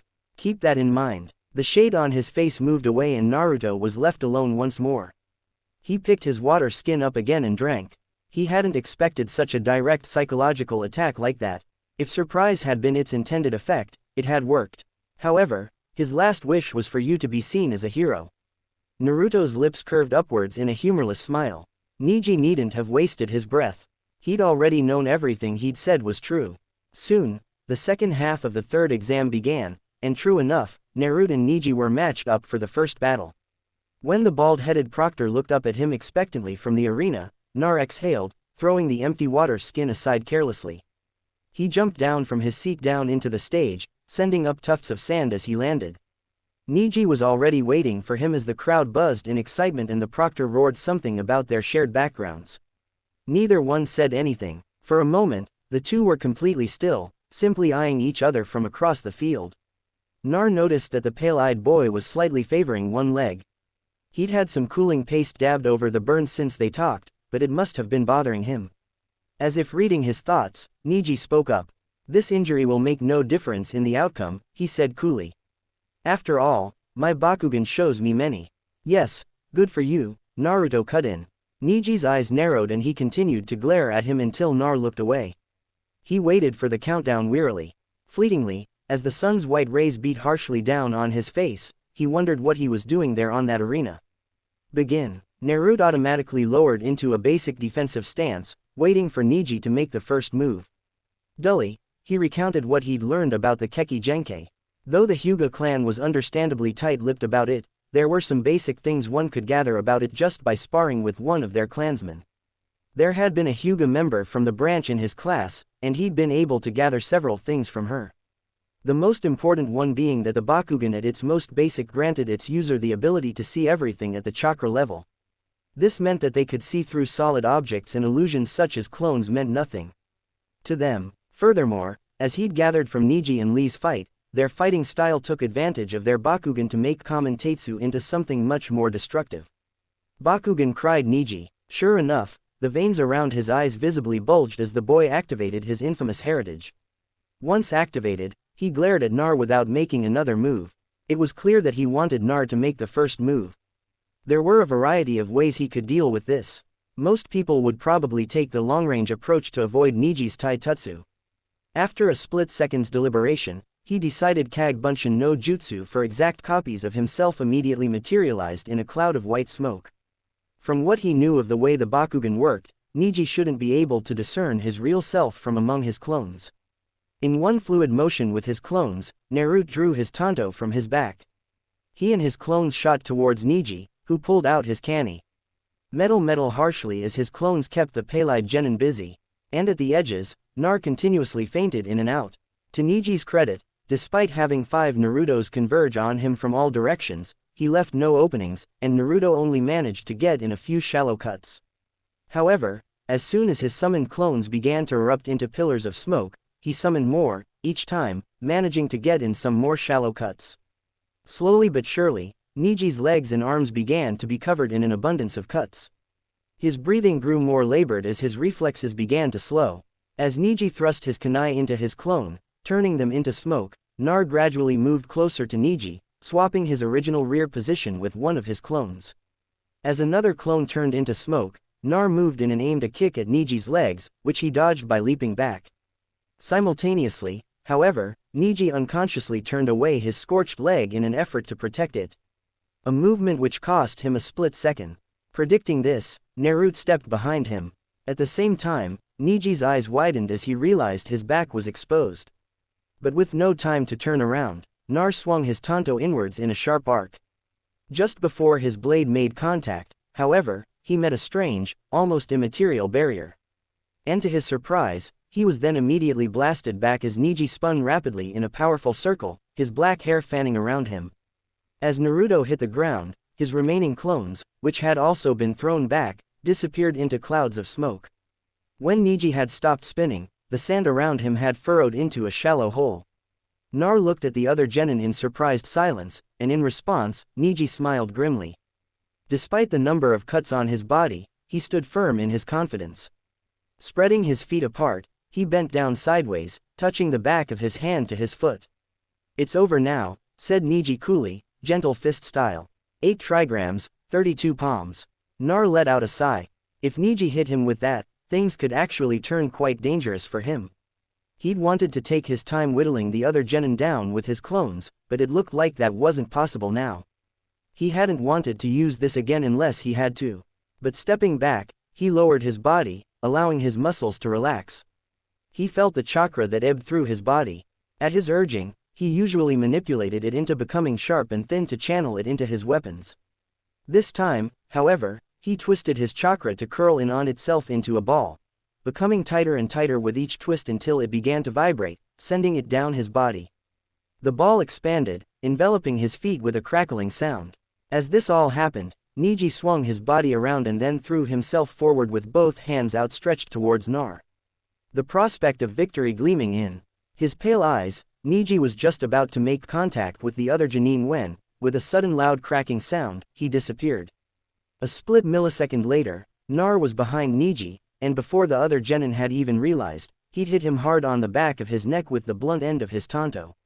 Slowly, as if even his body was refusing to accept it, Niji swayed and then fell on his knees.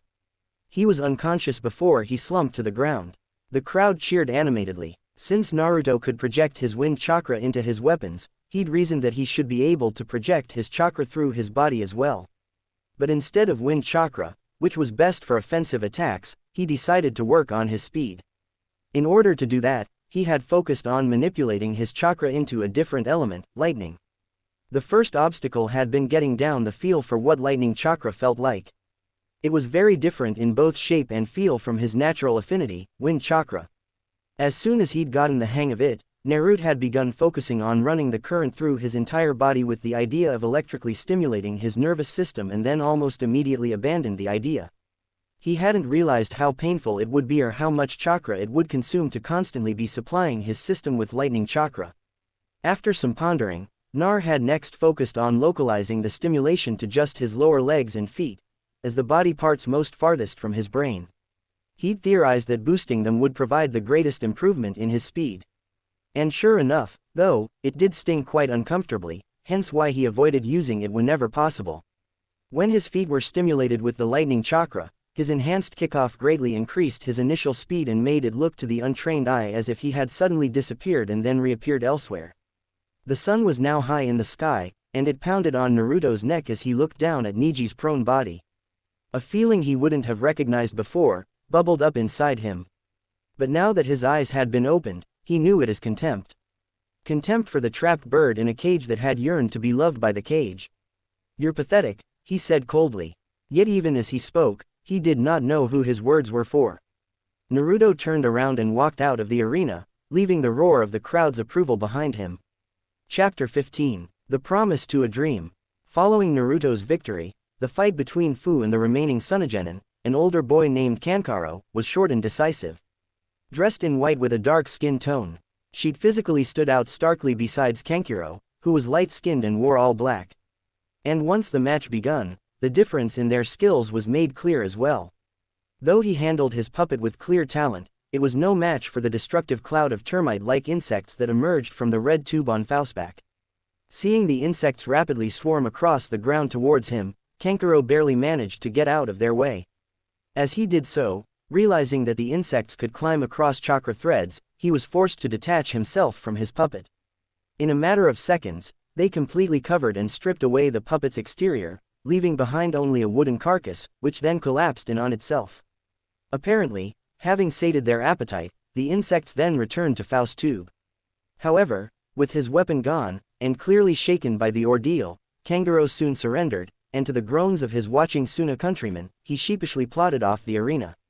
After dusting herself off, F nonchalantly stretched backwards.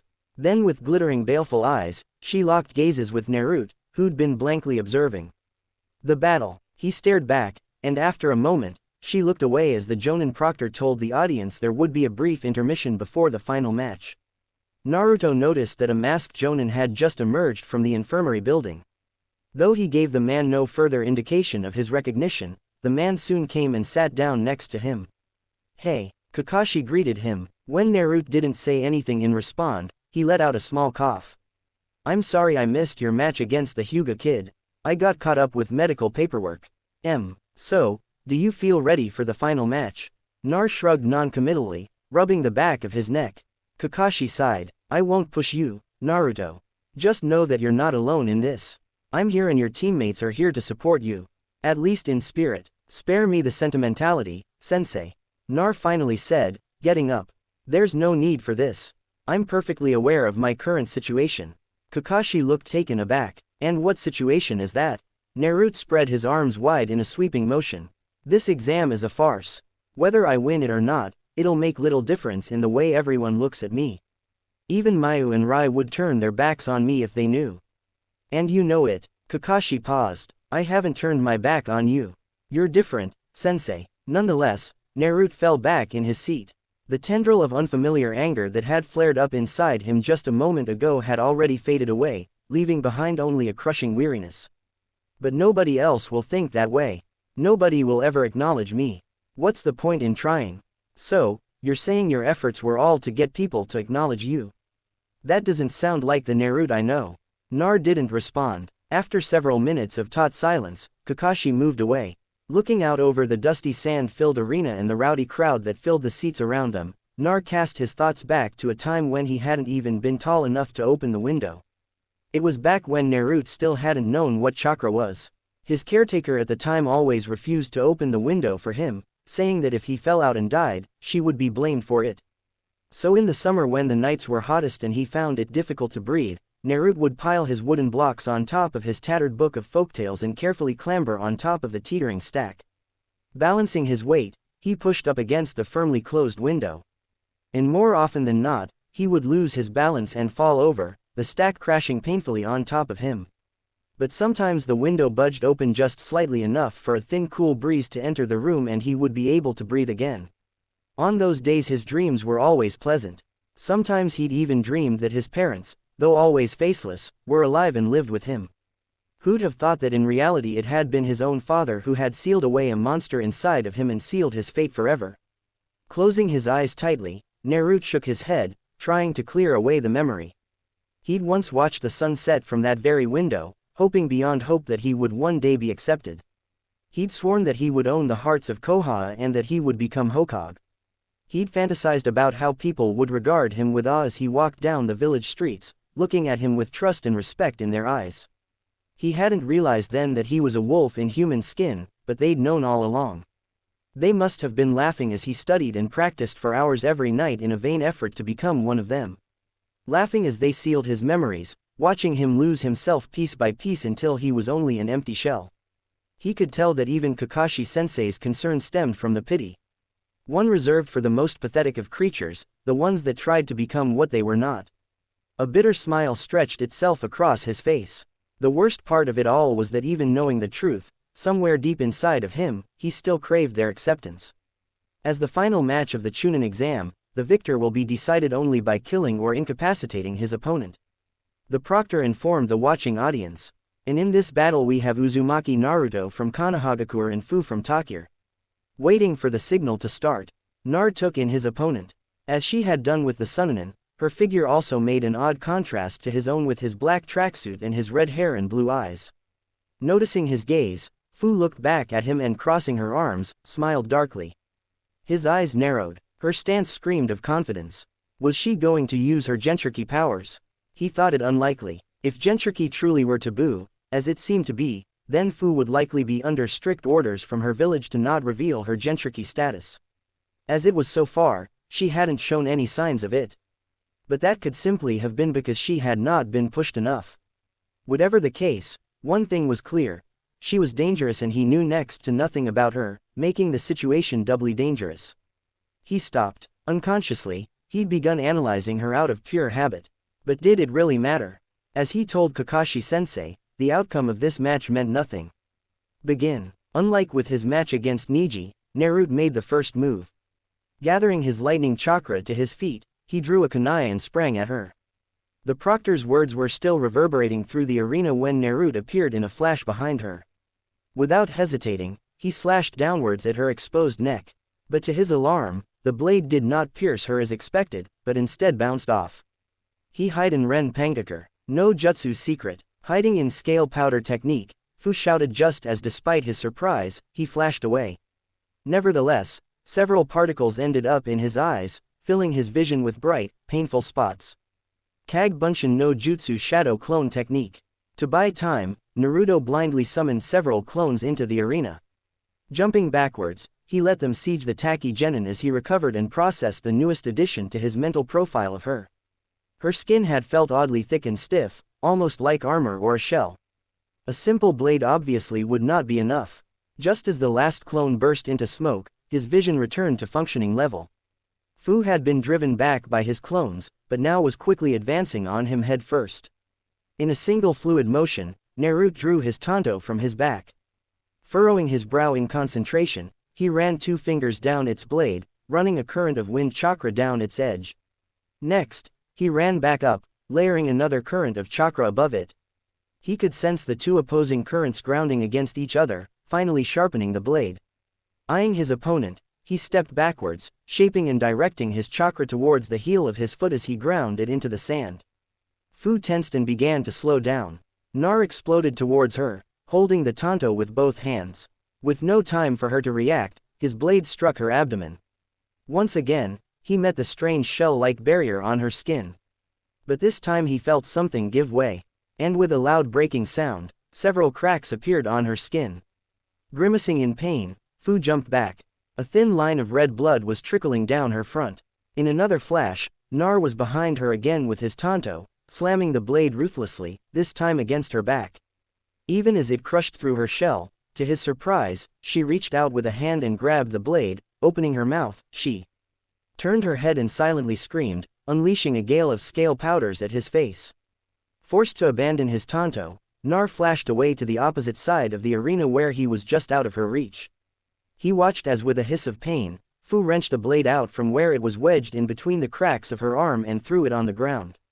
Then, putting her hands together to make a sign, the top of the red tube on her back flew open, and a black cloud of clicking insects emerged. They were different from the termite insects she had used previously.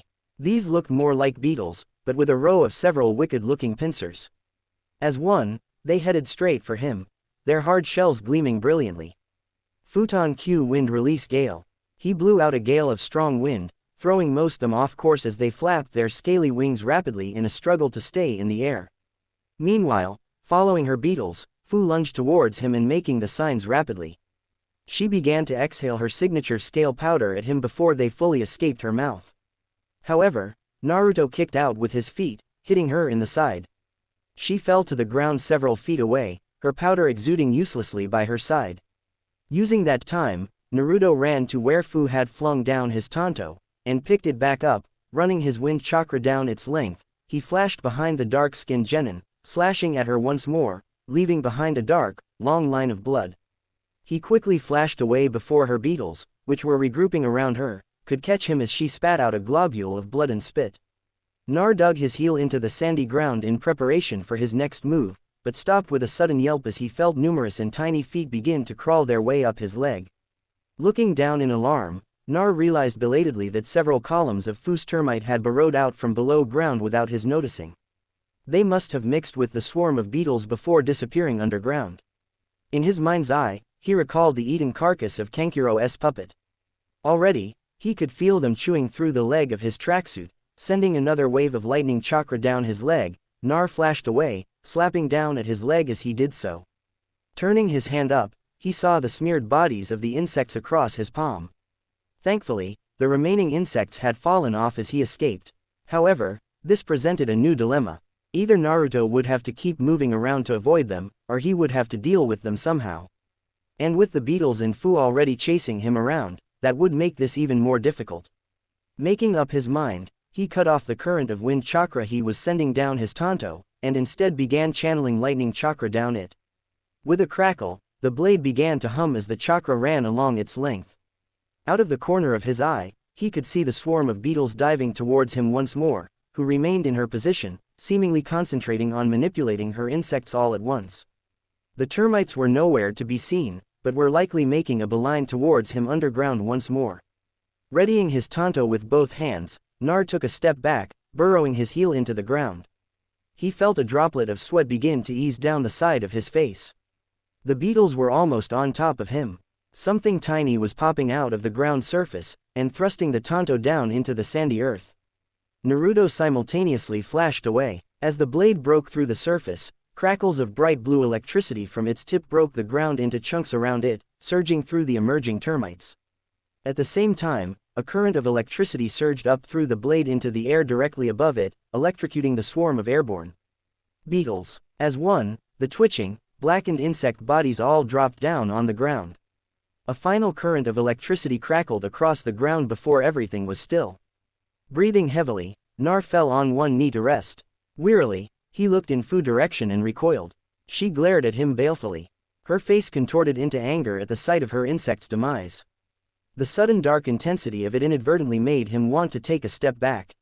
Nar hesitated. His every nerve was urging him with growing intensity to escape. Even as he watched, something red and ominous began to emanate off of her in waves. Somehow, her chakra had made itself visible. The pupils of her orange eyes grew narrow and sharp. White fog was steaming off of the cracks in her skin, and before his very eyes, they faded away, leaving her skin behind as good as new. The malicious red chakra shivered around her before suddenly seeping to her back and splitting into two long shapes. Insect wings, Nar realized as they began fluttering behind her. His eyes wide, he regarded the girl that now took off into the air before him. Even at a distance, he could tell that she was somehow much faster and stronger now. Was she using the power of the tailed beast? Naruto glanced at the stands filled with the watching audience. Though most of them looked taken aback or confused, he noted that the Kazakog's face had not changed at all. Rather, the man looked attentively, almost eagerly down at them, as if collecting information. Returning his attention to the match, Nar blinked in shock. In that split second, Fu had flown across the entire length of the arena. Without his lightning chakra, he would have been done for already. As it was, he barely had enough time to lift up his arms to brace himself as she dove straight down at him. Her fingers had sharpened into what could only be called claws, and they dug painfully into the sides of his arms. The impact was so powerful, even as Naruto braced himself, he was blown off of his feet and sent tumbling across the sand. Before he could gain his bearings, he felt her claws settle around his legs. And suddenly, there was nothing below him as she lifted him clear off the ground. Futon Kofu wind release. Gale rapidly making the signs. He arched up and blew out at the winged girl. Struggling not to be swept away by the strong wind, Fu was forced to release him. Landing on the ground, Naruto somersaulted back to his feet and immediately made the hand seals for his next move. Instantly, several clones materialized beside him, each panting along with him as they looked up at the flying, glittering figure above them. "You can't beat me," Fu called out from above. A cruel, eager smile played at the edges of her lips. "You may have noticed by now, but my teammates fear me for a reason." Lunging for his tanto, he turned just in time to raise it protectively before him. Reaching out with a claw, Fu grabbed the blade. Heedless of it, digging into her shell-like skin. For a second, the two struggled, each pushing against the tanto with all of their strength. With frustration, he saw as his clones tried to strike the Gentriki girl. However, her chakra insect wings lashed out through them, and in an instant, they were all gone. Thinking quickly, Naruto loosened his hold on the tanto enough to catch Fu off guard. Slackening her push just enough, he managed to yank the blade out of her reach and flash away. Appearing behind her in an instant, he raised the tanto high above his head. As exhausted as he was, as Nar pushed the remainder of his chakra into its length, he did not have the time or the focus to shape it into one of his elements as he usually did, simply willing it to spin as uncontrollably and powerfully as possible at the blade's tip. He brought down the tanto through the air with a sharp splitting sound. The sand exploded at his feet, and chunks of earth flew through the air.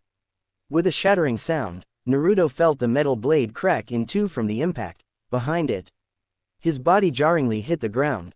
His eyeballs rolled around in his rattled skull and he tumbled across the ground several times before finally coming to a stop. For the first time in a long time, Naruto felt completely spent. Panting heavily, he remained still on the ground, waiting for sand to settle down. He had lost. He'd known the moment he struck down. Her reaction speed honed by the red-tailed beast chakra, Fu had managed to dodge that final blow with all of his remaining strength in it. Sure enough, a collective gasp swept across the mesmerized audience. As a grimy but perfectly fine Fu emerged from the dissipating dust clouds, landing on the ground and folding her wings behind her, she threw a victorious smile in his direction. Leisurely, she began to walk toward him like a prayer mantis, slowly creeping up on its prey. It was completely silent. Turning away, Naruto let his head fall back. He looked up. There was not a single cloud in the blue sky. The sun's rays dazzled his eyes, and he let them close shut. The sudden blackness was soothing, and he felt his consciousness circle around his body. His heartbeat, which had been palpitating rapidly, slowed down.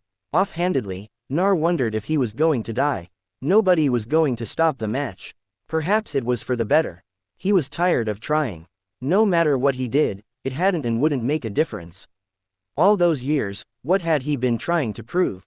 The moment the Ninetals had been sealed inside of him, his fate had been sealed along with it. He was forever meant to Nar. A high voice cut through his hazy thoughts. Caught off guard at the sound of his name, he automatically opened his eyes. The sunlight beat down on his eyes once more, and wincing, he craned his head up and froze, looking fiercely down at him. A girl with long brown hair stood determinedly on top of the stands. Mayu, Nar said out loud incredulously at the sight of his teammate. From the corner of his eye, he saw that even Fu had temporarily paused. With her head cocked, she regarded the girl with puzzled eyes. Is that all you've got, Nar? Mayu shouted down at him, cupping her hands around her mouth to magnify her voice. You're going to become Hokage, aren't you? He looked back up at the stands. His eyes felt hot. The watching crowd was growing blurry. Only the pale worried faces of his teammate and his sensei stood out in sharp focus. Suddenly, as something white and red shot towards him, Mayu cried out in alarm, Nar. Tumbling over, Nar was back on his feet. The sand where he had just been lying down on burst apart from the impact of Faust's sudden blow. Dredging for the very last of his chakra, he flashed farther away to safety. Across the arena, Fu glared wearily at him. She was back in the air, hesitating about what her next move should be. Rapidly, Naruto's mind raced through his available options. The only way out of this would be to take her out in a blow strong enough to kill or knock her unconscious. However, he was out of chakra and was physically exhausted, while his opponent was currently high on tailed beast chakra and quite possibly the strongest person he had ever faced before. But his vision was clearer than it had been in a long time. As always, whenever in a tight bind, Naruto withdrew into the sanctuary of his mind. But this time, he realized for the first time that the giant block that had been restricting it before had been moved to one side. There was just enough room to squeeze past it, and when he did, he saw that there was a long, watery corridor that led off into the darkness. Hesitantly, he took a step forward, and suddenly he stood before a tall metal gate. He could feel something huge and dark lurking behind it, but a single seal on the gate doors blocked its escape. Come closer, a terrible voice filled his head. It was raw and brutal, as if it had been screaming for days on end until blood ran down its throat. You must be Nine Tails, Naruto said quietly. In response, a massive clawed paw suddenly swiped through the bars of its prison, just barely falling short of tearing straight through him. He didn't move, calmly, looking into the blackness. Just beyond the bars, he could make out the shadowy shape of something white and bloodshot glaring balefully back at him. What do you want? It snarled gutturally. Lend me your chakra, he said.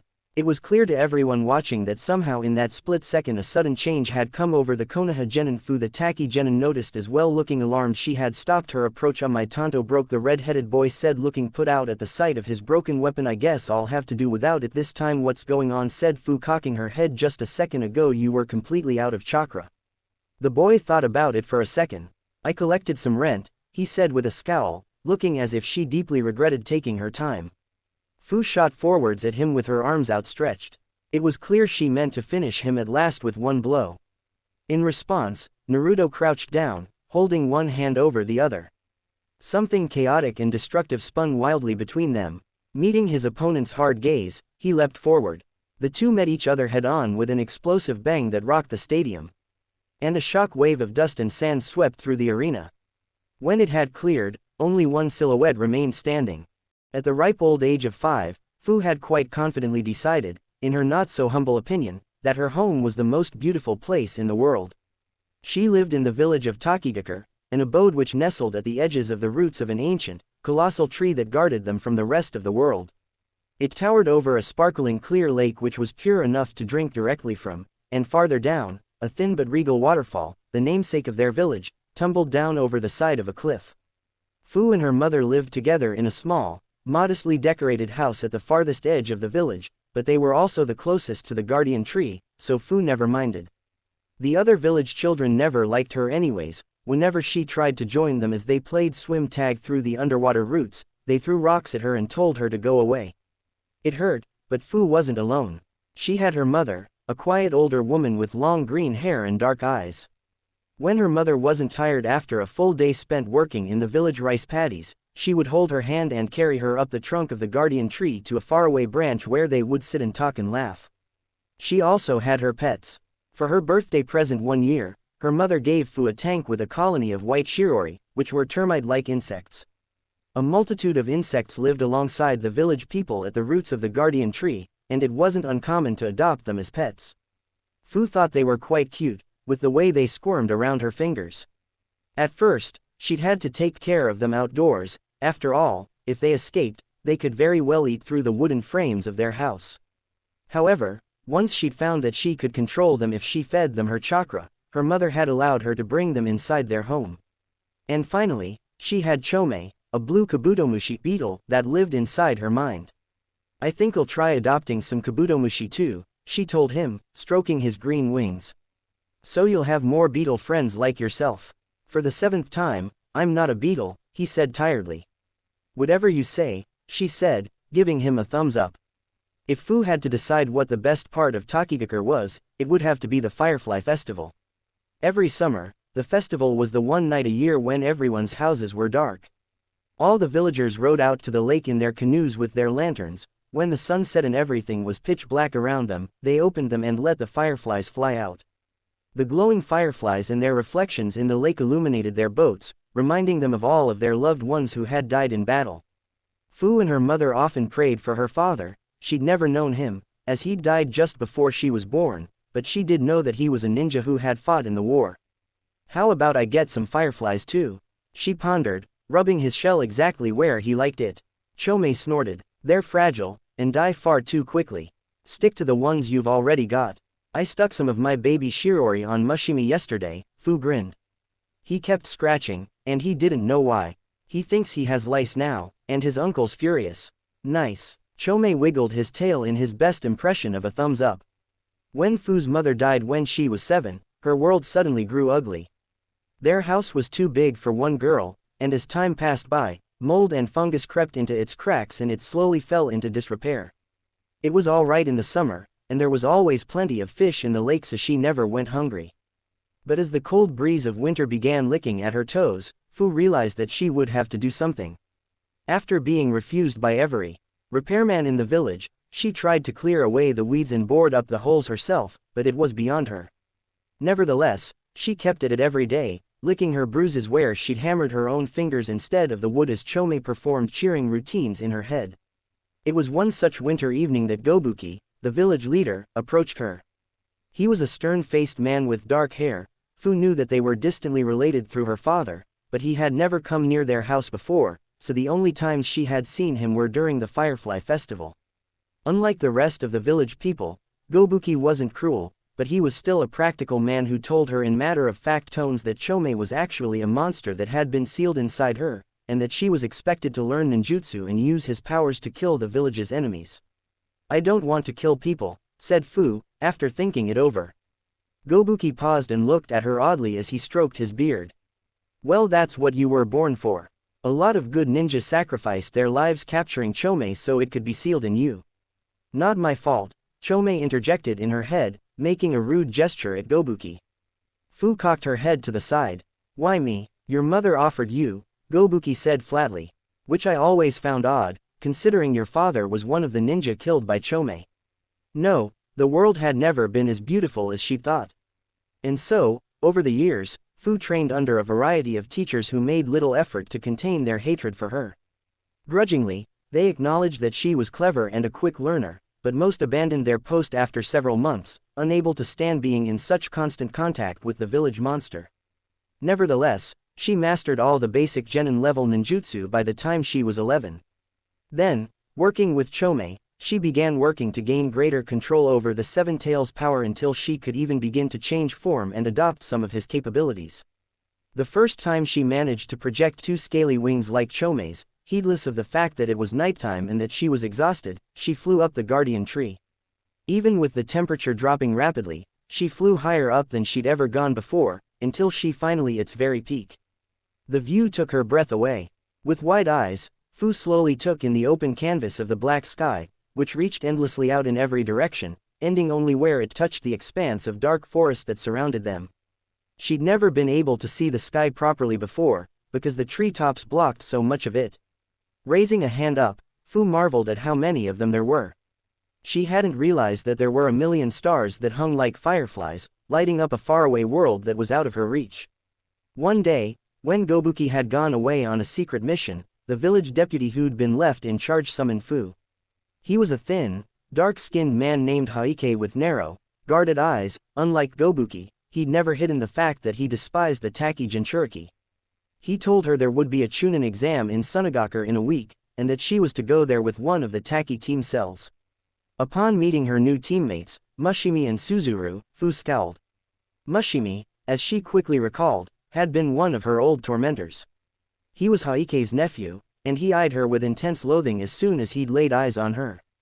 As soon as she'd finished carefully inserting the last of her shirori and kabutomushi into a padded wooden tube which she then strapped to her back, Fu was whisked off to Sunagaku. As expected, the Chunin exams were a breeze. For the first exam, in which they had to break apart the opposing team's boulder, all she had to do was send over her cute little shirori at the opposing team to distract them, while simultaneously crawling into any cracks in the rock. With a stern order to her shirori to not eat the genin, their rock soon fell apart and they passed.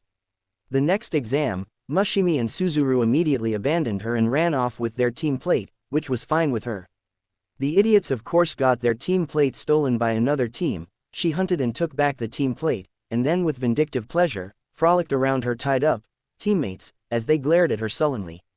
She then burrowed inside a dead-end tunnel near the surface to take a nap, but accidentally mistimed it. Nevertheless, Chome frantically shook her awake just in time to meet the exam's deadline. Despite that tiny mishap, the remainder of the exam was also going swimmingly, when something went wrong. Her preliminary went by in a flash. Afterwards, she couldn't even remember the names of her opponents. The AIM genin had gone down with little effort, but the other genin from Konoha had proved a little bit more tricky. She'd used a long-range medium for her genjutsu, with irritating squawking blue birds that Fu had had to take great pains to avoid. But in the end, of course, it hadn't been a problem. After 2 weeks of loitering around, while making sure her shirori and kabutomushi were breeding properly, her following match came, and it wasn't much of a challenge for her either. Her opponent was a Suna genin who seemed to have an extraordinary amount of pride in his puppet. Her shirori had just bred recently, and she'd been making sure to keep them extra hungry. Fu took great pleasure in seeing his horrified expression after having them eat up his puppet in a few seconds. In the final match, as it should have been, Fu faced off against the other most powerful genin in the exam. He was a red-headed boy from Konoha, with a tanto that must have been at least half his short height strapped across his back. But despite his disarmingly young appearance, the genin, Naruto, had been making waves in the Chunin exams as an especially dangerous opponent to watch out for. The battle had been going more or less in the direction she expected, when the boy suddenly slammed his tanto into the ground and electrocuted all of her insects. No, she screamed, her vision flashing red as she watched them blacken and shrivel up. In her mind's eye, she recalled with a flash her mother's eager face as she watched Fu unwrap her birthday present. "Chome, you sure?" he asked uncertainly, tail whipping around fretfully. "I thought we'd agreed not to attract too much attention." But at her insistence, he reluctantly agreed, and she transformed into her initial Jinchuriki form before proceeding to pummel the brat into the ground where he belonged. Fu probably should have ended it there then, but she'd always had a rather nasty habit of playing with her fish before skewering them. The worn-out boy seemed to have given up all hope, and had just been lying still on the ground, his chest slowly rising up and down with every breath. To his credit, he did not seem altogether afraid. And then, Naruto, with some encouraging words from his teammate, the redhead was back on his feet with renewed strength in his eyes. Fu had been taken aback at first, watching with disbelief as it all happened, but she finally dove towards him with her hands outstretched. With her enhanced vision, she could see the artery in his neck pulsating. Just a single slash, and he'd be dead, and she'd have avenged her poor insects. There was something materializing in his hands. It was chakra, made so dense that it had become visible. Fu narrowed her eyes, but kept going. She was confident that there was no way it'd penetrate her hardened shell armor. They met each other head-on. Fu swiped at his neck, but he dodged. Nevertheless, she reached under his arms, and lifted him off the ground. As she did so, she felt the ball of chakra he'd summoned slam into her torso. The impact was so powerful, the sand around her exploded up with a bang like massive waves, hiding them from the watching eyes of the audience. Gritting her teeth, Fu held on to his struggling body, and streaked upwards to the sky. Letting out a hiss of pain, she felt the ball of chakra grind abrasively against her armor and begin to inch its way inwards to her flesh. With shock, she realized that her armor was cracking. Panting, Naruto determinedly continued to drive his hand against her. It was like a small contained storm that tore away at her shell as if it were made of paper. Before Fu could pass out from the pain, she dove, and just before they reached the ground, she released the boy. With another explosive crash, a shockwave of dust and sand swept through the arena. Gasping in agony, with blood dripping out through the gaping cracks of her armor, she soon dropped to the ground, her wings curled protectively around her. Black tendrils of unconsciousness began to creep upon her vision. When the sand had settled down, the match was over. Holding their breaths, the watching crowd quickly identified the victor. There was stunned silence. And then, the winner of the battle is Fu from Takigakure, the proctor announced, as shakily, Fu got to her feet. At the other side of the arena, Naruto lay unmoving on the ground, his eyes closed. There was another long pause, and then the crowd rose to their feet, erupting into an uproarious round of applause. The Suna medics were already moving into the field with a stretcher, but a silver-haired Jonin with a Konoha forehead protector, likely the boy's sensei, stopped them. Beside him stood the girl who'd interrupted their battle.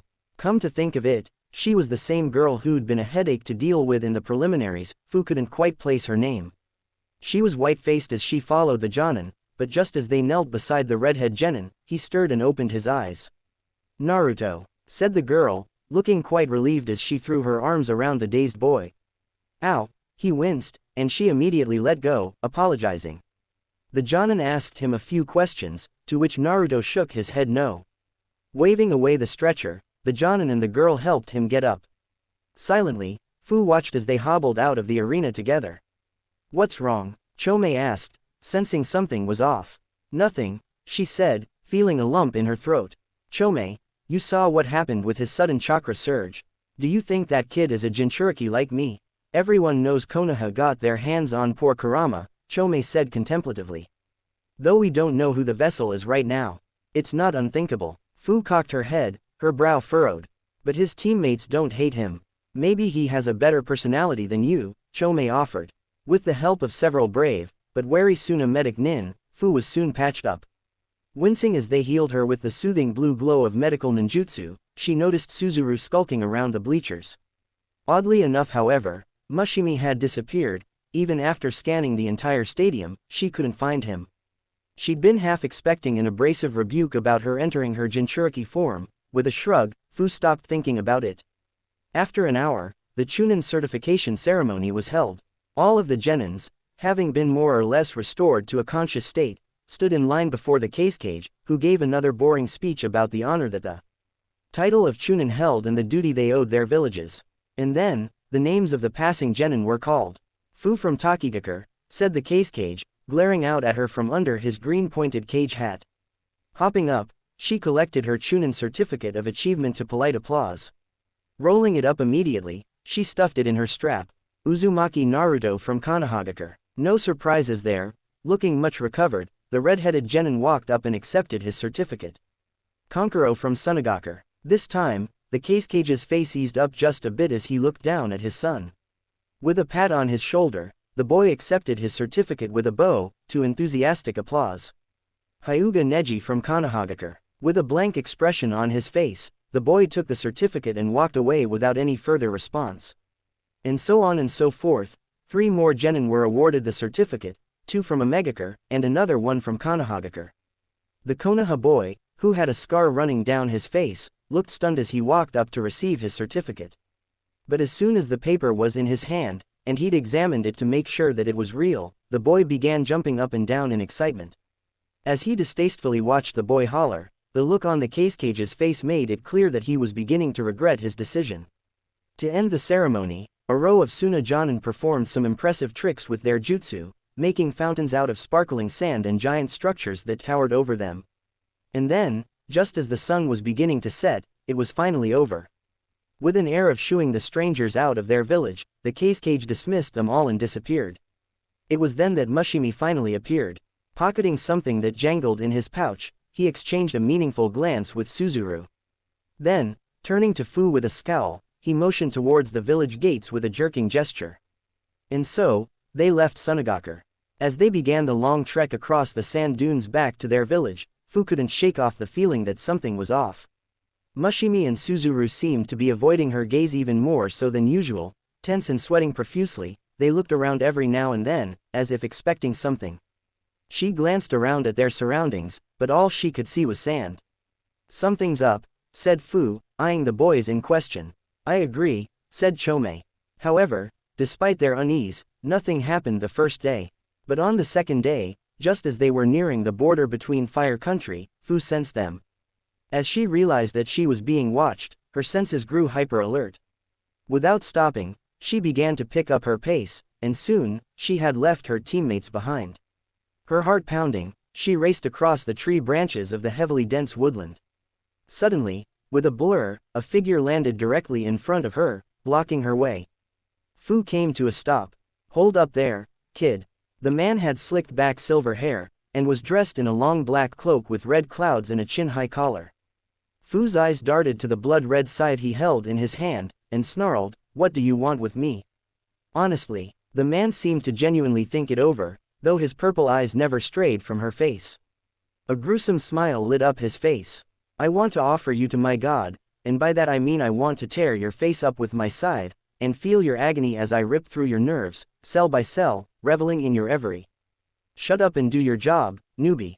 A gruff voice joined in. Fu spun around in shock to see a tall man in a similar black cloak, with a black mask covering much of his face. He wore a tacky forehead protector, but there was a slash running straight across the middle. Taking in his bizarre appearance, Fu knew for sure that she had never seen him before in her life.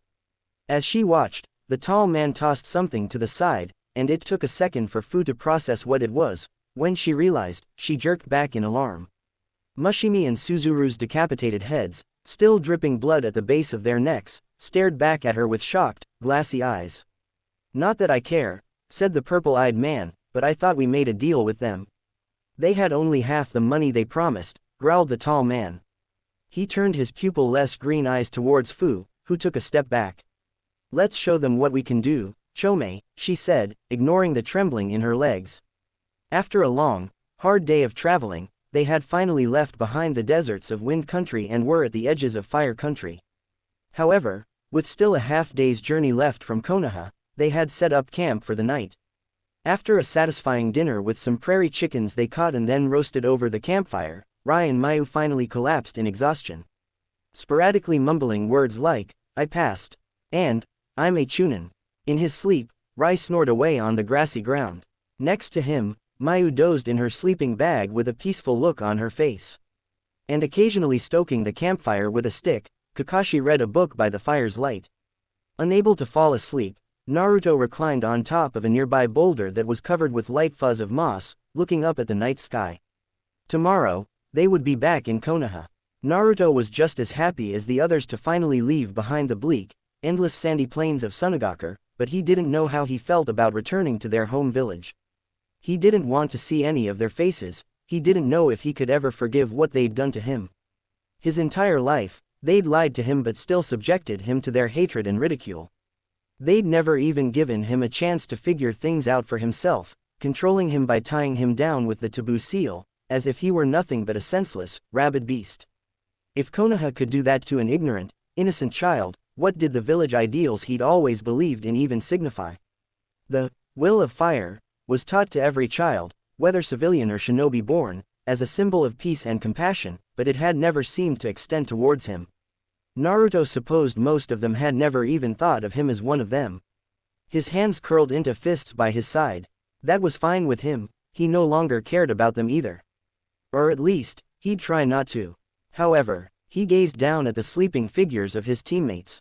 The look on Mayu's face as she looked down upon him in the arena had been completely different from anything he'd seen before. There had been no fear, no disgust. There had been only trust, and an unwavering belief in him. And then in a bolt of realization, Kakashi-sensei's words had flashed through his mind. "So you're saying your efforts were all to get people to acknowledge you? That doesn't sound like the Naruto I know." Naruto hadn't responded then, but at that moment, his answer had been suddenly clear in his mind. He hadn't been striving all those years to hear praise from faceless villagers who spat at him. He'd been doing his best to stand out for that one day when someone, anyone, noticed him. Not as Naruto the village pariah, or Naruto the Jinchuriki, but as Naruto the Konoha ninja. He had wanted the strength to protect them, but in chasing after that dream, He'd gotten so caught up in its mechanics that he hadn't even realized that he was already surrounded by people who saw him for himself. Naruto turned to look at the sleeping forms of his teammates. They didn't know, of course, that he had the nine tails trapped inside of him. Kakashi-sensei had told him that they would be going directly to the Hokage as soon as they returned to Konoha, but that until then, nobody else was to find out.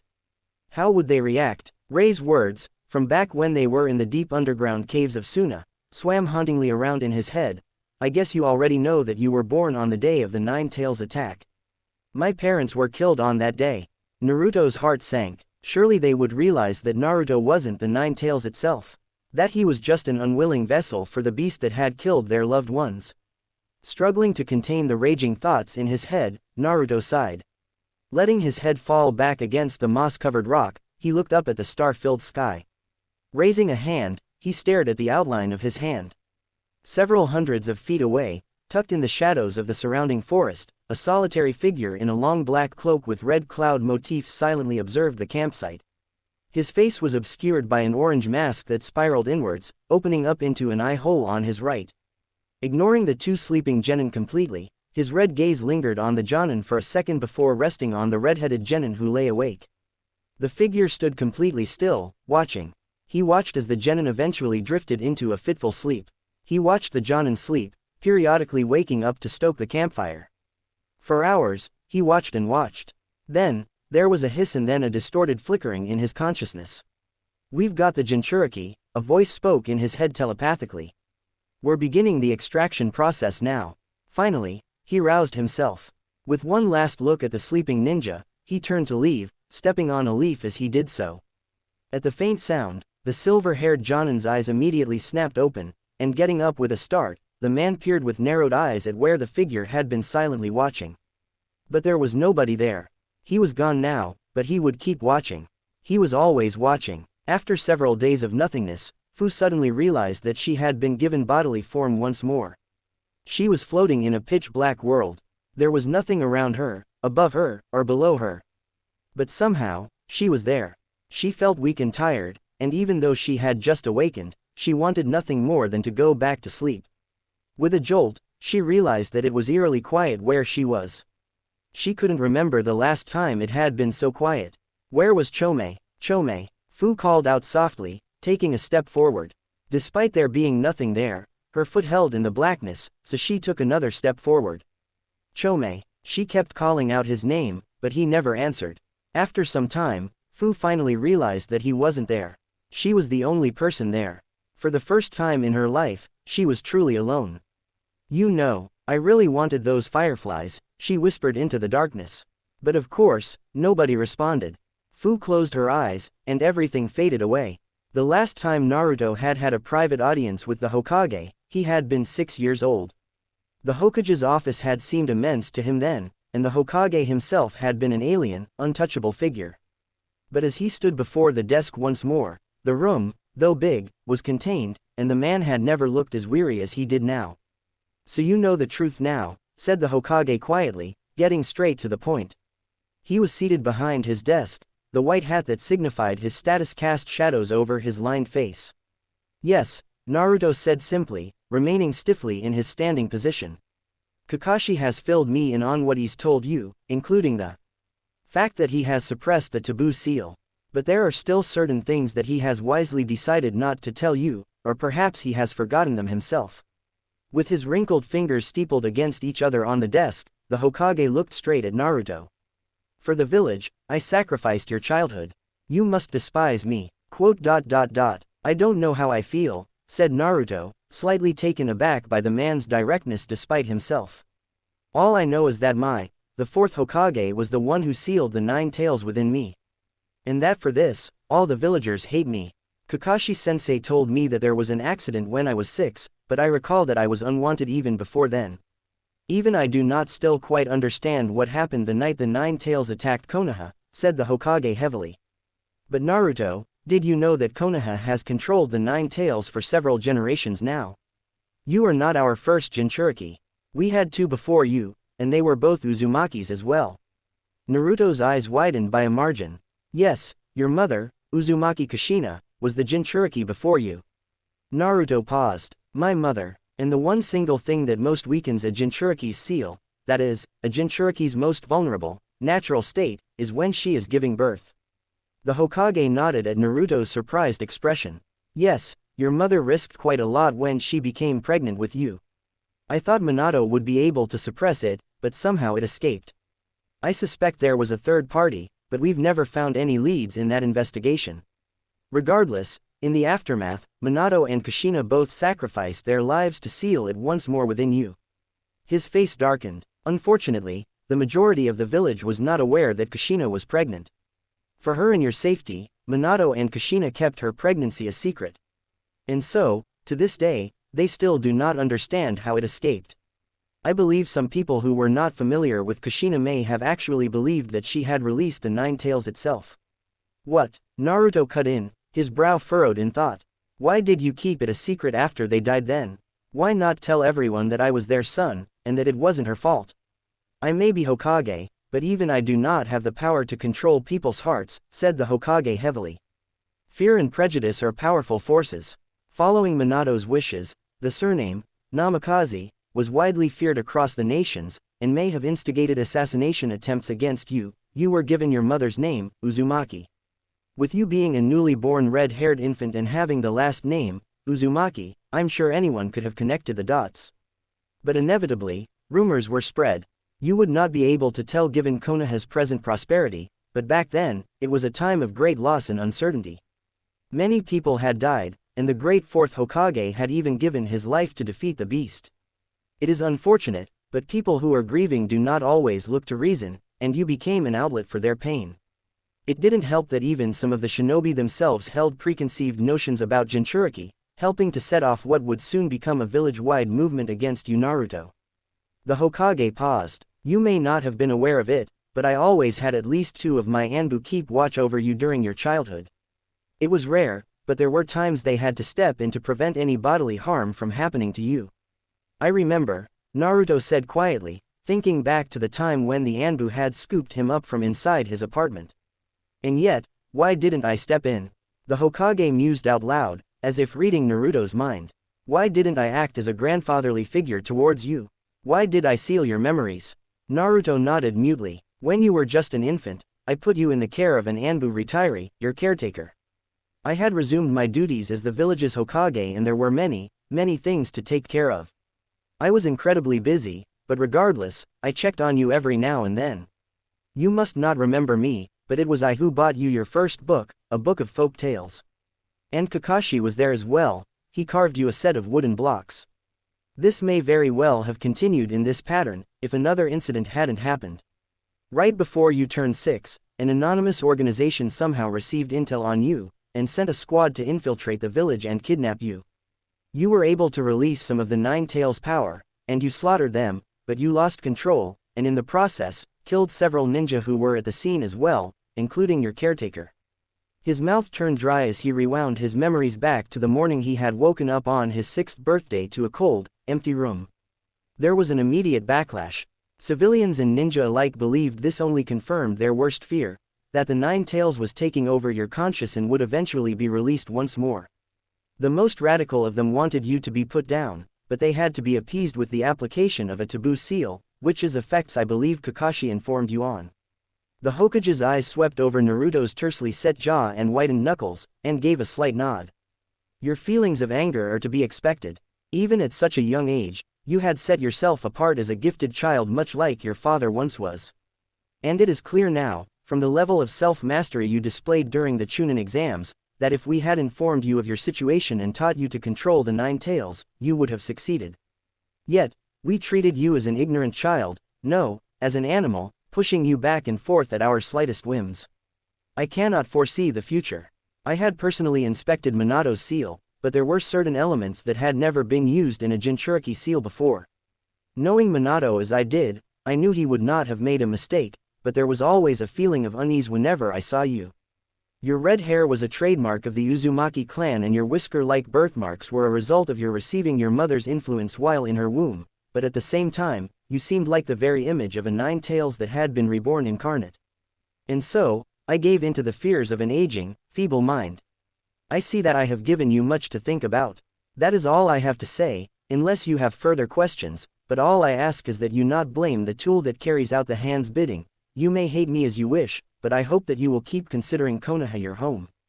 The villagers have not treated you fairly, they have trampled and spat on you when they should have loved and raised you as one of their own. But believe me when I say that their actions were not out of malice for you. They were a result of fear and uncertainty, a lack of belief in those that had died for the village. However, from having personally looked over your growth through such difficulty, I can now say with a sincere heart that I believe you have the strength to overcome this. The Hokage stopped for a second to bore his gaze into Naruto's. You must have known this for a long time now, but I have only just realized, you are strong, stronger than I had once thought. While I had once seen the 9 tails in your red hair, all I see in it now is the will of fire that burns within you. I see, said Naruto, carefully keeping his face blank. Then there is just one question I'd like to ask, Hokage-sama. It was the Hokage's turn to blink. Clearly, he had been expecting more of a reaction. What seal did my father use on me, and how much control do I have over it? The Hokage slowly nodded. Minato sealed the 9 tails within you using the 8 trigrams seal, which is a special kind of seal that allows the vessel to access the chakra of the contained beast. The Hokage paused. I do not believe your father intended it to be a curse, Naruto. Did you know that at one point, Minato was considered the child of a prophecy, and fated to change the world? Jiraiya certainly thought so. However, I believe that Minato thought that it would be you, rather, who would revolutionize this world. And so, he left you this power in order to have the ability to do so. Following the talk, the taboo seal was quickly and discreetly removed. It was a brief affair. Bearing the back of his neck to the Hokage, the man made a twisting motion with an outstretched hand. There was a flash of white pain, and then there was nothing. Immediately, Naruto could feel the difference. As if a tightly contained, dense fog had suddenly been vacuumed away, the block in his mind disappeared, revealing the large tunnel he had seen earlier. For now, Naruto decided he would hold himself back from exploring it. The Hokage had warned him not to hurtle headfirst into the newly discovered sections of his memory. The influx of lost memories could confuse and overwhelm his brain and lead to possible complications. It would be better for him to let them return on their own. Over time, piece by piece, they would fall naturally back into place. As for the 9 tails itself, Naruto hadn't yet decided how to more formally approach it. According to the Hokage's explanation, he should be able to access its chakra, but just from his brief impromptu interaction with it during the exam, he knew it wouldn't be easy. The sun was just beginning to set when Naruto finally, contrary to the carefully composed blank mask he'd presented to the Hokage, his mind was still caught up in a whirlwind of questions and indecision. He did not know what to believe. He had accepted the Hokage's explanation as sincere, but that did not mean he had to like it. Typical of a doting father, the Hokage had tried to cover for his ignorant children's behavior, but Naruto no longer needed their approval. Speaking of fathers, it was still hard to take in that the legendary 4th Hokage was his. And contrary to how Naruto had perceived it as a child, it had not been his father but his mother who'd been his connection to the Uzumaki clan. He had first felt betrayed that his parents had been the ones to seal the 9 tails inside of him, but the realization that his mother had been the Jinchuriki before him took some of the sting away. The Hokage had also said that his father had hoped he would be able to harness the 9 tails' power for the sake of the world and by extension, the village. Whether or not that was true, the Hokage had been laying it on a bit thick near the end. He didn't care about any of that, or the will of fire. Why should he have the desire to believe, cherish and fight for the villagers when they would never do the same back for him? Naruto shifted his grudging body around and looked up at the empty ceiling.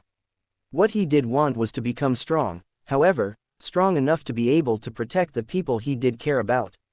The skies outside were dark when Naruto restlessly jumped to his feet and left the apartment. Wandering about through the marketplace which bustled with activity in the dinner rush, ignoring the looks, as always, that some of the passing villagers were giving him, he found his feet automatically moving him toward the direction of Ichiraku's, from which emanated the rich, heavy smell of ramen. Lifting the entrance flap, he saw a flash of silver as one of the sitting customers turned around to look at him. Hesitating for a brief second, Naruto made his way past a rowdy crowd and sat next to its source. So, a miso pork ramen, large, extra garlic. The usual, asked Ichiraku's owner, hanging over the counter, Despite the hubbub, he always seemed to be able to spot Naruto's telltale red hair. Yes please. Ah, that's what I forgot. From beside him, Kakashi leaned his masked face against his hand. Extra garlic on mine too, Tuki. Coming right up, said the man, returning his attention to the boiling metal pots before him. As they waited for their food, they sat there quietly, letting the outside conversations wash over them like white noise. And when their ramen bowls were set before them, they tucked in, making sure to slurp loud enough for the Ichiraku owner to hear. Only once both bowls were cleared and their stomachs verging on the uncomfortably full, did Naruto finally speak up. What did you think of my final match, sensei? Said Kakashi distractedly, putting his book down. Ah yes, that was an interesting move you did back then, Naruto. You might have gotten her, too, if you didn't slip up there at the end. So you noticed, Naruto nodded. I'd thought about it in theory but I hadn't actually tried it before then. It was harder than I thought it'd be. What I did was, I made my chakra. You made it dense to give it power, spun it in multiple directions to give it rotation, and then merged it together to give it stability. And, you messed up at the stability step. Am I right? Naruto blinked, and Kakashi let out a small chuckle. Believe it or not, you're not the first person to have thought of that, Naruto. It's called the Rasengan. I'm curious though, how did you think of it? That time back in Yugakure, when you used your Reikiri, it helped me realize that there's more to jutsu than hand seals, said Naruto. It gave me the idea of channeling a certain amount of chakra to a certain area of the body to enhance its function, and for someone like me with excessive chakra stores, I knew I could somehow utilize the destructive power of pure chakra. Though I see now that it's harder than I thought it'd be to keep it under control. I can teach you how to better stabilize it, said Kakashi, looking at Naruto. If you'll let me. Naruto could sense the second question that lingered unspoken in the air, but he had already made up his mind. Yes sensei. Alright then, said Kakashi with a nod. We'll get started right away. Meet me at Field B tomorrow at 7 am.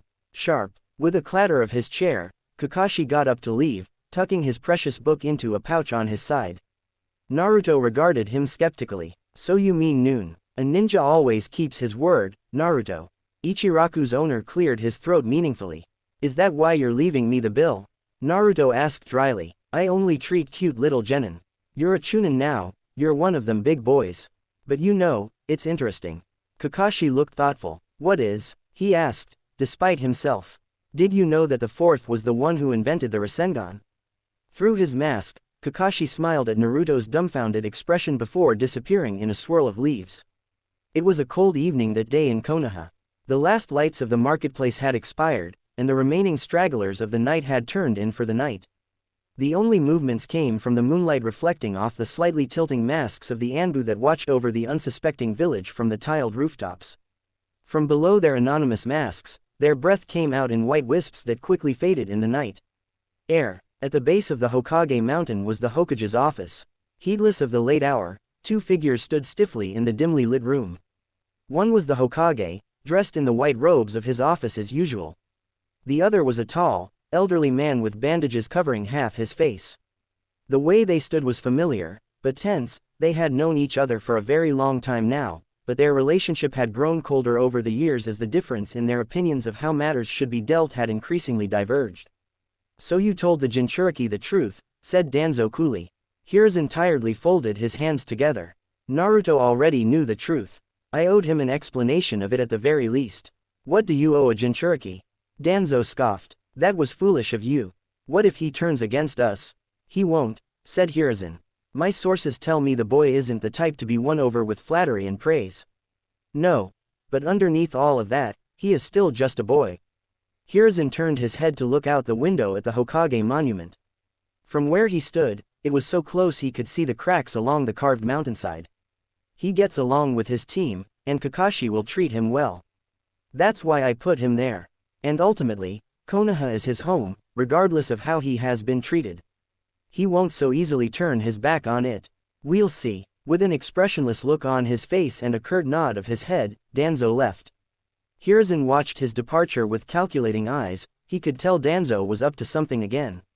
He would have to keep a closer eye on him. Whenever the man got that look on his face, something unexpected inevitably happened. Folding his hands behind his back, Hiruzen slowly walked over to the window on the other side of his office. From there, he could look out over the entirety of the village. It always filled his heart with warmth to see the civilians going about their daily activities, the ninja rushing around to hand in their missions or slack off at Ichiraku's, the children at the academy sparring with sweat on their brow. His gaze alighted on one particular rooftop. Its inhabitant was likely sleeping right now, but Hiruzen knew him to be one of the most gifted and hardworking genin, now chunin, in the village. In any other circumstance, the boy would have been widely praised and acknowledged for his genius and resourcefulness, but fate had not been kind to him. And yet, even so, he persevered. For the most part, Hiruzen hadn't lied to Danzo about Naruto. But there was one thing that he had said for the sole purpose of easing Danzo's paranoia, and that was that Naruto was just a boy. But he wasn't just a boy. Hiruzen may have been exaggerating at certain points at the time, but he hadn't been lying when he told Naruto that he saw a fire in him. At the moment, it was contained, but smoldering. Given time, he could see it turn into a great bonfire. He wondered though, was it really the will of fire? Or was it something else? Huff, huff. His lungs felt like they were on fire and his vision was starting to blur, but the man, gritting his teeth, continued to leap across the tree branches. Dark-toned and dressed in nondescript black clothes, he blended almost perfectly into the darkness of the night. The only thing that gave him away was the frayed scroll clutched in his hands that gleamed white under the stray rays of moonlight that interrupted the shade of the forest canopy. His heart thudding loudly in his chest, as sweat streamed down his face, the man cautiously looked behind him. He was alone. Letting out a tiny sigh of relief, the man felt some of the tension leaving his muscles. As the hot blood coursing through his veins began to slow down, he suddenly realized that the wind blowing strongly against his face was cold. At the thought, he slightly lowered his pace, letting himself catch his breath. The rumors were true, then. Konohagakure's security, once renowned as an impassable steel wall that blocked out all intruders, was no longer what it used to be. The past 15 years had not been kind to the village after all. Their most famous trio, the Sannin, had left the village, and in the invasion of the Nine Tails, they'd lost their Yondaime Hokage, leaving behind the increasingly decrepit Sandaime to try and rebuild the village. He looked around, but there was still nothing, besides the occasional rustling of squirrels and birds lower down. His lips edged up in a triumphant smile. For a man past his prime, the Sandaime hadn't done such a shabby job, but the village's strength was nowhere near what it had been at its peak. He hadn't even been questioned at the village entrance. The Chunin on gate duty had glanced at him once and then waved him in. Breaking into the archives had been just as easy, using a simple genjutsu to trick the Chunin at the desk into thinking he'd already left, and then slipping out just as the guards changed shifts. However, despite how smoothly the operation was going, the man had still grown antsy. He was in a ninja village after all, regardless of how much it had fallen from its former glory, and almost slipped up when he was leaving the village. Just as he stepped into line behind several civilians at the exit gate, the entrance gate had creaked open to allow another stream of people in, and then the on-duty Chunin raised a hand in greeting. Another successful mission. Good job. Ah, I didn't do much this time, said a deep voice. Sure. Oh, Hokage-sama wants you in his office right away, Kakashi. Got it. At the sound of the infamous name, the man had frozen. Could it be the copy ninja himself, and slowly turned his head to see. When he saw the infamous silver hair and Hittite draped over the left eye, he swore to himself. He knew the mission had been going far too easily. It had only been a matter of time for an unexpected setback. But it was just his luck to run into one of Konoha's most famous jonin right as he was about to leave. Forcing himself to stay calm, he'd looked away. His eyes landing on a shorter red-headed boy beside the jonin, his pounding heartbeat had slowly grown steadier. However, the boy must have felt his gaze, for he looked up and locked eyes with him, and for a second, he could have sworn that the boy knew exactly what he was and why he was there. But as the man felt a cold bead of sweat drip from his temple, the boy then looked away. The duo passed by, and the Chunin waved him out, and he was home free. Despite his success, he'd felt uneasy after seeing the copy ninja right under his nose, and he'd booked it as soon as the walls were out of sight. But now, it seemed that truly nobody in the village had noticed his intrusion. And even if they did find out, it was too late now to catch up to him, since he'd taken care even in his haste to cover up his tracks. The mission had been a success, then. Jubilantly, the man looked down at the scroll in his hand. It contained some of Konoha's forbidden techniques, an increasingly valuable commodity in the black market if you knew where to look. His target was a group slowly growing in infamy, called the Akatsuki, that had been buying out all such village forbidden techniques at prices above their competition. If he sold it to them at a good price, he'd be able to settle his debts with enough to spare. Maybe with the extra money, he'd drop by the hot springs at Yugakure. He'd heard there'd been an incident there a year or two ago, but things had been quiet since then. Surely it'd be safe now. And the food and the service there were always so good. Lots of good-looking women too. Suddenly, something heavy smashed into the back of the man's neck, and unable to react, he buckled. He'd been mid-jump, so he felt his body hang momentarily in the air before it began to limply free fall to the ground. As everything turned fuzzy and his vision faded into blackness, the last thing he saw was something red streak over him. Naruto had just turned over the unconscious outsider to the intelligence division, when a triumphant cry rang out from behind him. Turning around, he was greeted with an excited-looking Rai skidding to a stop before him. As the sight of his teammate, Naruto raised a critical eyebrow. In the 2 weeks they hadn't seen each other, it looked like the boy had again added at least another inch to his height. After they passed the exam, Rai, like him, had switched to more standard ninja attire, complete with a flak jacket, and in the other newly minted Chunin's case, a pair of bladed weapons strapped across his back. However, as the months passed by, the already tall boy had hit yet another growth spurt, and now towered over Naruto, who, despite his best efforts, could still pass for an academy student playing dress-up. "I saw Kakashi-sensei just a few minutes ago," Rai said as a means of greeting, glancing curiously at the Chunin taking away the body. "He told me I'd find you here. We're wanted at the Hokage's office." Nodding in affirmation, Naruto began to briskly head down the mostly empty street towards the village center. Trotting along easily by his side, Rai looked around discreetly and then lowered his head. "So that's another B-rank mission done in record time," he whispered conspiratorially, a hand raised to cover his mouth. "I wasn't aware there was a record to be broken," Naruto answered absently, as he took mental inventory of his remaining equipment. "Oh, you don't know." Pulling back, Rai rubbed his chin thoughtfully. The younger Chunin keep a running bet on how much time some of the longer missions will take. The general consensus was that it'd take you and Kakashi-sensei at least 3 weeks to finish that mission with the Fire Lord's treasurer, but I had faith in you guys. "You put money on us, didn't you?" said Naruto amusedly. Rai grinned gleefully, and held up 2 fingers in a victory pose.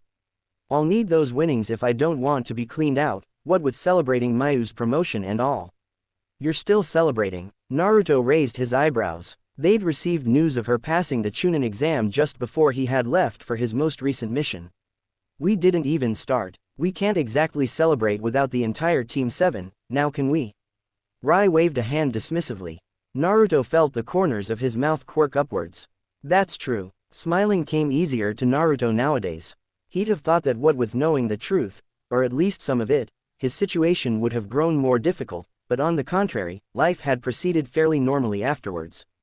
Or as normal as life could get for a ninja with the 9 tails sealed inside him, anyways. Naruto wasn't winning any popularity contests, and he wasn't surprised that he hadn't known about the Chunin's betting games, for most of them tended to keep their distance from him, but both Rai and Mayu's relaxed attitude towards him had helped to ease some of the misgivings their new comrades may have had toward him. Their fellow Chunin didn't include him, but they didn't go out of their way to bother him, and that was all he wanted. His training sessions with Kakashi were also going, for the most part, as smoothly as one could expect, while repeatedly materializing highly dense quantities of chakra on a regular basis. He'd been able to stabilize the Rasengan to the extent that it didn't drain him, and had even begun experimenting with adding his elemental chakra to the mix, something which, according to Kakashi, the 4th Hokage had never had the time to complete himself. But there was still an ever-present weight at the back of his mind. While it had been over a year since Naruto had had his taboo seal removed, he had yet to regain any of his memories of the purported incident when he was 6. The few memories he'd lost in the Chunin exams had returned, but his 6th birthday was still a huge blank. Nor had he regained any other memories in between, meaning that they were either so insignificant that he hadn't noticed, that nothing had actually happened, or even worse, that they hadn't come back yet.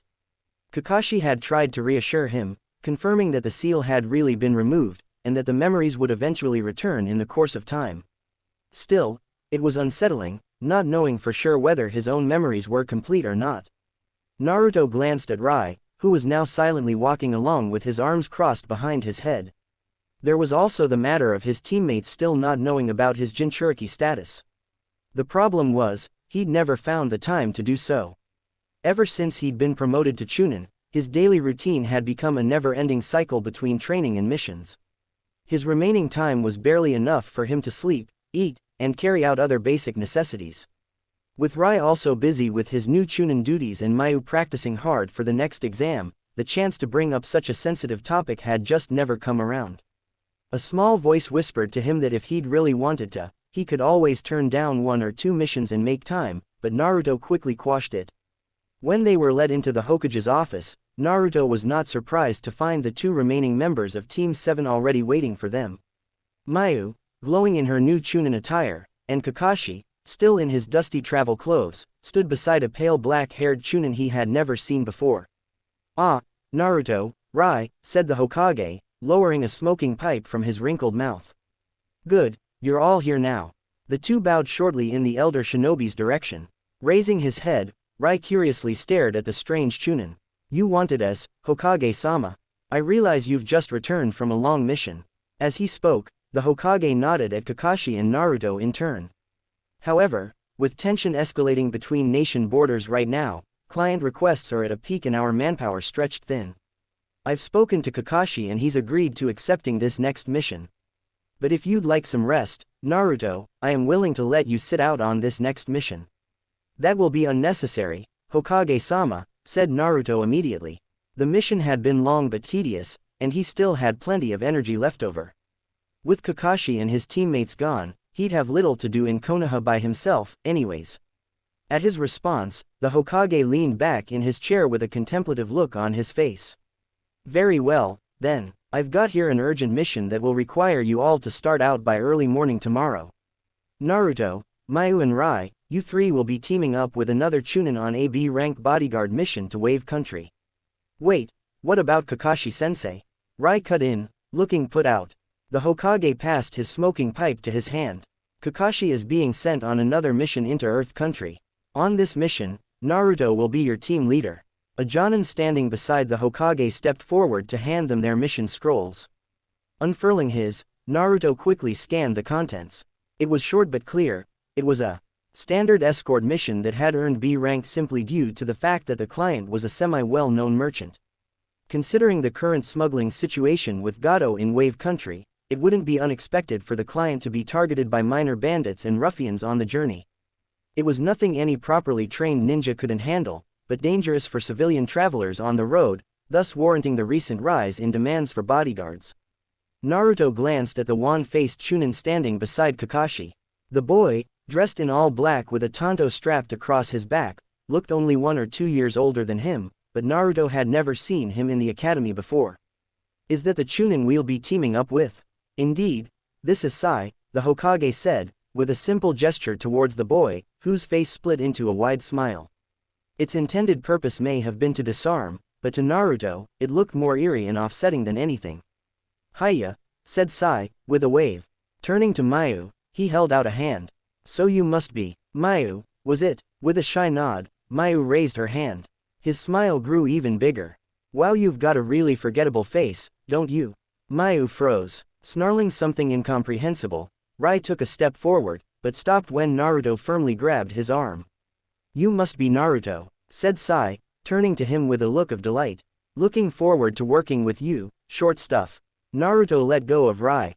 After a beat, he stepped forward to grip the other boy's hand. Likewise, after receiving a few more mission details from the Hokage, they began to all file out of the room, when the Hokage cleared his throat. "Naruto." He paused. Mayu and Rai stopped as well, but the Hokage shook his head. "I'd like to talk to him privately for a minute." Once the door had clicked shut, Naruto turned to the elder shinobi. "Yes, Hokage-sama, you may be wondering why I'm sending you without a Jonin's supervision." Naruto nodded. "It's only been a year since you became a Chunin, but your name has come up several times for a Jonin appointment. Your skills certainly would match up well. The only thing you're missing is experience in leading missions, as you've always been paired with Kakashi. So I'm putting you in charge of the other 3, this should be a good learning experience for you." "Understood, Hokage-sama." Naruto wasn't surprised, and in fact, welcomed the promotion. Being a Jonin would mean he would get more challenging missions, have higher clearance in the archives, and best of all, he wouldn't have to report to anyone besides the Hokage. Naturally, my council is not pleased with my decision to grant you more autonomy, but they've grudgingly acknowledged your good work this past year. However, they pushed me to add this, Sai, to your team, and I saw no reason to deny them, but I want you to always be aware that his role is to be their watchdog and to report back to them anything he learns about you.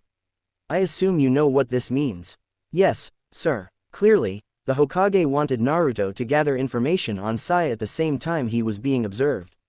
Lastly, I sent Team Shirakumo to Wave Country just yesterday, so if you do run into trouble, you should find friendly faces at a reachable distance. Don't let your pride stop you from taking advantage of that. Yes, sir, said Naruto slowly. With a satisfied nod from the Hokage, he was dismissed. Turning sharply around on his heel, he left the room. Walking down the empty hallway, his thoughts turned to the journey that lay before him. It would be his first long-distance mission without Kakashi. He wasn't nervous about whether he was up for it, since the Jonin had always preferred to take the backseat and let Naruto handle most of the dirty work, but it was a little strange to realize that this time around, if he somehow mishandled things, his teacher wouldn't be around to clean up after him. Naruto frowned, clenching his hands tightly. Such a feeble mindset wouldn't do. He'd sworn to get stronger since he'd lost in the final round of the Chunin exams, and now, a year later, this was the first test to truly prove his own mettle to himself. There would be no ifs about it, he would fulfill the mission, period. As he stepped out of the building, he was surprised to see the rest of his team waiting for him. Seemingly having gotten over the less than optimal introduction in the Hokage's office, Rai was grinning widely, and even in the dim lighting, Naruto could make out Mayu's red cheeks.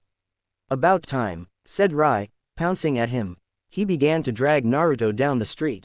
Come on, I'm starving. There's really no need, Mayu protested, Kakashi following languidly behind her. What are you talking about? I promised you a meal if you pass the Chunin exams, remember? Mayu flushed even more, the very tips of her ears turning red.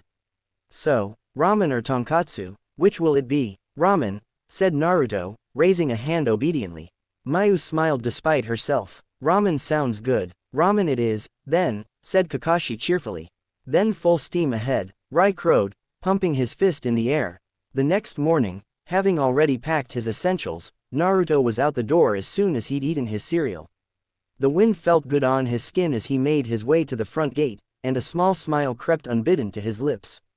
Last night's dinner with his team had done him some good, he felt refreshed and ready. Their client was waiting for them at the gate, and as Naruto took in her appearance, his eyebrows inadvertently rose. Known as the merchant, Toru, he'd expected a typically overweight man sporting a ring on each fat finger. In reality, however, she was a thin, freckled woman dressed in baggy journeyman clothes who looked like she could be closer to his age than to Kakashi's. I asked for bodyguards, and I got a bunch of kids. She frowned, her foot tapping impatiently on the ground. We're all qualified Chunin, said Naruto in what he hoped was a reassuring tone. But the merchant's frown deepened. Shouldn't you all be in school or something? Shouldn't you be at your appointment with the plastic med nin? Sai returned with a pleasant smile. Mayu let out a squeak of disbelief, but to Naruto's surprise, the merchant smiled toothily back. Not so gutless, then. All right, I'll take you lot. She kicked the bulky knapsack by her side, which made a thunking sound upon contact. You there with the scar, you can carry this for me.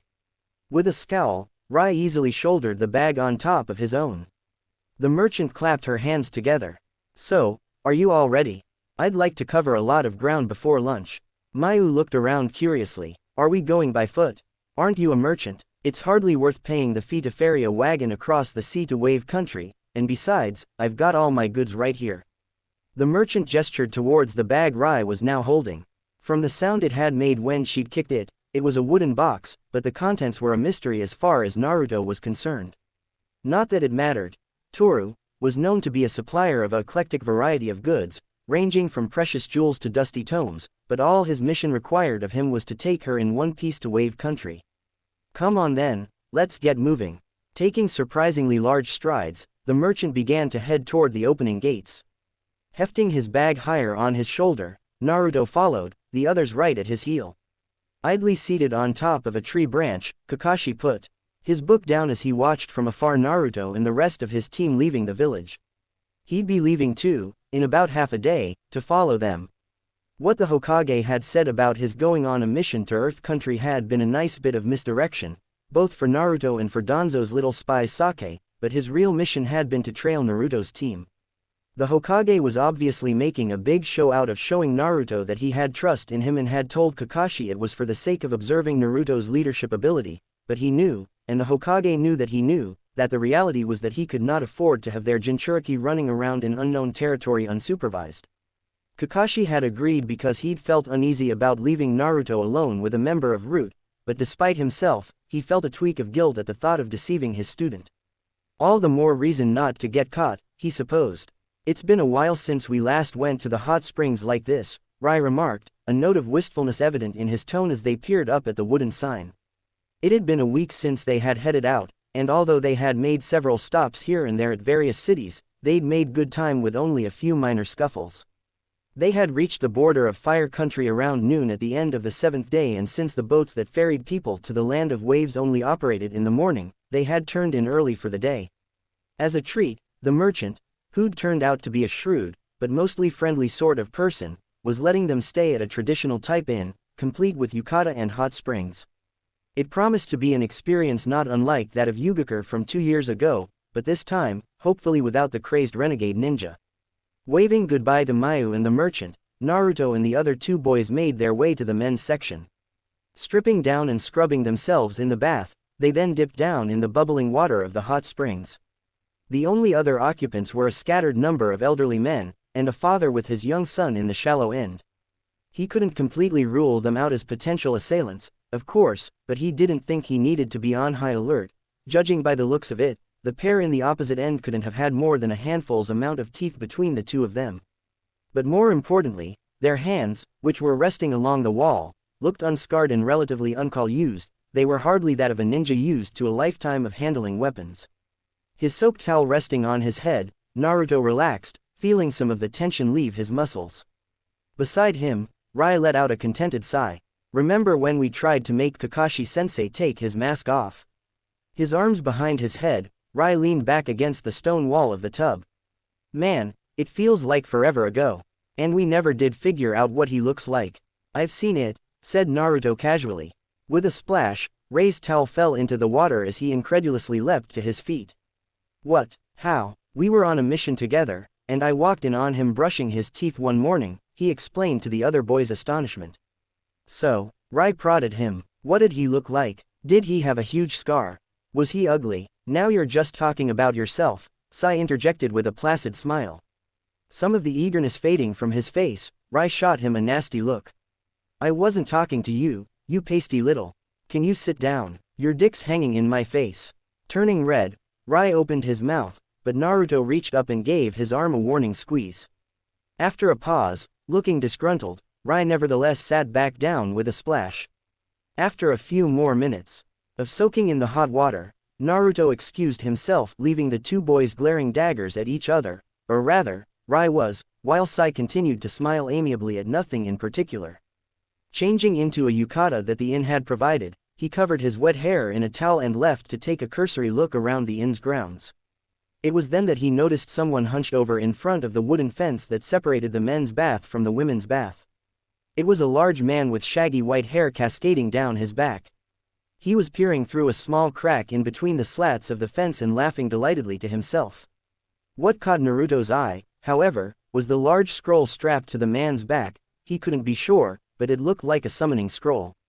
But before he could decide what to do, the man let out another cackle, and reached into his kimono to pull out an orange book that Naruto immediately recognized as one of Kakashi's favorite reads.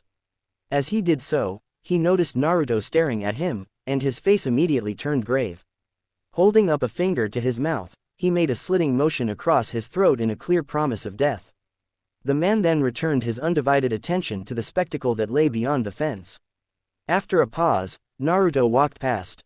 The attack came under cover of mist. After an early night's rest at the inn, Naruto and the others had risen before the sun, and gotten on board one of the very first boats to Wave Country, a small but sturdy wooden fishing boat, manned by a self-professed freelance poet wearing a woven straw hat. The fog grew steadily thicker as they approached the small island country, and the only sound Naruto could hear was the rhythmic sloshing of the oar as it sliced through the water's surface, made opaque by the reflection of the overcast mist. The conversation, which had been scant to begin with, had all but died down in the face of the gray morning. Rai had fallen asleep again, and even as Naruto watched, a trickle of drool silently made its way down the side of his face. It was just as well that Rai had been sitting next to Toru, for just as Naruto reached out to shake the other boy awake, a pair of pale, slimy hands shot out from outside the boat and seized the merchant by the shoulders. A look of shock and then fear flashing in quick succession across her face, she mutely toppled backwards, breaking the surface of the water with a loud splash. While Mayu and Sai jumped to their feet with a yelp, the boatman ducked behind them. Naruto managed to lean across Rai in time to grab her ankle with his already outstretched hand. Before he could lose his grip or be pulled over himself, he dug his elbow into Rai's chest, and planting his feet against the wall of the boat, he pulled back, feeling the strain in his arms immediately. As Rai choked and wheezed back into consciousness below him, two more dark shadows suddenly burst out of the water from the other side of the boat, and from their hands split off a multitude of smaller shadows that flew straight toward them. Mayu and Sai, with a kunai in each hand, hovered protectively in wait. Rai, Naruto shouted out, as the piercing sound of metal striking metal resounded across the water's surface. His eyes immediately focusing, Rai reached upwards with a grunting sound and wrapped his arms around the merchant's kicking legs. Sticking his head in between, Rai leaned forward, gritting his teeth. Letting go of Toru's legs, Naruto quickly made the necessary combination of signs with his freed hands, noting with some anxiety that with the merchant's head underwater, her struggling had started to weaken. Kage Bunshin no Jutsu, Shadow Clone Technique. In a burst of white cloud, two clones appeared by his side. And they both immediately dove into the water. As they did so, Naruto rejoined Rei's efforts and grabbing Toru around the torso, he pulled back. After a few seconds, with his clones keeping the underwater assailant busy, the opposing pull on the other end suddenly gave way, and as they fell backwards, the merchant's head resurfaced with a wet gasp. Her body tumbling back onto the boat, she hunched over on all fours immediately, shaking and coughing out water. Meanwhile, Sai had pulled out a scroll, and with a flourish of his brush, a pair of white and black drawings that Naruto quickly identified as bats had burst out of the page. They disappeared into the fog, in which he could already hear the sound of bluebirds, twittering, and shortly afterwards, the storm of shuriken came to a halt. Futon. Kyofu wind release, gale.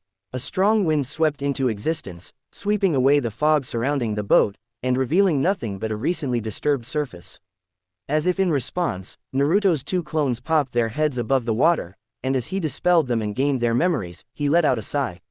They got away, he told the others, though it was mainly for the merchant's benefit. Mayu's bluebirds had already returned and were perched on her shoulders, pecking lightly at her nape. They were ninja, weren't they? Rai said, his eyes narrowing. What village were they from? They weren't wearing any identifiable markers, said Mayu, as she petted a bird with her finger. With a whisper, they swirled back into hair clips that returned to her hair. Naruto crossed his arms. They were mercenaries, but it's strange. They were a cut above the ones that have attacked us before. He broke off at the sound of strangled coughing. Naruto turned to see Toru on all fours again. Water and bile were dripping from her mouth. Toru-san, are you alright? Asked Mayu, rushing over to the woman's side. I'm fine, said Toru weakly, her face still pale. Naruto noticed that near her collarbone was a sizable hand-shaped bruise that was already growing purple. Naruto turned toward the boatman. How far are we from our destination? I'm fine, I said, Toru insisted, even as she bent over the side of the boat, making a gagging sound. We're not that far from port, the boatman offered helplessly. So long as we aren't attacked again, we should see land in 2 hours. She's a civilian, a head wound like that needs to be looked at immediately, said Mayu, shaking her head. Naruto's gaze shot back to Toru, and he immediately spotted the blood on her scalp. Hesitantly, he opened his mouth. Rai stood up. I can carry her and run the rest of the way. I was the least useful in that fight. Might as well show my worth now. Aha, so you do have some sense of self-awareness, said Sai, with an indulging smile. Your development isn't as regressive as I feared, but still, futile. Your carrying her would jostle her skull and make it even worse. You got a better idea then? Rai demanded, but Sai had already pulled out his scroll once more. Dipping a brush in ink, His hand blurred across the page, and a large black and white bird was soon unfurling its wings before them. Sai clambered onto its back, and Rai and Naruto carefully picked up the merchant, who was now too weak to protest, and laid her behind him. Sai quickly drew something on his scroll, and this time, a long snake burst into existence, which he used like a rope to fasten Toru into position behind him.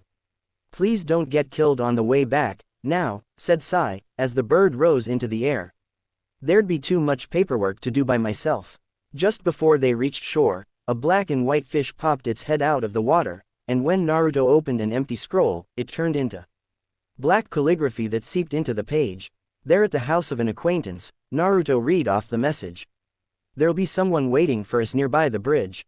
"A bridge?" Rai repeated skeptically. "What's an itty-bitty little place like that need a bridge for?" "It isn't a complete bridge," the boatman said, pausing his rowing to adjust his straw hat.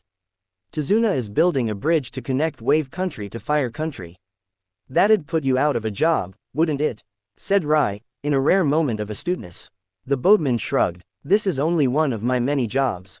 If there was a bridge to connect our country to Fire Country, our economy would improve, and other opportunities would open up." "And Gato wouldn't like that, would he?" Naruto said. The boatman shook his head. "Gato, like the shipping magnate," Rai said incredulously. "Then were the ones who attacked us earlier Gato's men?" Mayu asked in a hushed voice. "It's not impossible, but why would he specifically target a common merchant with barely anything in her hands?" Naruto looked down at Toru's knapsack, which had been left behind. As a B-rank mission, he'd expected some tussles along the way of course, but that recent attack had been different. It had been planned ahead of time, and the fact that they had been able to attack and slip away so easily showed that they weren't ordinary mercenaries. But as he had voiced aloud, the question was, why would they target their client? Was Toru somehow involved with the bridge? When he realized that no one had answered his question yet, Naruto looked up and saw immediately what had silenced everyone. From the thick fog which had been obstructing much of their view, a gigantic uncompleted bridge had suddenly emerged. It towered above them as their boat quietly slipped between its legs. Coming down from far above, Naruto could hear the distant sounds of hammering and clanging. When Naruto and the others finally stepped on dock, they immediately spotted Sai, who was seated along the water's edge, drawing something in a small notebook. They waved goodbye to the boatman, who tipped his hat in farewell before rowing away. "That took a while," said Sai, closing the notebook shut and climbing to his feet. "I was beginning to wonder whether I should be ordering extra coffins." When Mayu's face paled and her mouth opened, he smiled. "Just kidding. The merchant is doing fine. She just needs some rest." With that, they began to follow Sai along a dusty but well-trodden path that led away from the bridge. The mist dwindled rapidly as they got further away from the waterside, and soon, they were walking past a rickety rotting sign and into a settlement with rows of wooden buildings alongside a thin river that cut through its middle. The paint on the rooftops looked like they could have been bright once, but had dulled and chipped away, while some buildings were not even graced with a rooftop, and were instead covered with what looked like cotton sails. Most of the buildings were short, as if clinging to the ground, but at their center was one tall building which spiraled out to a watch post at its tip. The streets were busy, but not with the hubbub of an afternoon market. The majority of the people there were walking along dejectedly in their straw hats, looking as if they had nothing else to do. Some wore sandwich signs that advertised their willingness for any type of job, while others dazedly lay sprawled out along the sides of the street with a half-empty bottle in their hands. Mayu stopped at one point, when they passed by a group of small children sitting hunched over against a wall, but was pulled away by Rai. As the others followed Sai inside what looked like a grocery store, Naruto paused as for some odd reason, he felt like he was being watched.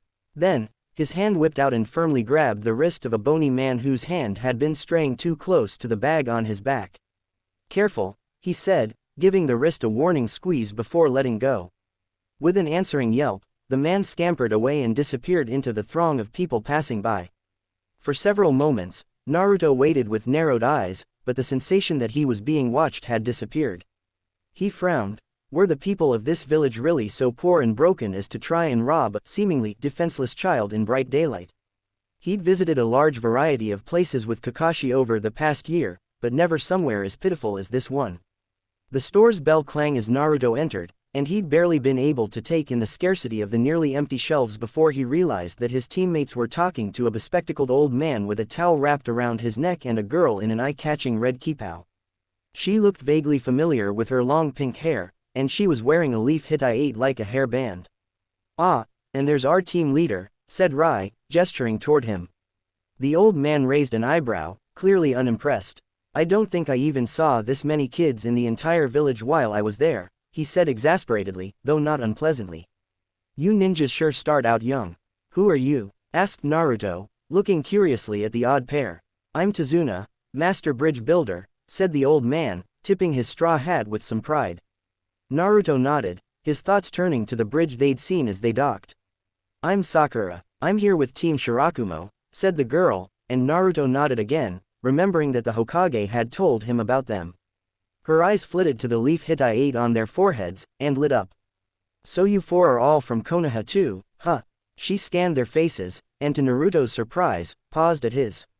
A look of recognition flashed across her face. "Oh, I remember you. You were in my class for a bit, weren't you? At the academy, the quiet one. Oh wow, I actually forgot. Naruto, you were transferred to our class late, huh?" said Rai, rubbing his chin thoughtfully. Naruto had stopped paying attention to his classmates early on, so he couldn't say he remembered Sakura, but he did vaguely remember having once sparred against a girl with her hair color.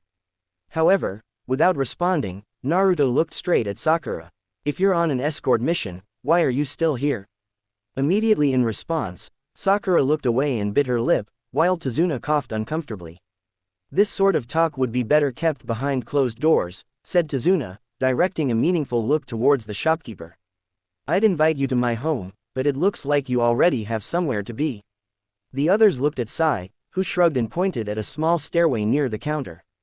"We're already here." Exchanging a few words with the shopkeeper, a short man who looked nervously around the store's premises, they headed up the stairs, which creaked at every step. Sai knocked 4 times on the door, and after a few seconds, they heard the sound of shuffling. The door opened a crack to reveal an eye, before opening to reveal Toru, whose head was swathed in bandages. Her face seemed to have regained some of its previous color. She stepped back, ushering them in with a quick wave of her hand. "Quick, come on in. Nobody's supposed to know I'm here." She trailed off as she finally saw Tazuna standing at the edge of the group. He gaped back at her, his glasses hanging askew. "Kane." With a blank look on her face, Toru regarded Tazuna silently before finally heaving a sigh. She opened the door wider in a sign of invitation. "You'd better come in, then," she said quietly. Inside was a small, clean 3-room apartment not unlike Naruto's own home in Konoha, but judging by the poverty of the rest of the village, it might have been considered luxurious. Toru, or Kane, disappeared into the kitchen, and with Mayu helping, distributed cups of tea for all of them. With everyone sipping from the hot tea, the story soon came out. "My real name is Kane," said the merchant, "and as I'm sure you've deduced by now, I am being targeted by Gato for being an accomplice of the bridge's construction." "So you were our mysterious benefactor," Tazuna said heavily, looking down at his untouched cup. "Why didn't you tell us? What good would that have done?" snapped Kane. "Whenever you weren't working on the bridge, you were just a bumbling, drunk fool of an old man. The past year hasn't been kind to you," said Tazuna, not rising to the taunt. "At least I'm still alive," she retorted. "Which is better than what I can say about my dear brother." There was a pregnant pause, while Sai appeared to be gazing at the design of the teacups with some fascination. Sakura and Mayu stared wide-eyed at the hard-faced merchant woman. Rai uncomfortably gulped down his tea, and Naruto followed suit, taking his first sip of the drink. It was bitter. "You are angry with me," said Tazuna at last. "For being alive." Kane's head snapped back as if she'd been slapped. "Why would I be? You wish I'd been the one executed instead of Kaiza," said Tazuna. This time, it was Kane's turn to be silent. Who's Kaiza?" asked Sakura awkwardly, raising a hand as if she were in class. "The hero of this city," Tazuna answered, and at the same time, Kane said, "My brother." Kane's mouth thinned into a single line, and Tazuna took off his glasses to wipe it with his sleeve before continuing. "He married my daughter, and became my grandson Inari's father. They were like a true father and son, and inseparable, but when Gato took over, he stood up to them. And for that, he was executed in front of everyone." Kaizo was the bravest man I ever knew, and died because of it. My brother wasn't brave, sneered Kane, her hands visibly tightening over her cup. He couldn't protect his first family, so he ran away to Wave Country and thought he'd redeem himself by playing at being a hero, only to get killed, but I suppose compared to you, he was brave. She raised her eyes aggressively toward the older man. He didn't cower behind a fence, watching as an innocent man got murdered. He didn't sit complacently at home, drinking himself silly and venturing out only when someone gave him some coin. He wasn't brave, but he wasn't a coward like you. That's not true. Sakura burst out angrily. Even though it was dangerous, Tazuna-san came all the way to Fire Country. On the way to Wave Country, we even got attacked by a missing nin named Zabuza. Naruto's eyes widened and from beside him, Rai spit out a mouthful of tea. A missing nin, Mayu repeated, growing pale. Naruto didn't recognize the name, but by principle, all missing nin were dangerous. Any ninja who could leave their village without being caught by their village's hunter nin had to be at least Jonin level. Sakura jumped to her feet, looking upset. Even Shirakumo-sensei got injured during the battle. But after all that, Tazuna-san went right back to the bridge to continue working on it. Another man quit today, but he still isn't giving up. That's all right, Sakura, said Tazuna, though he looked rather touched. What Kane is saying isn't wrong. If you can realize that, then I have nothing else to say to you, said Kane, white-faced. Please leave. At her words, Tazuna's form sagged, making him look even older than he had before, but without protest, he nodded. Leaving his tea still untouched, he reached for his straw hat, which he had hung neatly on a chair. He paused before the door. Thank you for your funding, Kane.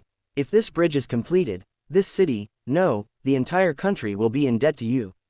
With a nod to Naruto and the others, he left. Shooting them a final pleading look, Sakura followed him. Several minutes after the door had closed shut, Naruto got to his feet. Keeping his voice neutral, he said, well, we have to get going now. I apologize for your injury, but if you want to file any complaints about our work, you'll have to contact our village by post.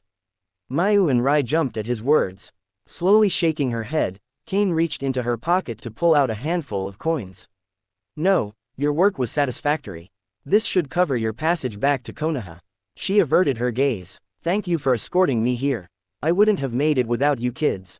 Rai hurried to drain the rest of his tea, and the rest rose to their feet. After a few murmured farewells, they left the apartment. Hey, Naruto, said Rai hesitantly, as the store's bell clanged behind them. He looked up at the building with a troubled expression. Can we really just leave it like this? Naruto glanced back. Our mission was to escort her to Wave Country. There was nothing about staying here and helping her clean up her life. I guess you're right, said Rai, his face clearing up. It's not like we could do much about it, anyways. They began to walk away, but a few seconds later, Naruto stopped, realizing that Mayu hadn't moved.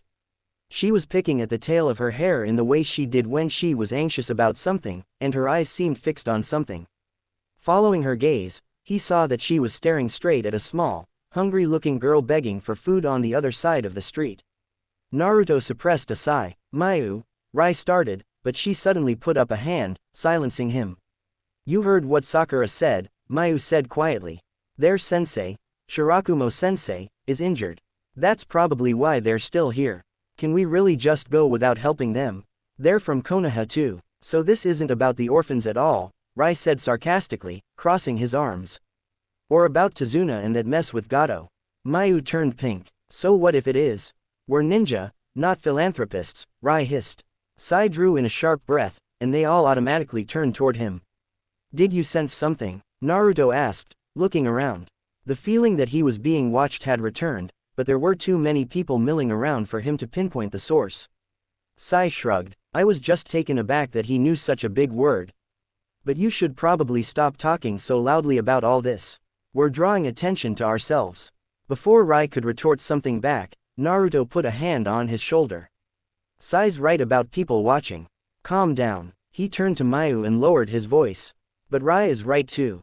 We're not philanthropists. Our mission's complete. We don't know anything about the situation besides what we've just heard from two biased sources, and there's little we can do about it. Involving ourselves would mean involving Konoha in a foreign territorial dispute, and the village would lose face with clients. In truth, Naruto couldn't care less about the village's reputation, but he figured playing to Mayu's sense of loyalty would have more effect than the real reason why he wanted to leave.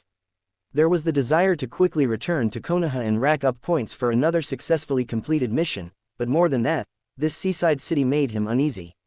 It could have been the way he kept feeling like he was being watched, or it could have been the dead look in everyone's eyes, but whatever the source was, Naruto had been itching to leave as soon as he'd set foot in the city.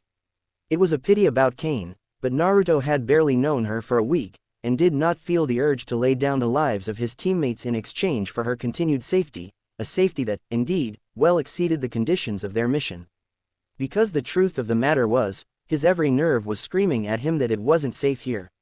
Every minute spent here only increased the chances of there being in irreversible danger, and to Naruto's chagrin, he didn't know if he was strong enough yet to protect the team. He knew he had gotten stronger over the past year with his extensive tutelage under Kakashi, but he had yet to win any of their frequent bouts against each other. And if there was one thing he had learned over the past year on their missions together, it was that the world was large and crawling with unknown powerful enemies. There were many weak ninja, but there were just as many strong ninja. And without the rules that he'd come to be familiar with in the village and the academy, without the regulations and expectations that, no matter how vaguely, governed the Chunin exam, and without Kakashi acting as an ever-present reassuring shield, Naruto found himself questioning what he was and wasn't capable of, knowing that if he overestimated their abilities, there would be no return trip back to Konoha, outside of a coffin, if their enemies were so kind. Is this what the pressure of being a team leader is? He wondered. But Shirakumo-sensei is a Jonin, Mayu, said Rai, in a slightly calmer voice. Sakura's team should be fine, so long as they don't stick their noses in anything more. Are we going to go or not? Said Sai, managing to look bored even as he smiled. Mayu bowed her head, and with some relief, Naruto turned around. He raised a foot to step forward, when to his surprise, she said, no. Mayu, Rai asked uncertainly. You heard what she said. Toru, no, Kane-san is still in danger. What kind of ninja are we, if we abandon her here? She raised her head, and Naruto was stunned to find that her eyes were blazing. I'm going to stay with Kane-san, and I'm going to find Sakura's team and see what I can do to help. Mayu, Rai began, but was cut off once more as Mayu held up a hand. She looked piercingly at them. Naruto suddenly realized that her eyes were hazel, not brown, and then when, against all expectations, she smiled, Rai actually took a step back.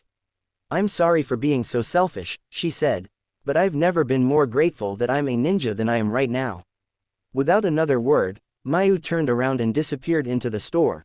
The bell sounded behind her like a death knell, and Naruto and Rai mutely stared at the closing door with, for once, identically astonished expressions on their faces. Did that just happen? Rai finally let out weakly. Where did that come from? Is that what they call premenstrual syndrome? Sai cocked his head, with what looked like a genuinely curious look fixed on his face.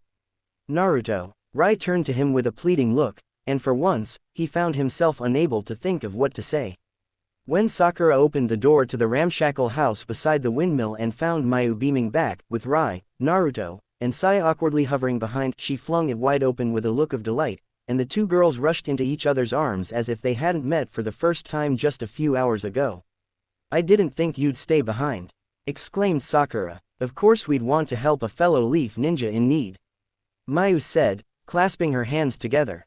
Isn't that right, guys? Rai scratched his face. Yeah, totally. No, said Sai. Naruto didn't respond, his mind furiously working to try and salvage the situation. It wasn't new for Mayu to disapprove of one of his decisions, but she had always deferred to them, until now. After the initial shock, his immediate thought had been to order her as team leader to return, and if that proved insufficient, to resort to whatever physical means necessary. And perhaps even just a year ago, Naruto may have gone ahead and done just that.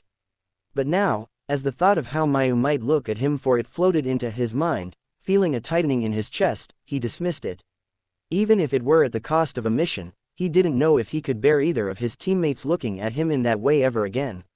What's happened to me? Naruto thought frustratedly to himself. Meanwhile, as Sakura uncertainly took in their less than enthusiastic expressions, a male voice called out from another room, Sakura. Who are they? They're Chunin from Konoha, Sakura responded, and a few seconds later, a curious-looking blonde boy in a black t-shirt stepped out. He looked them over with a rather suspicious glint in his eyes, which only slightly cleared at the sight of their leaf Hittite. How do you know for sure? The boy asked cagily. They could be Gato's goons, for all we know. Without pause, he turned around, and cupping his hand around his mouth, he said, Hey, Sasuke. Come here for a sec. You recognize any of them? Another boy, this time dark-haired, stepped out from the other room, and with an equally wary look in his eyes, he looked at Naruto and his teammates. After a pause, he pointed a finger straight at Naruto. That one, I remember him. Geez, Menma, said Sakura, shaking her pink head exasperatedly. He was in our class for a year. How could you forget? Oh, was he? The boy let out an easy laugh, raising a hand to his neck in embarrassment. My bad. He plodded down the path, looking with some disbelief at the hand that was pulling him along. It was warm and felt nothing like anything else he'd ever held before, but it was nice, he supposed. What's wrong? The girl stopped to look down at him, but the sun was high in the sky and shone too brightly down on them for him to make out her face. And nothing, he said quietly. Where are we going? The word, we, felt alien to him, and he had to say it twice to confirm to his brain that it was indeed the word he was looking for. You said you've never played hide and seek before, right? She said, tucking a length of hair behind her ear. I found a fun place to play it, and thought you might like it too. Play? He asked shyly. I've never done that before, with someone else I mean. She laughed. You're so weird, who's never played with someone else before? When he didn't respond, her smile slowly faded from her face. An odd look flashed across her face. Her mouth began to open, and he squeezed his eyes shut, afraid that she'd say something awful and leave him there like everyone else, when suddenly, another voice called out to them. What are you doing? And who's that? He opened his eyes and saw an older boy walking across the street towards them. He had a curious look on his tan face. This is the boy my mom's taking care of, said the girl, raising a hand in greeting. She gestured back to him with her other hand. Come on, say hello. Hello, he murmured nervously. Hold on, I know him, said the boy, leaning right down to stare at his face. He shrunk back. Yeah, he's the one Kayumo's mom told us to stay away from. Really? Why, I dunno, the boy shrugged, crossing his arms behind his head. She got mad at Kayumo for letting him join our game of tag. Why would she? He's just a kid like us. The girl smiled down at him again. Right, Naruto. Naruto's eyes flew open. Faint motes of light was streaming through the half-open window and for a long minute, he looked up at the ceiling. A tattered string dangled from the lone light fixture, and as he watched, it swayed in an invisible breeze. Only when his heartbeat had slowed down, did he get up. As Naruto got to his feet, the thin blanket he'd been sleeping under fell off, and at the soft sound, the others in the room began to stir. Stretching his arms, he silently walked to the window and pushed it open the rest of the way. They had spent the night at Tazuna's seaside house, and from the window, Naruto could see the waves jostling gently against the dock. And just barely, he could hear the sound of seagulls. The first time he'd visited the sea on one of his missions several months back, he had been taken aback at the high-pitched wailing sound. It sounded nothing like the birds around Konoha, and even more startlingly, it was accompanied by the underlying deep crashing noise of the waves as they pounded down on shore. But he'd quickly come to enjoy it. Despite the cacophony of each separate sound, together, they melded together and somehow soothed him. Being near the sea was an experience completely alien to Naruto, having grown up in a landlocked village like Konoha, but somehow, it felt familiar to him, as if he were meeting an old friend. As he stood there now, however, it had the opposite effect. The seagulls calling back and forth to each other sounded like a warning. It made him uneasy and restless. It was a strange and uncomfortable feeling that tingled almost unbearably across the surface of his skin. We need to get out of here, he thought to himself. Sakura's team leader Shirakumo, a stern-faced Jonin with dark hair pulled back in a ponytail, had turned out to be recovering from a deep leg wound. However, it was healing well, and the Jonin would likely be able to move around freely with just a few more days of rest. With that out of the way, there was no real reason for them to stay behind in this country, and after the night's rest, Naruto's mind felt clearer. His worries about Mayu resenting him for ordering her back to Konoha seemed silly to him now. She was not so unreasonable as to completely ignore the voice of reason. Surely she would listen to him with just a little more prodding. Naruto, called out a drowsed voice. He turned around to see Rai getting to his feet with half-lidded eyes, audibly cracking his neck. Sai was already up, and was leaning against the wall with his futon neatly folded beside him while Sasuke was just beginning to put away his. Next to them was Menma, who seemed to have made it halfway out of his futon before falling asleep again, snoozing lightly as a trickle of drool dribbled down across his chin. As Naruto walked back across the wooden floor to fold his own futon, he suddenly wondered about the fleeting dream he had had. But even as he thought about it, like a receding tide, the details slipped further and further back from his memory, and after a while, he stopped thinking about it at all. Tazuna's daughter, a willowy woman with a heart-shaped face named Tsunami, prepared breakfast with Sakura while Naruto and the other boys took their turns in the small washroom. Mayu had gone back to Kane's home for the night. Kane's head wound, while not overtly serious, was still affecting her, and they had agreed it would be better for at least one person to always be with her. The breakfast, while predictably involving fish in almost every dish, was delicious, and it was at the breakfast table 2 separate tables had to be pushed together to make enough room for all of them that they met Tazuna's grandson Inari, who turned out to be a gloomy young boy in a dull green jumpsuit. "Isn't he cute?" Tazuna said with a fond look down at the boy, who continued to mechanically spoon fish stew into his mouth. Sitting across the table, Naruto silently paralleled him. "He said we're all going to die," said Menma sourly. Sakura nodded in indignant affirmation beside him. "From what you guys were saying about Zabuza, it doesn't sound too far off," said Rai, as he picked at his plate. He hated fish. "How did you guys escape anyways?" Menma pulled back in his chair with a proud look. "We didn't escape. I almost got him, but some hunter nin finished him off instead." "You almost got him. It was all sensei," Sakura scoffed. "And what held Zabuza in place for him?" Menma jabbed a finger at himself, leaving no room for question. "That's right, my mind transfer jutsu." "Oh, is that what it was? I just thought he'd pause to scratch his butt." "Nope, that was me. Butt scratch and all." It was hard for Naruto to imagine anyone looking as proud as Menma did at that moment. "Are they always like this?" Rai asked Sasuke, who grunted noncommittally into his stew. Suddenly, there was a thumping sound as Inari forcibly put down his utensils. The scattered conversations around the table skidded to a stop, and sliding his chair back, Inari dropped to the floor. Tazuna turned around in his chair. "Where are you going, Inari?" "To look at the ocean from my room." Tsunami wiped her hands on her apron. "What about the rest of your breakfast? You skipped dinner yesterday too." "I'm full." Inari slid the door open and left. Menma and Sakura shared guilty glances while everyone else, except Sai, as usual, averted their gazes. "I'm sorry," said Tazuna after a short silence. He took a heavy sip from his cup. "He's been like that since Kaiza died." With the mood in the room having rapidly plummeted, the rest of the breakfast was quiet. To most everyone's relief, soon after breakfast had ended, Mayu and Kane arrived.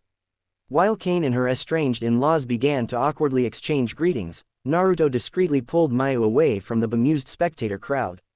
Sliding the door shut behind them, Naruto turned around to see Mayu looking a bit pale. She was playing with her hair again, as she always did when she was nervous. "What's wrong?" "Nothing," she said, though her eyes darted to the closed door. "You don't look well. Did something happen?" Naruto critically looked her up and down, but besides the pallor, she seemed fine. "No, I'm fine," Mayu insisted. As if to prove her point, she let go of her hair and crossed her arms across her chest. "What did you want to talk about?" "Mayu, we're going to head back to Konoha today," said Naruto, thinking it'd be best to get straight to the point. Mayu's face fell, but ignoring this, he forged forward. Sakura's team already dealt with the missing nin that attacked, and now that Kane is here with Tazuna and the others, Team Shirakumo can protect her too. "There's no reason for us to be here. Kane-san only agreed to come here because you guys were here," Mayu said quietly. "And they can't always be watching over everyone, they've got their hands full with Tazuna-san's family." "What do you plan to do, then?" "Protect Kane for the rest of her life." Naruto interrupted her, taking a step closer to her, his voice dropped in volume. "Or are you going to kill Gato?" To her credit, even as her entire face reddened, Mayu did not take a step back, choosing instead to look firmly back at him. "What's the point of escorting someone to their village, only for them to be killed as soon as we leave them? I don't want to just follow the mission. Details to AT, collect the money, and go back home. I want to do it properly." And I want to do my duty as team leader properly, said Naruto, letting some of the frustration he felt seep into his voice. You do realize you're putting us all in danger here. We're always in danger, Mayu said hesitantly. You're right, but you're asking to risk the lives of our teammates just so you can feel better about yourself, said Naruto harshly, and as soon as the words had left his mouth, he regretted them.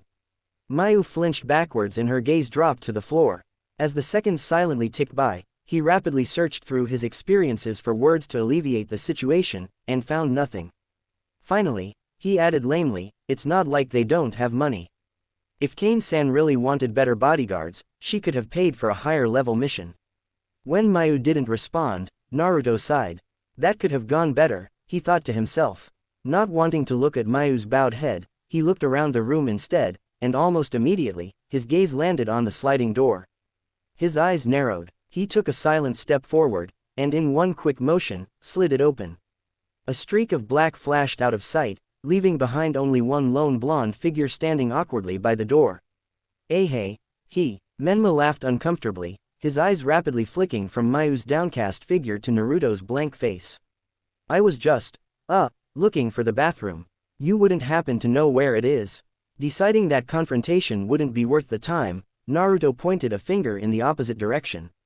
As he watched the boy scamper away, Naruto considered the streak of black he'd seen.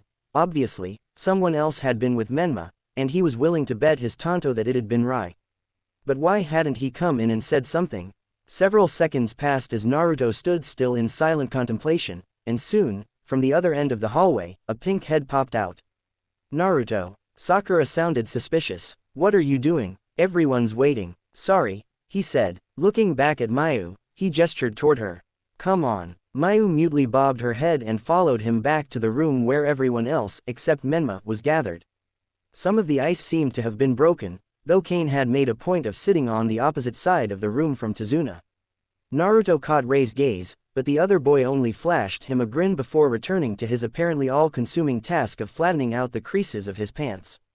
How are you feeling, Kane-san? Sakura asked, as everyone settled into their cushions. You look better than you did yesterday, but... Kane slightly bowed her head. It was a slight concussion. I just needed some bed rest. I'm fine now, thank you. Quite the luck she's got there, said Sai, a small smile playing at his lips. Although judging by how they attacked, I don't think the assailants were trying to kill her. No. They were only warning me, Kane said in an odd voice. Her eyes hardened as she looked around at the room's occupants, before coming to a rest on Naruto. Now, getting to the matter of business today, Naruto, have you reached a decision as to your team's next action? Naruto paused, quickly looking at each of his teammates in turn. Sitting nearby, Sai looked neutrally back. Farther away, Rai, with an unusually serious look on his face, looked down at the ground, and Mayu, on the opposite end of the room, looked straight at him with a creased brow. Before that, I'd like to hear what Team Shirakumo intends on doing, he said. With that, everyone looked at the Jonin, who was currently resting his splinted leg across two cushions. As Shirakumo opened his mouth to speak, a conflicted expression quickly flitted across his face. 3 days ago, I sent a missive to the Hokage explaining the current situation and requesting further orders. While I await his reply, we are on standby. Noticing Tazuna's downcast expression, he hastened to add, personally, I feel that it is our duty as ninja to deal with any immediate dangers that risk the safety of our client. However, the ultimate decision is in the hands of our village. That is the best I can offer you. That's already more than enough, Tazuna grunted. What I don't understand is why you need our help, Sasuke suddenly spoke up, surprising Naruto. The Uchiha boy, while not exactly taciturn, had not struck him as the type to take initiative unless the situation absolutely called for it. Kane turned coolly towards him. What do you mean? You clearly have at least some money, as you've been funding the bridge's construction. Why rely on us, instead of properly hiring ninja to deal with the matters here? Or are your pockets not deep enough? Kane opened her mouth, and then closed it. Her hesitation was painfully obvious. However, in gratitude for saving my life, I do owe you all some answers, she said slowly. And even if you cannot help us, I have confidence, or hope, that you will not turn on us. Kane closed her eyes. The Wave Country's daimyo is in Gado's hands. We cannot raise any form of direct rebellion against Gado, and hiring any ninja above Chunin level would be received as such. At her words, Tezuna's face went taut with surprise. What do you mean, in Gato's hands? Is he being kept physically captive? Naruto asked, intrigued against his will. From what we know of our last reports, the daimyo and his immediate family are all being kept in house arrest inside their main residence, Kane confirmed. And you can't just assassinate Gato? Rai piped up, looking confused. Oh, we've tried, said Kane bitterly. But the assassination attempt failed, and Gato killed Lady Awa, the daimyo's wife, in retaliation. The daimyo then made a public renunciation, labeling the actions of any who dared to defy Gato as mutiny. Who is this you're talking about? Sasuke pressed, and then looked meaningfully at Tezuna, who seemed to now be making a passable imitation of a guppy. It can't be the bridge builders. Just a group of the last couple of stragglers with a backbone left in this country, said Kane with a venomous look. Rice scratched his chin. But you haven't tried again since your first failure. Don't you think you gave up too soon? Kane shook her head. You don't understand. Why do you think I was in Konoha? Why do you think I've been traveling around the nations? To sell things. I've been arranging meetings with the Cage of various hidden villages with the aim of making an alliance between theirs and Wave Country. But almost every nation has turned me down, including Fire Country. Really? Sakura looked perplexed. But wouldn't an alliance benefit us? It'd bring more trade into our country. Not necessarily, said Shirakumo gravely, his arms crossed across his chest. Until now, he had remained silent with a neutral expression fixed on his face, but it seemed he had reached some sort of decision. As it stands now, Gato's shipping ventures benefit all of the neighboring countries. There are no tariffs or regulations in place along the coastline, making it an excellent waypoint for maritime trade with farther and wealthier nations such as Water and Tea Country, and Gato is making this possible by taking the money directly out of the citizens' taxes. Yes, Gato knows what he's doing. Kane nodded. He's a parasite, and so long as his actions don't harm the other nations, nobody will lift a finger. Because ultimately, Wave Country was never powerful or unified to begin with. If Gato were removed from power, there would be an economic vacuum, the few markets that exist would fall into chaos, and none of the other nations want to risk that. The only nation that would pay attention to my proposals was Lightning Country, and their condition was that they be granted complete control over Wave Country's economy. And what did you say in response? Naruto asked. Kane gave him a thin smile. That I did not have the authority to make such a decision. Despite himself, Naruto felt respect for the sharp-tongued woman Burgeon inside him. She was clearly doing everything within her power, and beyond, for the sake of a country that she hadn't even been born to. For a moment, he wondered if it was revenge for her brother that pushed her, but immediately dismissed it. If retribution had been her sole aim, Kane would have arranged for Gato's assassination, damn all the consequences. Instead, she was clearly thinking for the benefit of the nation rather than her own gratification, even at the risk of her own life. However, no matter how pretty her goals were, in the end, they weren't his business, nor was he interested in making them his. Tsunami was refilling everyone's teacups, and as he politely declined his cup, Naruto looked directly at Mayu. Surely she would understand. They were ninjas. They weren't heroes. At his pointed stare, Mayu turned pink, and she opened her mouth, when with a loud bang, the door slid open to reveal a blonde figure. Menma, where've you been? Sakura asked in a scolding tone as she got to her feet. Ignoring her, Menma brandished a sealed scroll in his hand. I've got it, the Hokage's response to Shirakumo-sensei's missive. A messenger Jonin found me at the docks. Immediately, Shirakumo raised his hand, and Menma handed it to him. With bated breaths, everyone watched as he unfurled the scroll. For several minutes, it was quiet. Naruto closely observed Shirakumo's face as his eyes rapidly moved across the scroll paper, but as expected of the Jonin, his expression gave nothing away. When Shirakumo finally spoke, however, the note of disbelief in his voice was clear. My team and any other Leaf teams in the vicinity have been ordered by the Hokage to remain in Wave Country and to do whatever is necessary to guarantee the safety of our clients, he said slowly, and Naruto felt his eyes widen. The uneasy buzzing tension was back, sending alarms ringing in his head. Looking up from the scroll, Shirakumo locked gazes with him. The Hokage's seal is on it. So, Kane said softly, what will your team be doing, Naruto? Look, I've really gotta make my next delivery, said the Tokubetsu Jonin, scowling back at Kakashi. While messenger birds were commonly used within the village walls and on occasion by mobilized teams to send messages back to the village, Tokubetsu Jonin specializing as messengers were used to deliver important and direct missives from the Hokage to teams stationed in faraway regions. Kakashi had spotted the messenger slipping away from the house that Naruto and the others were currently in, and feeling in his gut that something was off, immediately pounced on him in the neighboring forest. "What was that message you delivered?" Kakashi pressed, shoving the Jonin more roughly against the tree. "I told you, I don't know. I'm just the messenger," the Jonin protested, putting his hands up. Kakashi noticed that he was young, for a messenger Jonin. He didn't recall seeing him around the village either, but that was becoming more and more common these days, as he spent so much time outside the village walls on extended missions. "It was from the Hokage." "That's funny," said Kakashi, with a look that suggested he found it anything but. "I just exchanged messages with him several days ago. You'd think he'd tell me about such a thing." The Jonin shrugged. "Kage's minds work differently from ours. Mere ninja like us can't hope to understand them," he said sagely. "And anyways, the Hokage's seal was on it." Kakashi paused. "Did you receive it directly from the Hokage himself?" "No, I picked it up in Water Country at the waypoint," said the Jonin, still struggling to free himself. "Look, I'm behind in my deliveries as it is and I kinda wanna get back home by the end of this week." Reaching a decision, Kakashi let him go, and the Jonin straightened. Muttering darkly to himself, the Jonin stretched back his shoulders before leaping nimbly away and disappearing from sight. He didn't like this. Why would the Hokage send a separate message to Naruto and the others, while neglecting to tell him? And why send it all the way to Water Country first, instead of sending a direct messenger? Sure, there were many more messengers going between water and fire countries, but still, either the Hokage was up to something, or it was extremely unlikely, but even the Hokage's seal could be faked by a powerful Fuinjutsu master. Now, Kakashi found himself with a dilemma.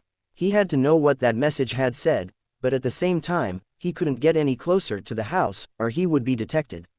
And if it turned out to really be from the Hokage, then he'd have effectively failed his own mission of observing Naruto from afar for nothing. Uncomfortably, Kakashi folded his arms across his chest. He'd give it a day to see what happened. Knowing Naruto, he and the rest of the team would be leaving Wave Country soon and heading back to Konoha. In fact, he was surprised they'd stayed as long as they had. Wanting to avoid running into them on their way back, Kakashi had stayed along the borders of the country until nightfall, and then found, to his surprise, that they had decided to spend the night. However, Naruto was the practical type, and Kakashi fully expected the boy to try and go back to Konoha as soon as possible. But of course now, the Hokage's missive changed things, and Kakashi felt himself growing worried. He wondered if it was just his nerves as team leader, and being unable to actually do anything.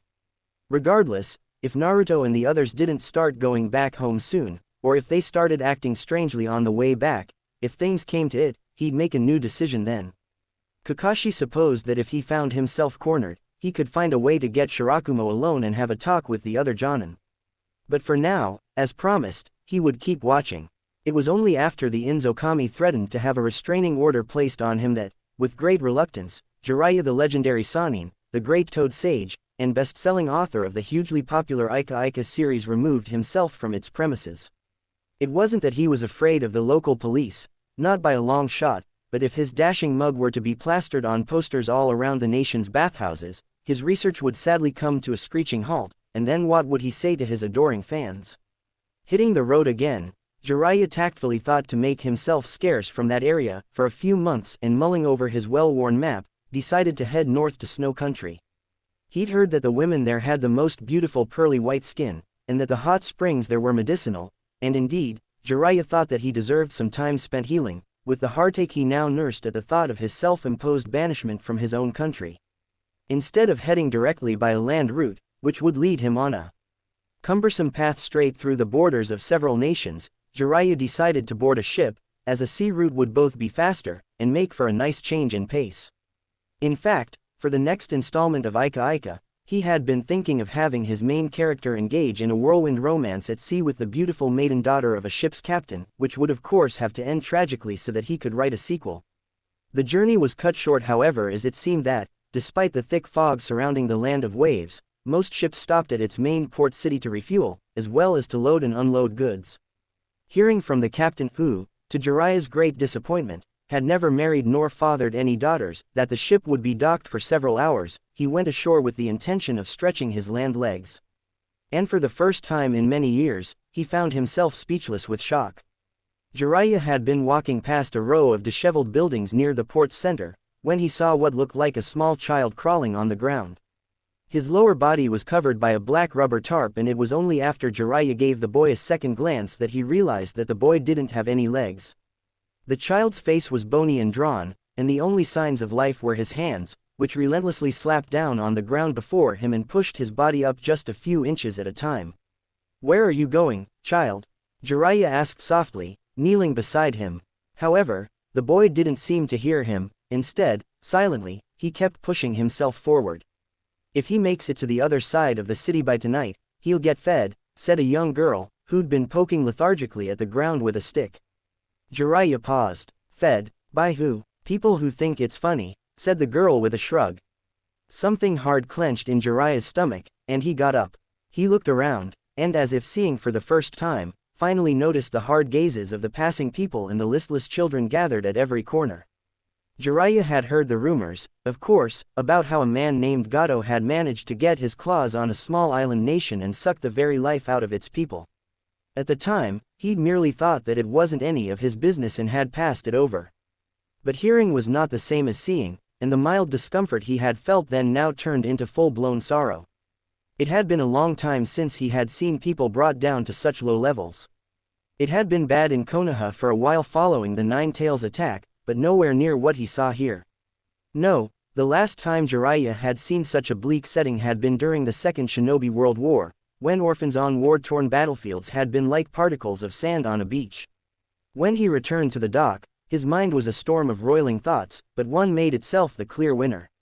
"We're leaving in 10 minutes, you'd better return to your cabin," said the captain, leaning over the railing of the ship. Jiraiya rummaged in his pocket, and finding a coin, he flipped it up to the man, who caught it with an adept grab. "I'll be staying here for just a bit longer," he called up to him. "You can keep the change."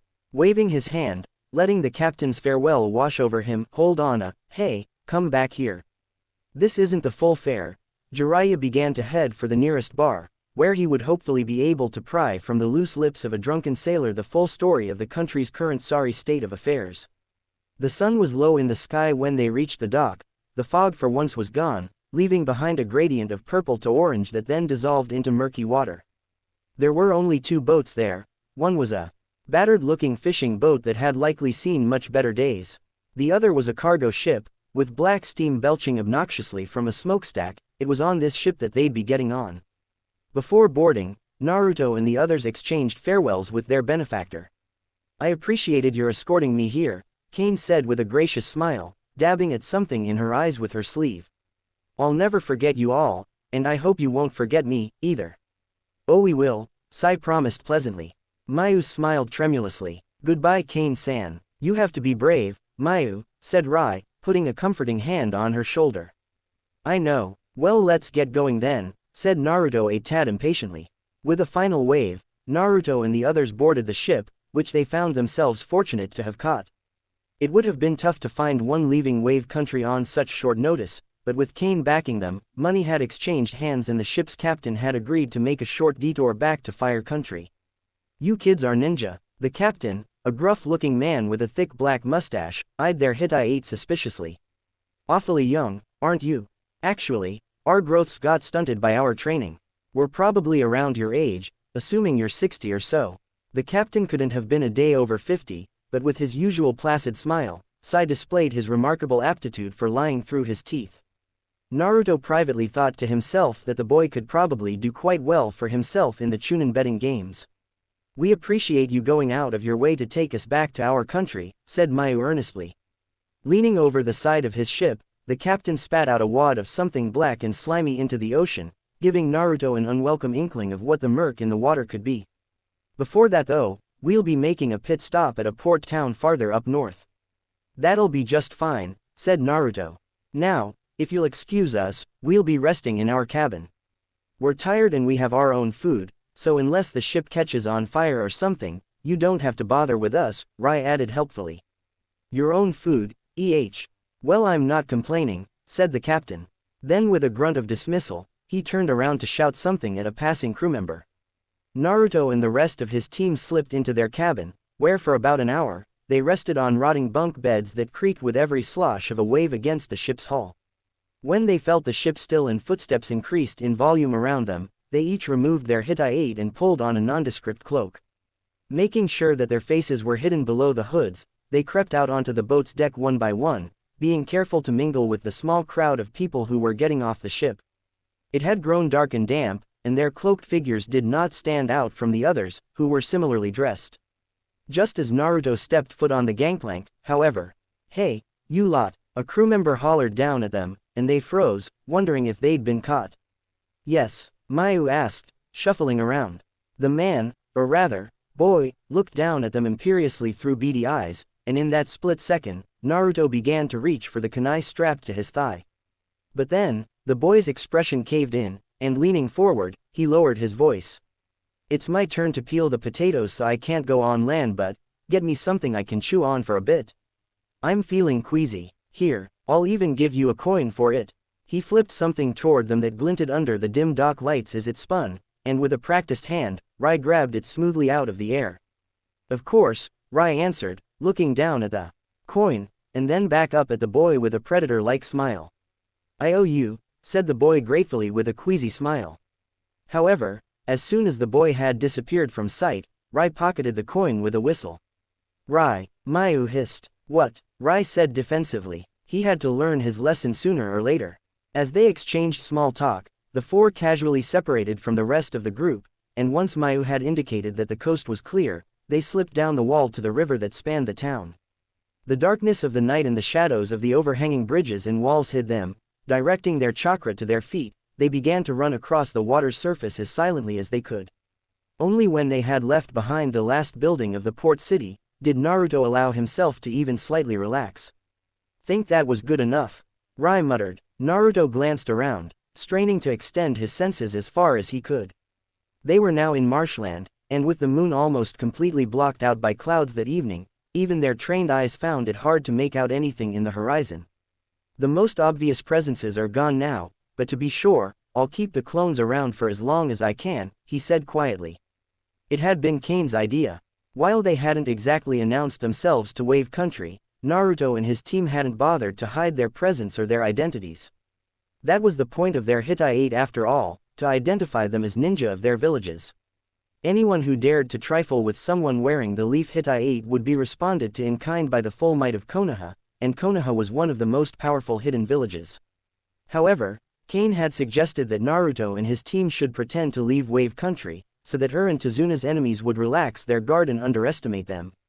Shirakumo had liked the plan, agreeing that 8-leaf nin gathered in one place was too obvious of a confrontation and would likely provoke unwanted attention. Giving Shirakumo his due respect as the most senior ninja in the vicinity, Naruto had bowed to his suggestion. His shadow clones, disguised as each member of his team, were still in the ship's cabin while he and his real team were to return under cover of darkness to Tazuna's town.